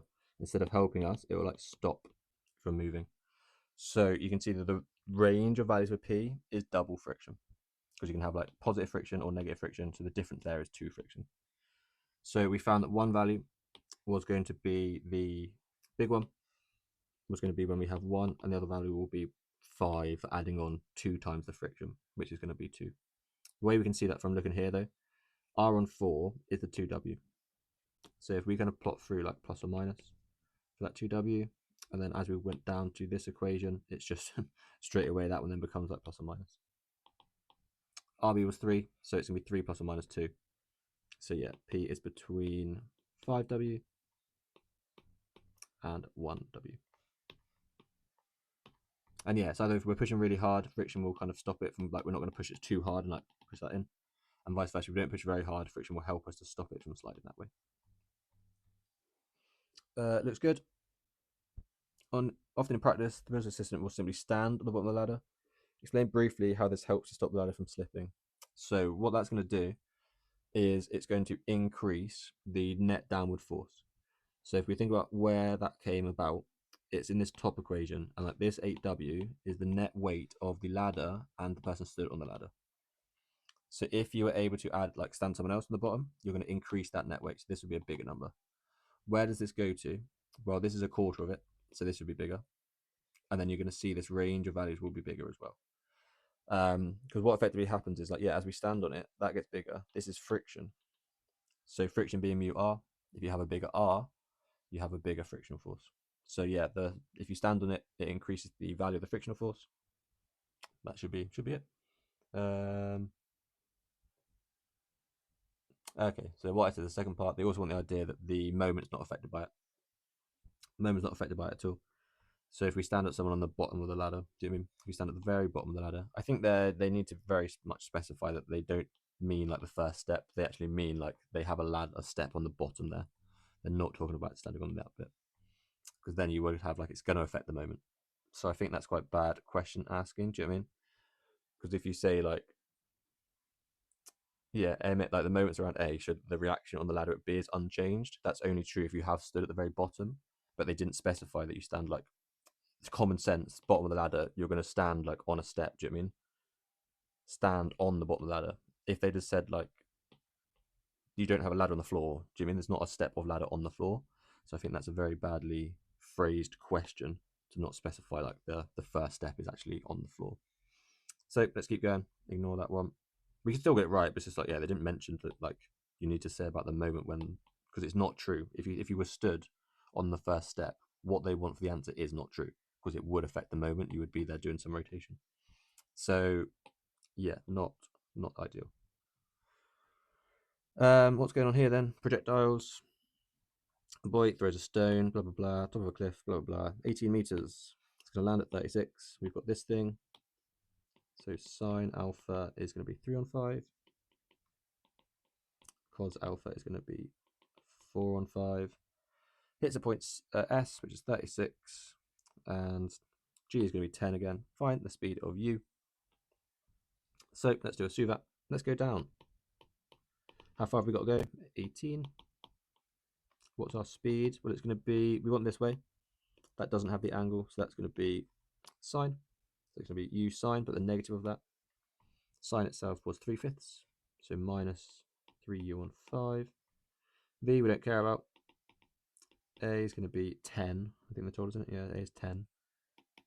And T then, is that what we're trying to find? Yeah. No, we're trying to find the time it takes to get there. Sorry, the speed. So T, we also don't know. Did it tell us? No, but then we can look at the horizontal. The distance is 36. Speed will be U cos, so 4/5 of U. That looks very much like a 0, not a U. And the T will be the same T. But then what we can do is we can take this speed is distance over time. So what we have is that the time will be equal to, divided by 4, that's a 9, times by 5 is 45. 45 on U, which we then can take to plug into there. But again, if we actually just have that UT is 45, and then on this right hand side go and make S equals UT, so 18 is equal to U times T, 45, plus a half AT squared. So half of A is 5, and T squared. So take this away, what do we have? Things that don't seem quite right. Should I have had a negative there somewhere? To the right. This all seemed okay. U times, what am I doing? So it's not just U times T, but it's like the U from there, isn't it? So it's minus 3/5 of UT plus 5T squared. That, then when we sub that in, what do we get? So it was 45. Divide that by 5, 9, times by 3, 27. Plus a 5T squared. Add that over 45. Divide by the 5 is 9. So T is going to be plus or minus 3. T is positive. Therefore, T equals 3. That look good? Looks good to me. Double check the answer there. Number 10. Oh, we've got T, we want U, don't we? Okay, so use 15. T3, U15. The speed of the stone when it's 10.8 meters above sea level. So thinking about that then, we want to take this same one falling down, but now T is going to become something different, but the distance will be different as well. 10.8 above, so we've travelled 7.2. So we want this one, but with 7.2. So S equals 7.2. U is, now we know the value is 15, so 3/5 of that is 9, so minus 9. V, don't care. A is 10. T, I don't care. I do care about V. So V equals U plus AT. So U is minus 9. A times T, what am I doing? V squared equals U squared plus 2AS. So U squared is going to be 81 plus 2 times A times S. So 72 times 10, 144. So V is going to be 225. So 15. Is that right? I've got to think that's like a 3, 4, 5 triangle, but scaled up by 3. 81 plus 144, 225, root 225, 15. Lovely. So that's the speed going, well, the velocity going in one direction. Yeah, speed in one direction. The direction going down. We're still moving to the right by so much. How much? 4/5 of U, so 12. So what we've got is we move 12 to the right, 15 down. So our speed will be 12 squared plus 15 squared, all square rooted, which is going to be 5 root something. Not one about. I think it will be like 3 root something. 12 squared plus 15 squared. Square root that thing. Got 3 root 41. Speed's the only one where if I get like a square root, I'm not really upset. I'm not going through and double checking. 2 sig figs, I don't care. I'll tell you now. 10b, what is it? 19. 2 improvements that could be made. We're not using G as 10, obviously. Don't do that. And don't model the stone as a particle. Allow there to be spin. Model air resistance. Anything like that would be fine. Is that the end? I think so. So onto the specimen one. What have we got? Constant acceleration. So it's suvat. Time t equals 0. We've got this position vector moving with this velocity. After so many seconds, it's got this position vector. Find u. So what we have is that the s will be the difference in those two. How far did we go? Minus 4.5. 3.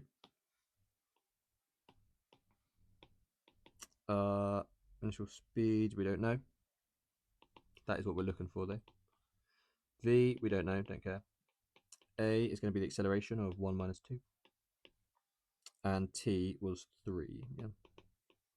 So don't have V. S equals UT is equal, so S equals UT, so 3U plus a half of A times T squared. So 9 halves of this thing.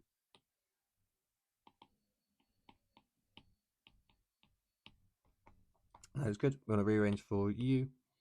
So what do we have? That's going to be 9 halves. So taking that away, 3U will be minus 9 on the top. This is minus 9. Adding it over makes 12. And dividing by that, we get 3 and 4. So minus on the top. Looks good. Let's double check. Down to part B. Minus 3 and a 4. Lovely. Okay. So make sure when you do the differentiation that you actually do it. You don't just copy down the same thing you had before. So we want to find the magnitude of the force is 6.5. F equals ma. So we need to find the acceleration. So differentiating this, what do we get? 2t minus 3, not just the same thing again, and minus 12. And therefore then mass is, well, force will be half of that because our mass was a half. So force is a half of that stuff.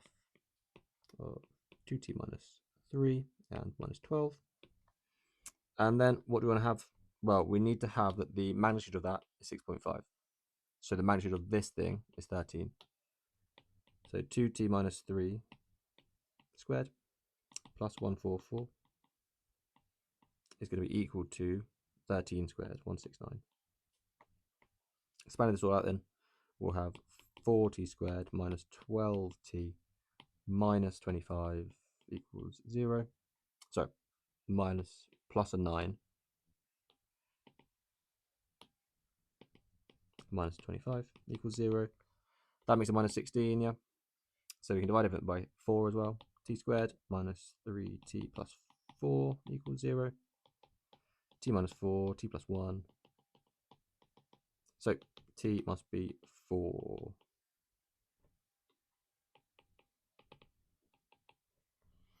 This looks good to me. Is that correct? Number 2? Looks like it. Let's give it a circle. And then let's keep going. What I might do is quickly plug this into charge.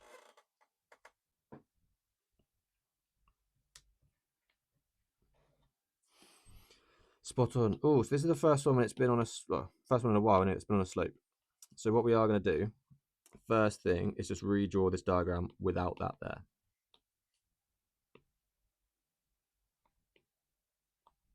This going up. We're going to have whatever strength that is. Does it say? Swim mass of 3 kilograms, rough plane. Mu is that. Tension in the rope is 25. Okay, so yeah, that was 25. So I think we had that way, we want that way. Angles in between. So it's 25 cos 30. What's cos of 30?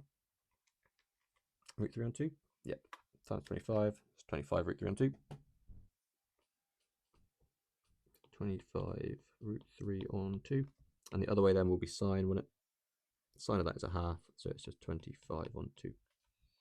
We're also going to get some R, some reaction force still. We also have the mass coming down of 3, so the weight, sorry, 3g, and some frictional force, because it's being pulled up the slope on a rough plane, so some friction coming this way. So that would be, does it say friction? Yeah, 0.3, so it's be 3r on 10. That's good. What do we want to find? Acceleration. Okay, yeah, acceleration. So what do we need to do? Well, let's first look perpendicular, as always. So going in that direction, what do we have? R plus 25 on 2. And we need to think about the 3g, but the component going in that direction. So let's do a little boop, boop, boop, boop. We have that one, that one, that one, and that one. We have it going down. We want it going to the kind of diagonal right, cos in between. So it's going to be 3g cos 20. Note now, once we've used that, like the why we separated this out and drew a new diagram, we never need to use 30 again. Never. Everything's going to be 20 from now on. Like that information has been used to split it into two forces, and we've worked with it from that. We no longer need that. We don't care about this at all. It's just two different forces. So the 30 degrees has been used up. This kind of angle of axes we don't care about anymore. Let's have a look then. This should be equal to 0. And we can rearrange this for r then. So r is going to be 3g cos 20. I'm going to write cos 20 as just c. So 3gc minus 25 on 2. I'll put it into one thing. 6gc minus 25 on 2. So that's r. Let's look down the slope. We are in equilibrium, yeah? No, we're accelerating. So what's pulling us down? 3r on 10. Pulling us up, 25 root 3 on 20. Or are we just being pulled up the slope? And yeah, being pulled up. So these should be the other way around. And what else is pulling us down? It's going to be 3g on 5. But notice that here we had, 3g on 5. What do I mean? 3g on 5. So it's going to be 3g, but the component of it coming this way. So that way and that way, sine. So I will just write down sine for that, and that should equal mass of 3 times acceleration. So we want to find the acceleration. It's going to be a third of that. So we can whack off what we're going to have, 25 root 3 on 6 minus r on 10 minus gs, whatever that ends up being as we plug bits into here. We could get one big expression for it, like 25 root 3 on 6 minus a tenth of r. So it's going to be like 6gc minus 25 on 20 minus gs. So let's put 60, or let's put 30 on the bottom. What we're going to have then, so it's going to be times the first bit by 5, 1, 2, 5 root 3, times the next bit by 3, so 18 gc, and this bit is going to be 75 minus a 30 gs, all over 30. Probably not worth doing that in the exam though, just whack the calculator. You can see this being the sample one. That's been a lot messier, hasn't it? A lot messier than normal. So often this won't be the case. Do you mean this is going to be a bit messier than actually what will happen? Let's make sure this is all good though. I'm going to do the first version of it, so it's just a bit easier to type in. 25 root 3 on 6 minus, we need the r, don't we? So yeah, let's go and plug in r. So r is 6 times by 9.8 times by cos of 20 minus 25 all over 2, which is horrible. And then we need to do, it's going to be 25 root 3 on 6 minus 6 times 9.8.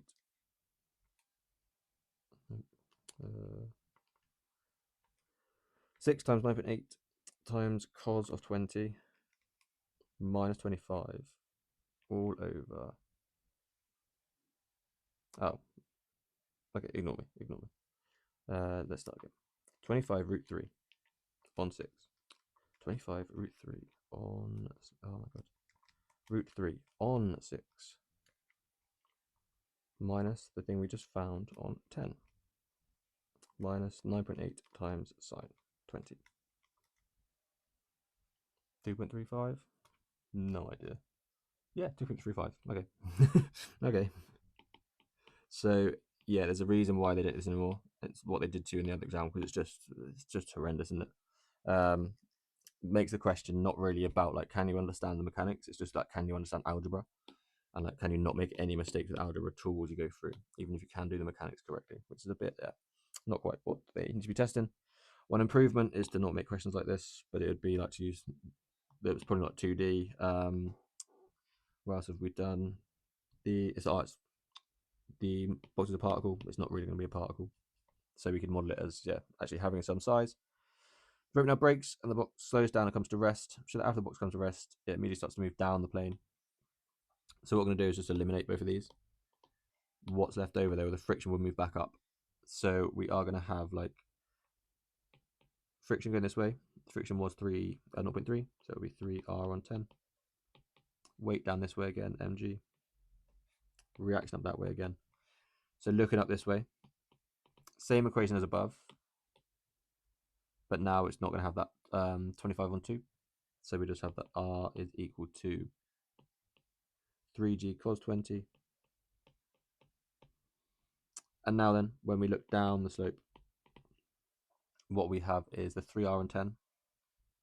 So 3/10 of this, so 9g cos 20 on 10. Take away the thing holding us back up. So that's going to be, sorry, ignore me. That's we've got that bit taken away. Yep, taken away. And what's bringing us down is going to be mg. It's going to be sine of that. That should be, sorry, not mg, but 3 in it. It's 3.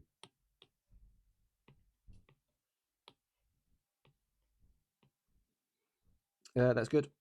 So this will be MA. And, well, 3A. So we can divide by a 3 everywhere. Goodbye, make you a 3. And basically we need to show that like this thing on the left hand side, GS minus GC on 10 is greater than 0. So as we do that, what do we get? We can take a G on 10 out and have 10 sine minus cos. If that's greater than 0, what do we have is that 10 sine is greater than cos. So we're going to have that tan is greater than 1. So tan, sorry, greater than 10, tan of 20 greater than 1 over 10. And we know that that is equal to something that I'm going to guess is bigger than 1 over 10. Yeah, 0.36. So that looks good. What we had then is like the acceleration is positive.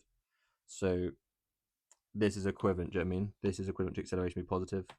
All of these things are equivalent to that being positive. So we've ended up in a situation where acceleration was positive. All looks good. How many more in the specimen one? 2 more. I'll do the specimen ones and I'll take a little break.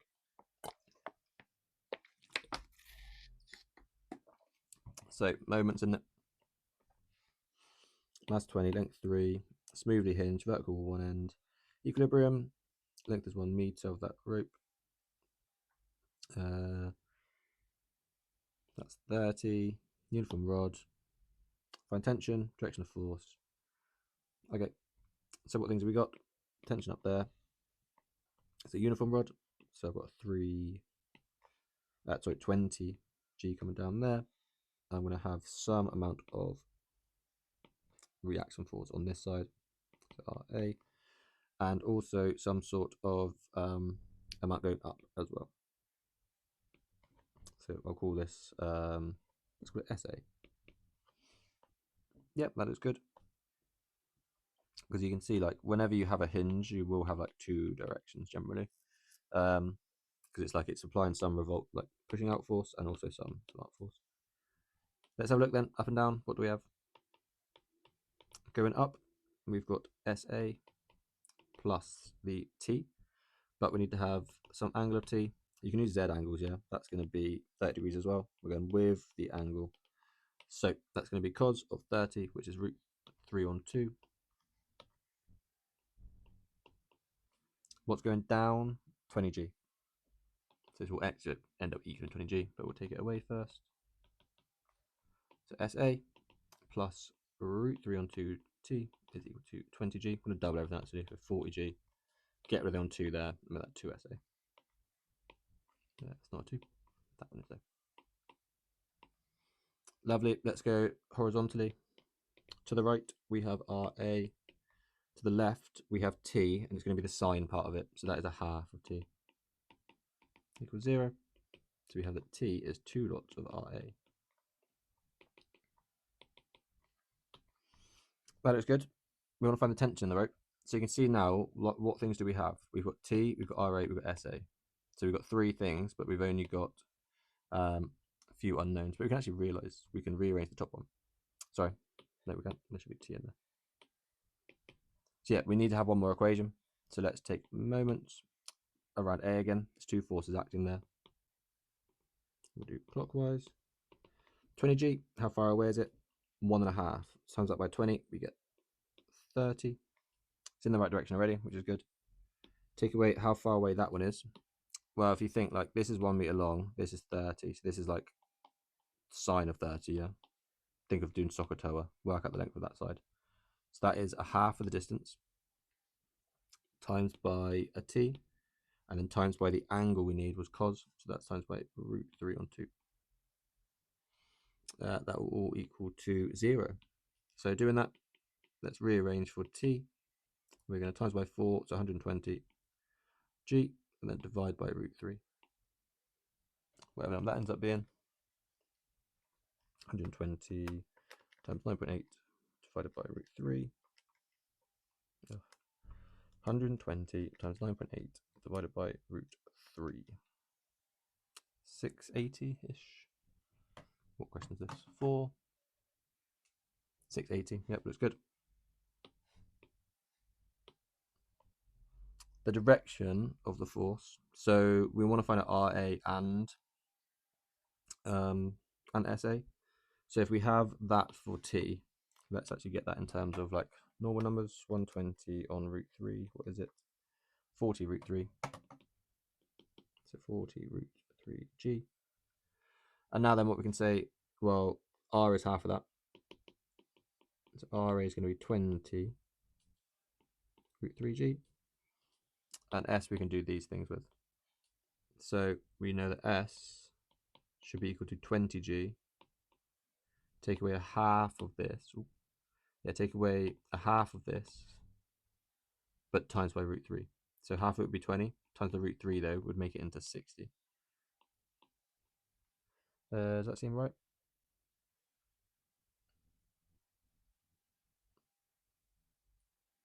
It seems to be too big, doesn't it? SA being... Oh, there's no reason why SA had to go up. Yeah, okay, this is fine. 40g. SA is actually pushing us down. This is pulling us up too much. So SA should go in that direction. But it doesn't make a difference. Everything's working fine. It's not a frictional force. So it's like, it's just going to be fine. It kind of is a frictional force, but it's not quite. So what do we have? We have this scenario where SA goes down by 40g. And this goes across this way by 20 root 3. We want to find the direction by the wall on the beam at A. So if we do this one, that's the same as like that one, yeah. So that's from the horizontal. So we're going to have that, let's call it alpha. Alpha is inverse tan of the opposite. So 40g on 20 root 3g. We're going to have some 10s cancel, some g's cancel. We've got 2 over root 3. 2 over root 3 is 2 root 3 on, so it's tan inverse 2 root 3 on 3. If we do tan inverse of that, we get 49.1.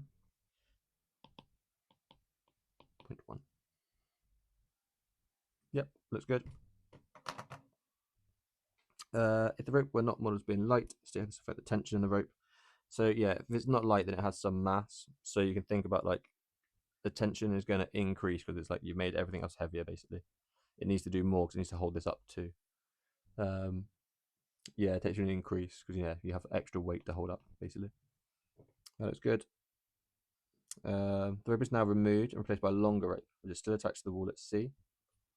Okay, to the same place, but now it's attached at G. G is the midpoint of AB.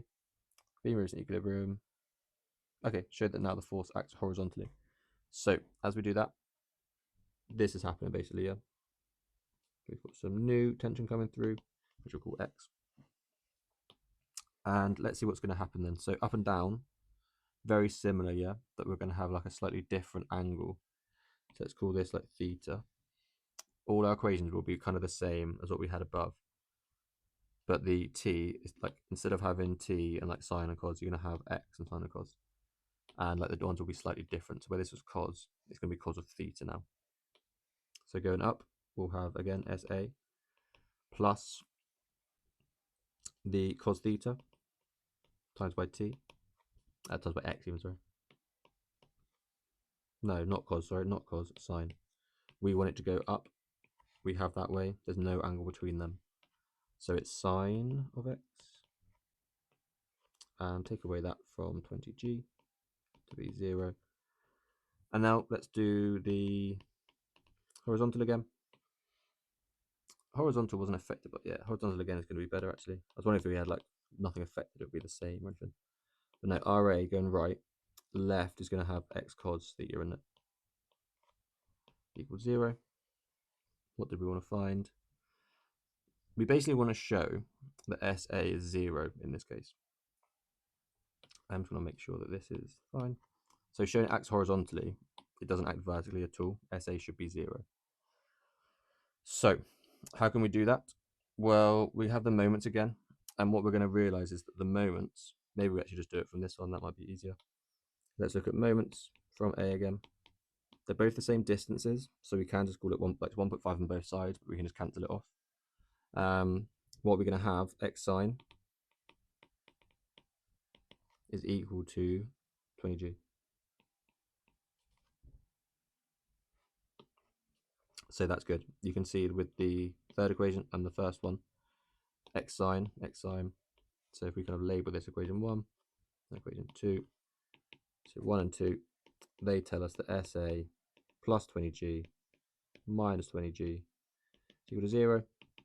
So SA is 0, and therefore like the force at A is horizontal. Lovely, that looks good. I'll do this one, then I'll stop for a little break. Tennis player serves a ball so to pass over the net. Given an initial velocity of 45 in direction of 10 below the horizontal. Ball is struck at point O, which is 3.5 meters above the ground. Bottom net's at B. It's 12 meters. The net is a height of 1. Ball is a particle. Ball passes over the net at a point which is vertically above B. Using the model, find the distance between the ball and the top of the net as it passes over the net. Okay, so we launched it at an angle of 10 below. And what are we going to do with that now then?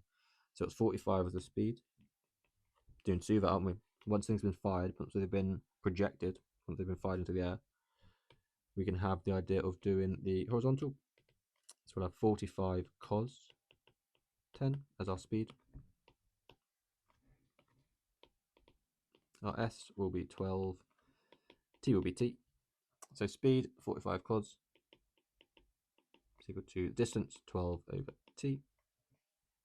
Doing the vertical one, we'll go down this time. It's going to have 45 sine. The distance will be 3.5. Speed, we don't care about the end. Acceleration is going to be g. And our t will be t. This is good. What I'm going to do is replace the t with, what would it be? 12 over 45c. Cancel top 1 with 3. We'll have a 4 over 15c.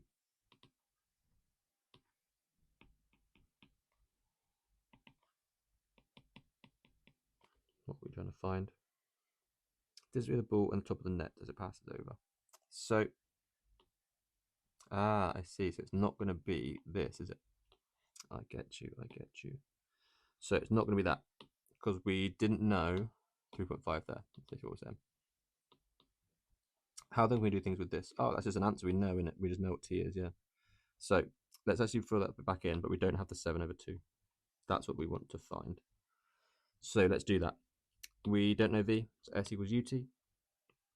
S equals u times t. So 45 and 15 is 3.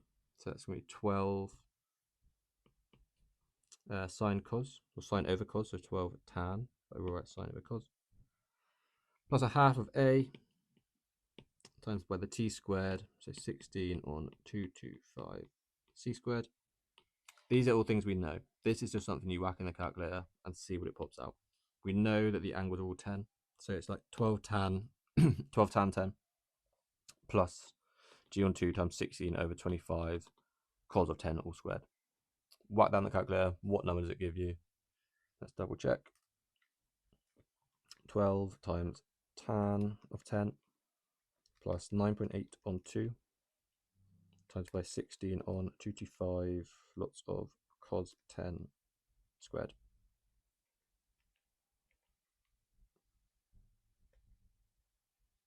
(2.45-ish).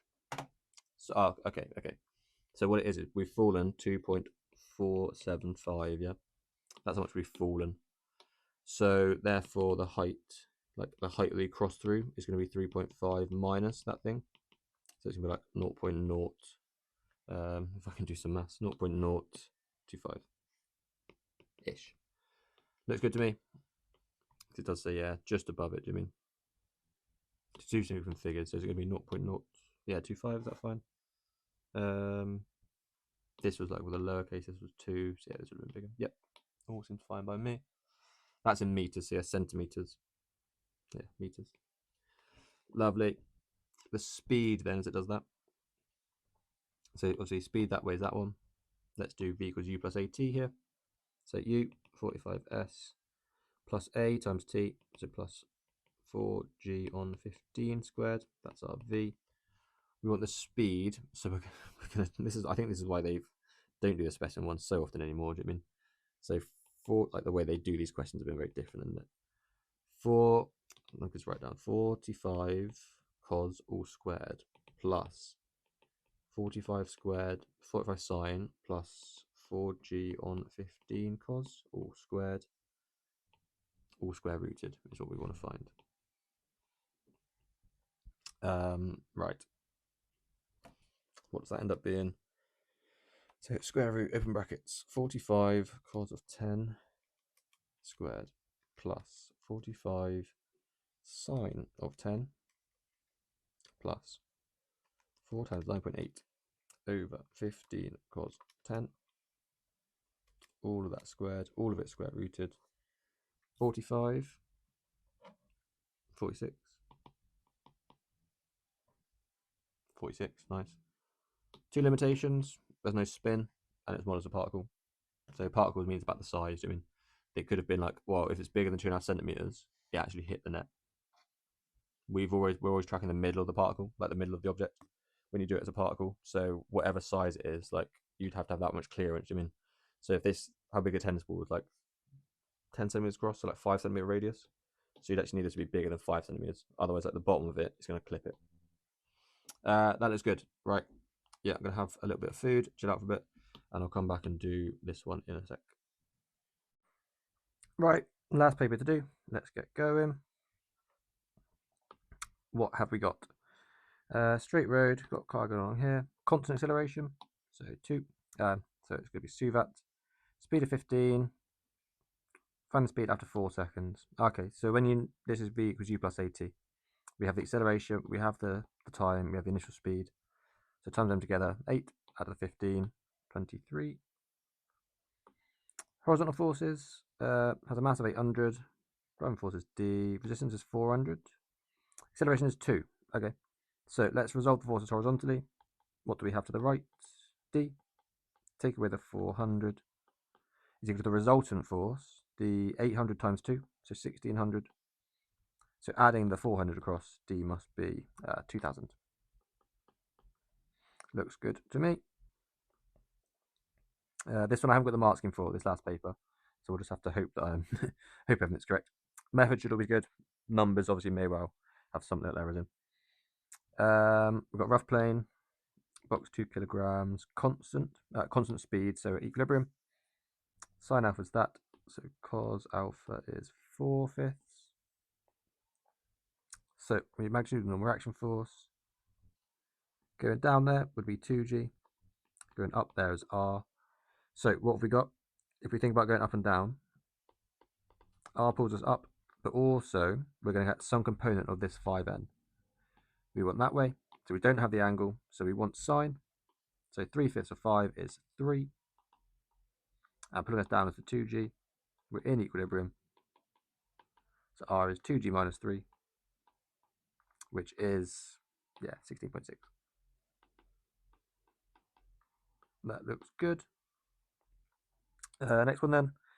At the instant when B is at the point O, the force is removed. Describe the motion of the box after the force of magnitude 5n is removed. So there's nothing pulling it along. So it's just going to slowly come to rest. I mean, it's going to stop, decelerate until it stops.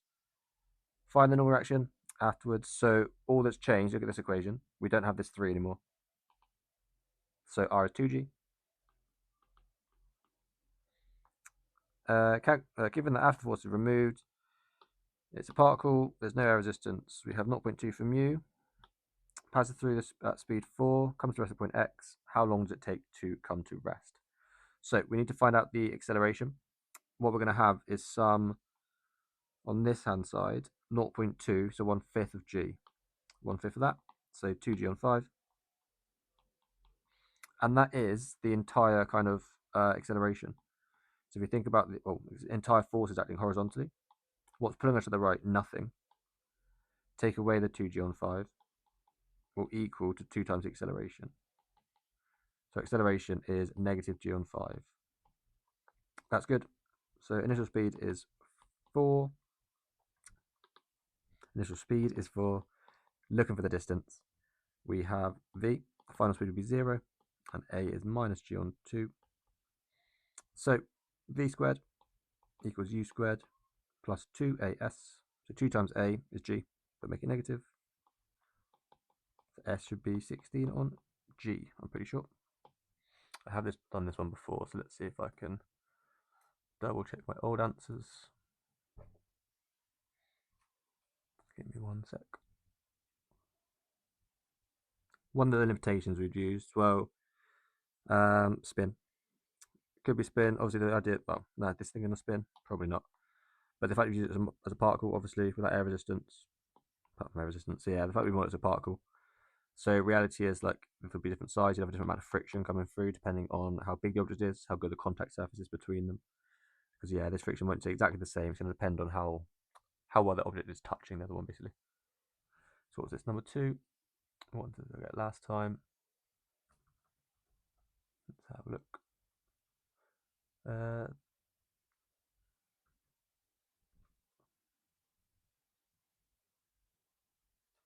That's g on 5, not g on 2. Everything else I've said is good. G on 5. So let's go through again. So half that thing will be on 10. So S should be equal to 160 on G. I'm pretty sure. Should be 2G. V squared equals U squared plus 2AS. Oh. 2AS, so 2GS on 5. So we end up with S being 80 on 2G, so 40 on G. That does ring a bell, actually. Is that correct? Is that what I get?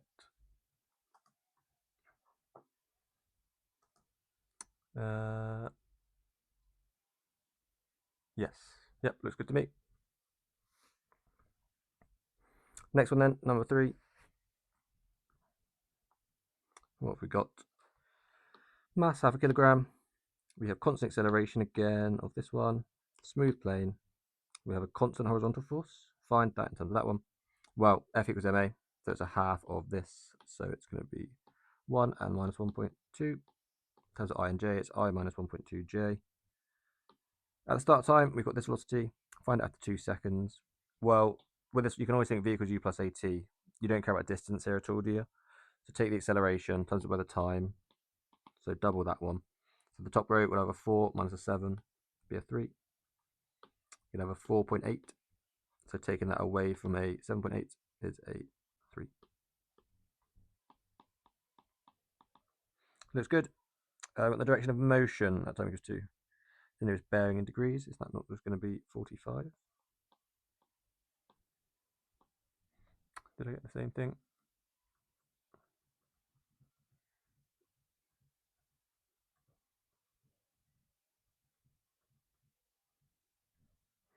Should it be minus 3? Oh yeah, minus 3. Minus 3.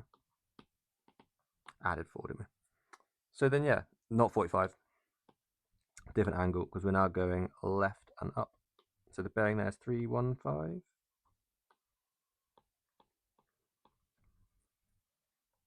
Direction of motion of p is velocity at p. Yeah, so that seems, is that really 3 marks?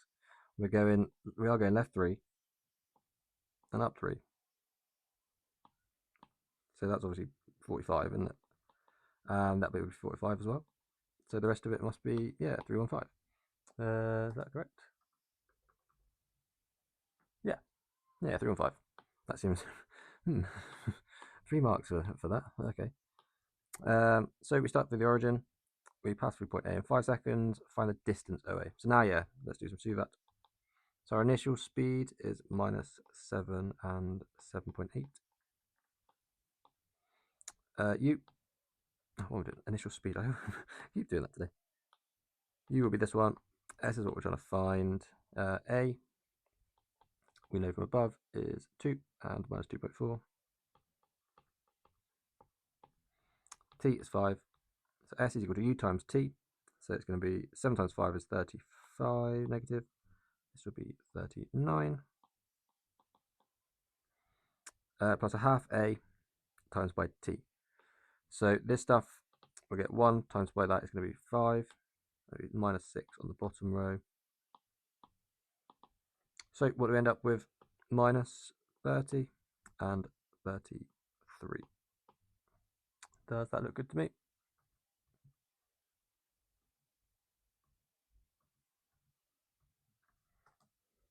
No, what have I missed off?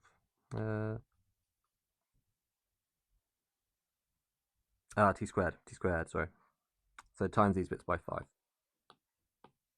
So not 25 and minus 6, but, sorry, not 5 and minus 6, but 25 and minus 30. So we end up with minus 10 and 9. Looks good. That does match what I had last time. Lovely, lovely, lovely. Next one then, precision vector. So if we've got this one, we can find out the precision vector. Oh, just by plugging in the value of 4. Doesn't seem too bad. So doing that, what do we get? 4 square root is 2, cubed is 8, times 3 is 32. T squared, 16, and that one is negative. Exact distance from the origin. Well, if we factorise out at 16, that's going to be 2 and minus 1. So if we think about finding basically the magnitude of that, well, exact magnitude of that, it's going to be 16 lots of root 5. All looks good. Yeah, that does look good. Double check I've got the same thing on here.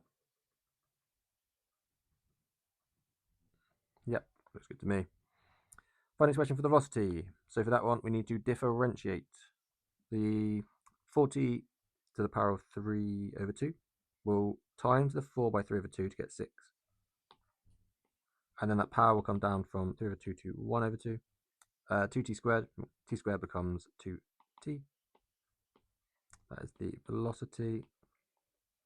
Times t. Acceleration is in a perpendicular line to this equation. Okay.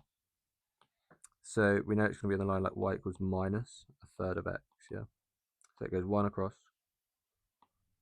and then 3 down. Calculate the value of t. So the acceleration is in that direction. So let's use this to find acceleration. Differentiate again. We'll have a -2 on the bottom, and on the top we'll have a 3t to the minus half. So we want to make sure that basically this is a -2, yeah? It's a minus, well, it's a 2. So how much we need to times it by? We need to times it by 1.5. So this must be times by 1.5 as well. Sorry, other way around, by 2/3. So we effectively need, when does this thing equal 2/3? So 3 on, that's root t, is equal to 2/3. So times in by root t and 3, we're going to have 2, well, and divided by 2. Root t is equal to 9/2. So t is 81 on 4. That looks good to me. Let's double check I've got the same answer.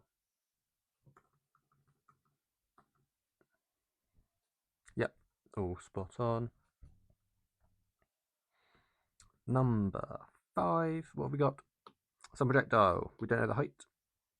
14 above a cliff. Horizontal ground.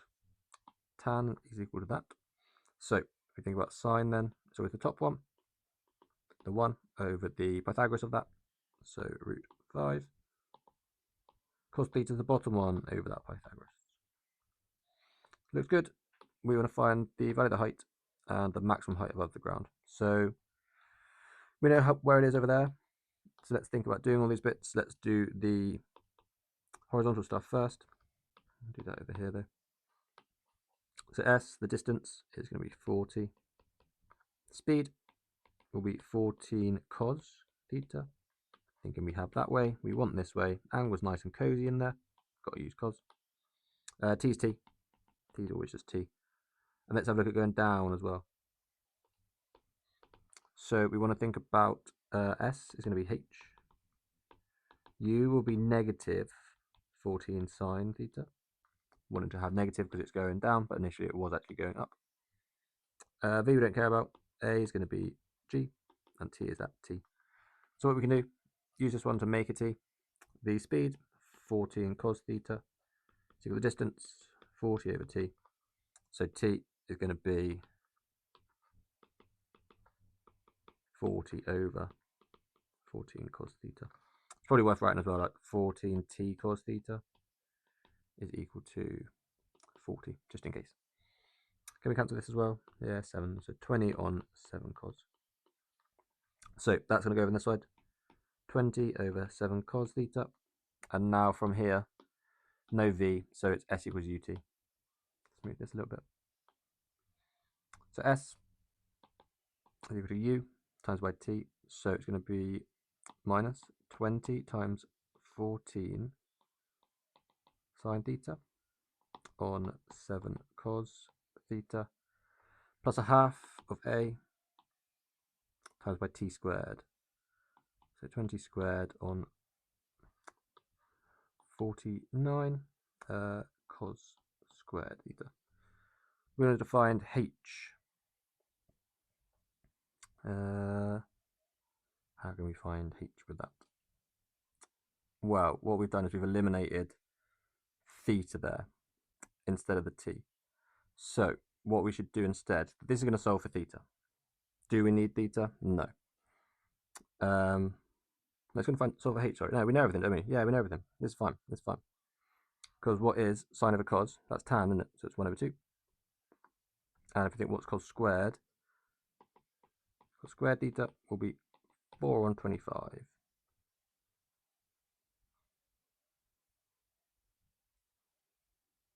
No, 4 on 5. 4 on 5. Yep, that's cos squared, 4 on 5. So sine over cos was tan, which you've got minus 20 times 14 over 7 times by 2. So there we're going to go. The over 2 comes from like that being a half. And this side then, g over 2. 20 squared is 400. 49 is 49. And cos squared we know was 4/5. So I'll put a 4 down the bottom I'll put a 5 on the top. Let's cancel some things out then. So this is going to be minus 20 plus, well, G, what is that, 90, it's 9.8. So this is 4.9 over 49, that's a tenth, all of those bits. So 10 on the top, times by 400 times 5 on 4. This is going to make 100. Is that really going to be 5,000? That seems too big. Is it too big?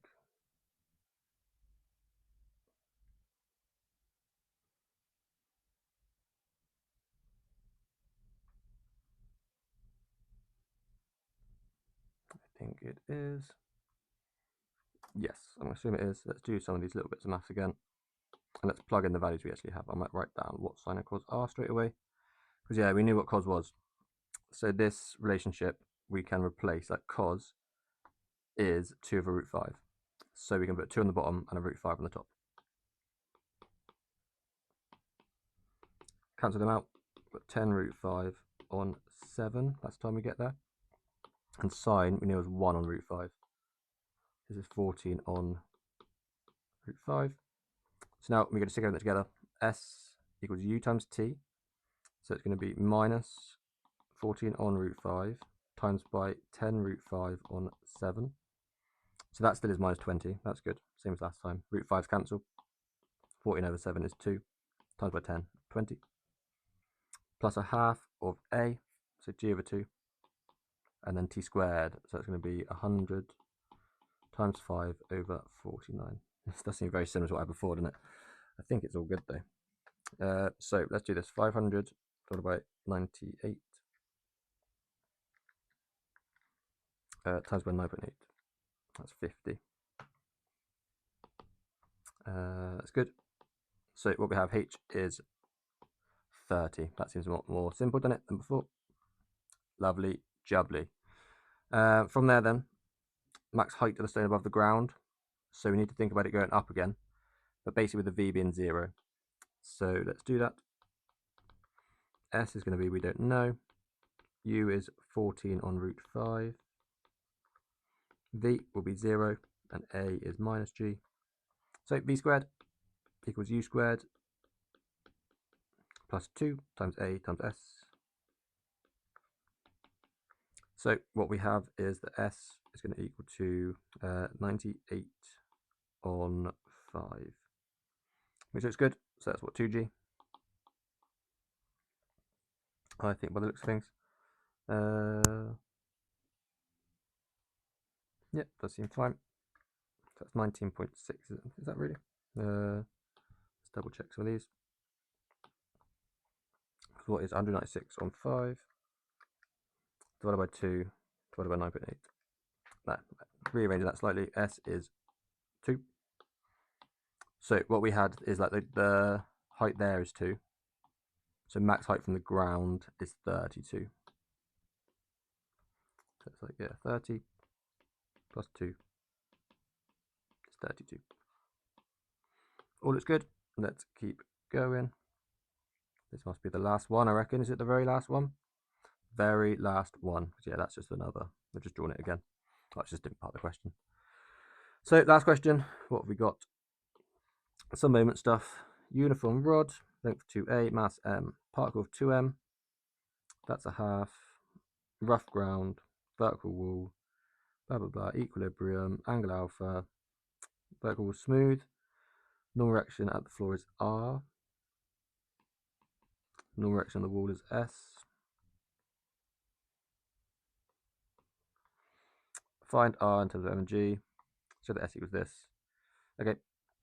So we're going to find R and S. So what other things did we know? We knew the mass was in the middle. And we knew this one was here. And there must be some friction. A rough wall. So we need to have mu R going this way. We've got no information about mu. So we're not really going to need to do anything with that, do you mean? So let's have a look up and down first of all. What brings us up? R is going to bring us up. Bring us down, we've got mg and 2mg.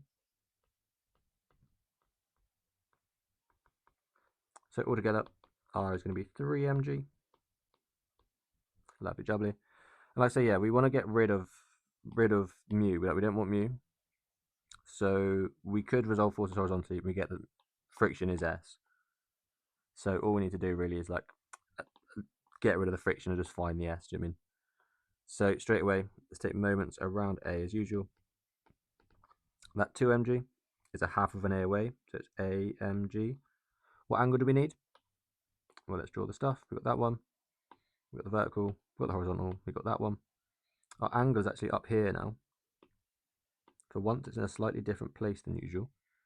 We want to get this component pointing that way. So we have down, we have that way, so we need sine. So it's going to be sine of alpha.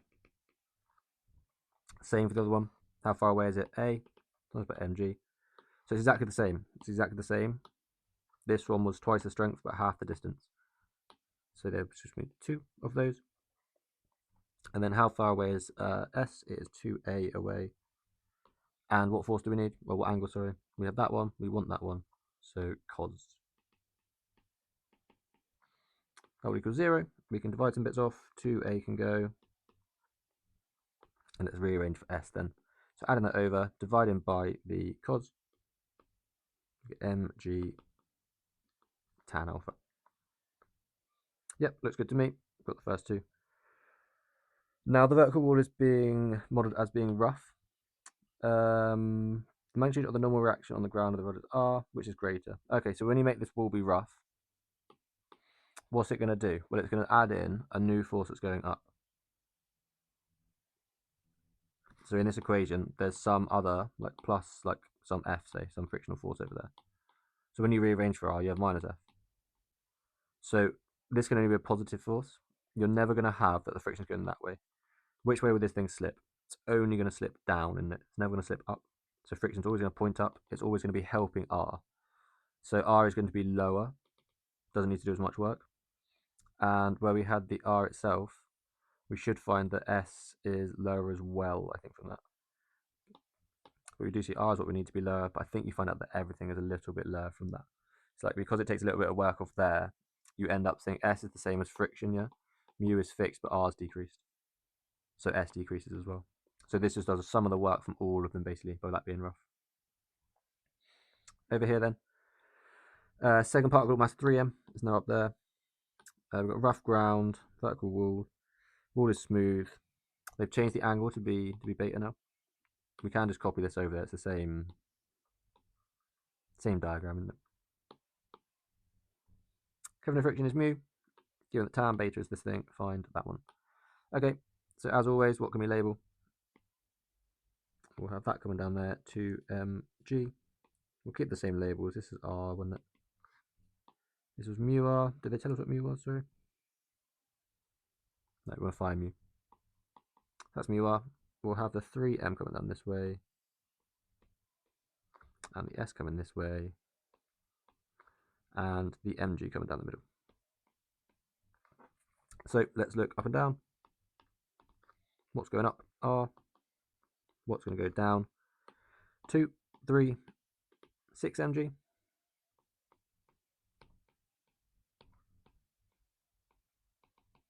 So R is going to be 6 mg. If we look horizontally now then, what's going to go on? Well, we know that S again is going to be mu R.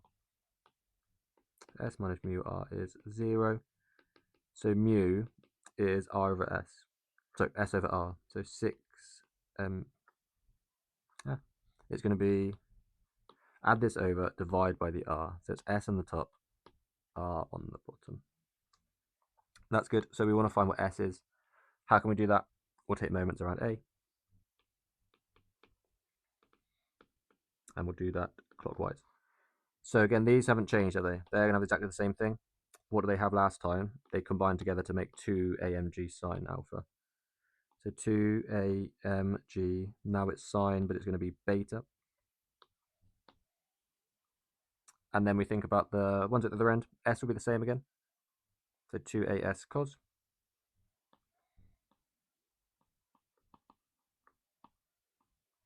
And also now we're going to have the 3g. So this one is actually going to go with this side, isn't it? So we can add that over. I'm going to drag all this down here a little bit. But it will be added on the front. What have we got? Well, length of 2A, strength of 3, so it's going to be 6 AMG. And it points in the same direction as these ones, so it's another sine beta. So they're the same, aren't they? They are the same. There's 8 of them altogether. 8 AMG sine beta minus 2 AS cos beta equals 0. What can we cancel? AMG. No. A we can cancel. A we can cancel. Can cancel a 2 as well. So that's going to be a 4 on that side now. And if we divide the cos, turn that into a tan, then there we have the full answer. S will be 4 mg tan beta. And we were told that is a half. So this is actually 2 mg. And now we take it back to this other one. So mu is going to be S over that. So this thing divided by 6 of this, 1 over 3.